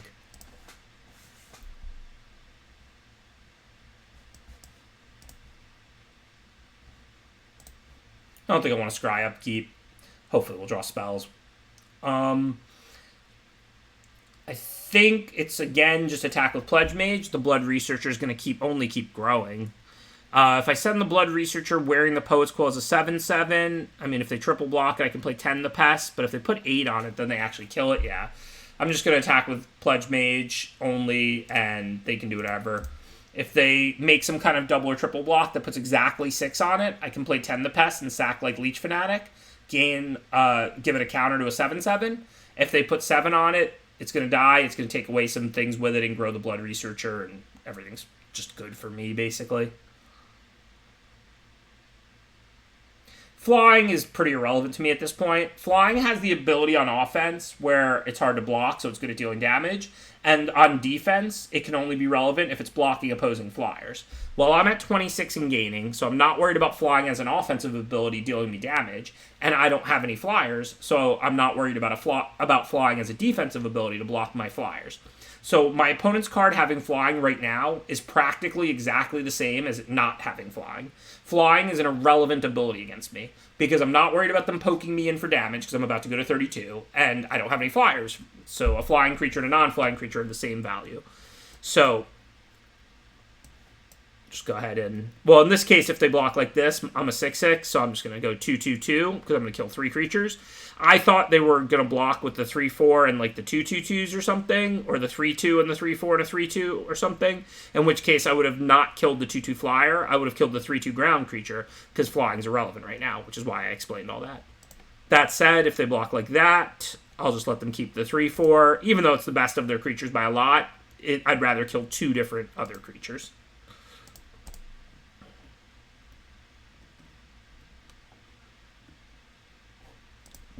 I don't even have any spells to get back because I exiled the Elemental Masterpiece.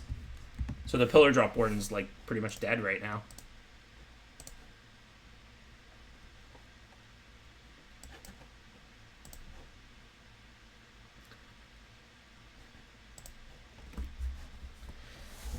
Oh, Synquenon.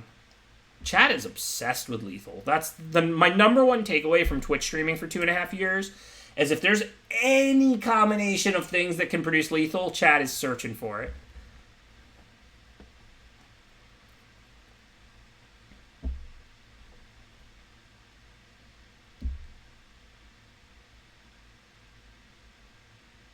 It's great. I love when the Twitch usernames line up with what's being talked about. Like, for some reason, winmore.com smiling as we talk about that. Just like, I don't know. I'm a dork. What do you want me to say?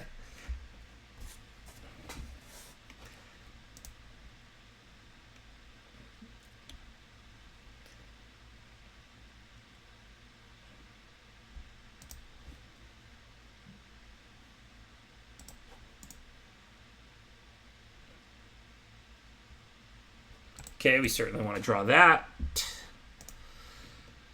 Are we mage dueling with something other than the Blood Researcher? Maybe. I can move the Poet's Quill. So if I move the Poet's Quill over to like the Leech Fanatic, it's a 3/3. I mage duel with it, it's a 4/5. So if I take out like the 3/4, it'll have 2 remaining total life. So if they want to kill it... Yeah, but if they double block the Blood Researcher here, they lose both and Blood Researcher lives. If they don't, then they take that damage anyway. So it's probably better to just Mage Duel with the Blood Researcher. Not like I can't attack with everything anyway. Just gonna Mage Duel, and then I can take out this 3/4. If they want to trade their 3/1 flyer for one of my 2/2s, that's fine. So I can just attack with everything this way anyway. And I deal the most damage, I think, assuming they don't double block the Blood Researcher. And if they do double block the Blood Researcher, I might be missing a point, but they lose all of their creatures, and I lose nothing.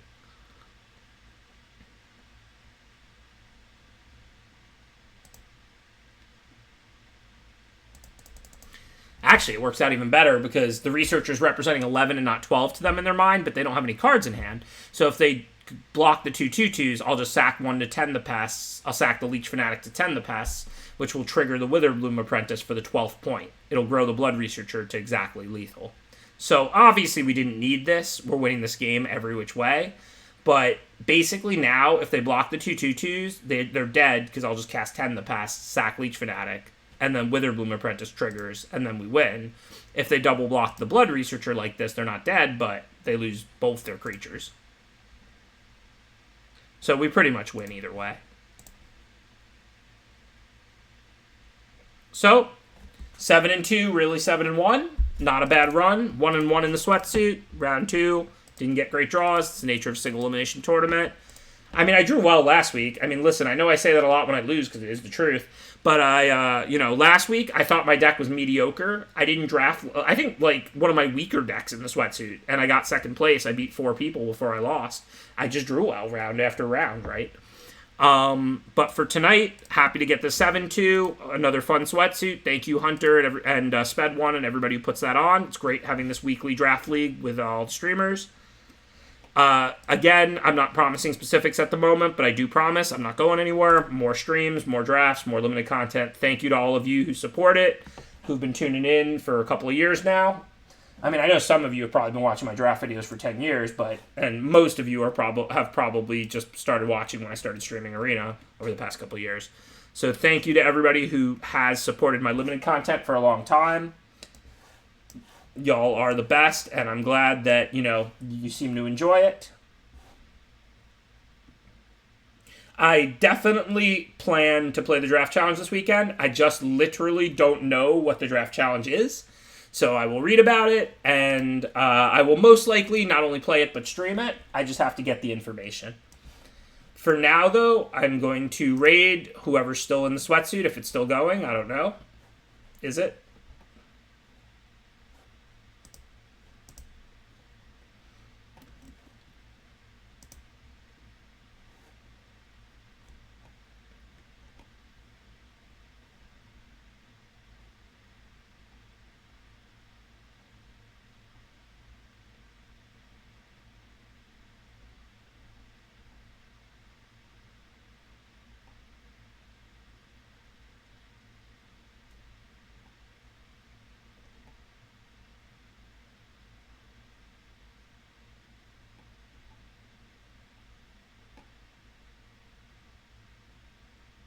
It looks like they're actually playing the finals or the semis. I see J doubles in the finals, and they're playing the winner of Kanata and Wizard. Man, I don't know Kanata, but she is on a tear in this thing. Like, she won it last week, beating me in the finals. I mean, not that beating me means, a tear, but she beat me the week before as well. And now she's in the semis playing to make the finals again. Like, I don't know who she is, but yeah, that's kind of crazy, right? All right, so I'm gonna rate her. What's Kanata's? Given she beat me 2 weeks in a row and is now in the semis again, that's earning a rate as much as I've ever heard it. So I'm gonna rate Kanata live if somebody tells me her name. Is it exactly Kanata live?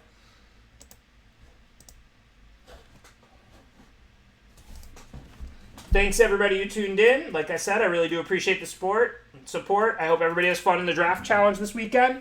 We'll definitely be discussing some strategy for it. Like I said, I'm out of the loop, but I'll see what it is, and I will probably be streaming it. So hopefully that'll be fun. For now, I'm going to rate Kanata live, last week's champion, playing in the semis, trying to make the finals again this week. Thanks everybody for hanging out. Always appreciated, and I will see you next time.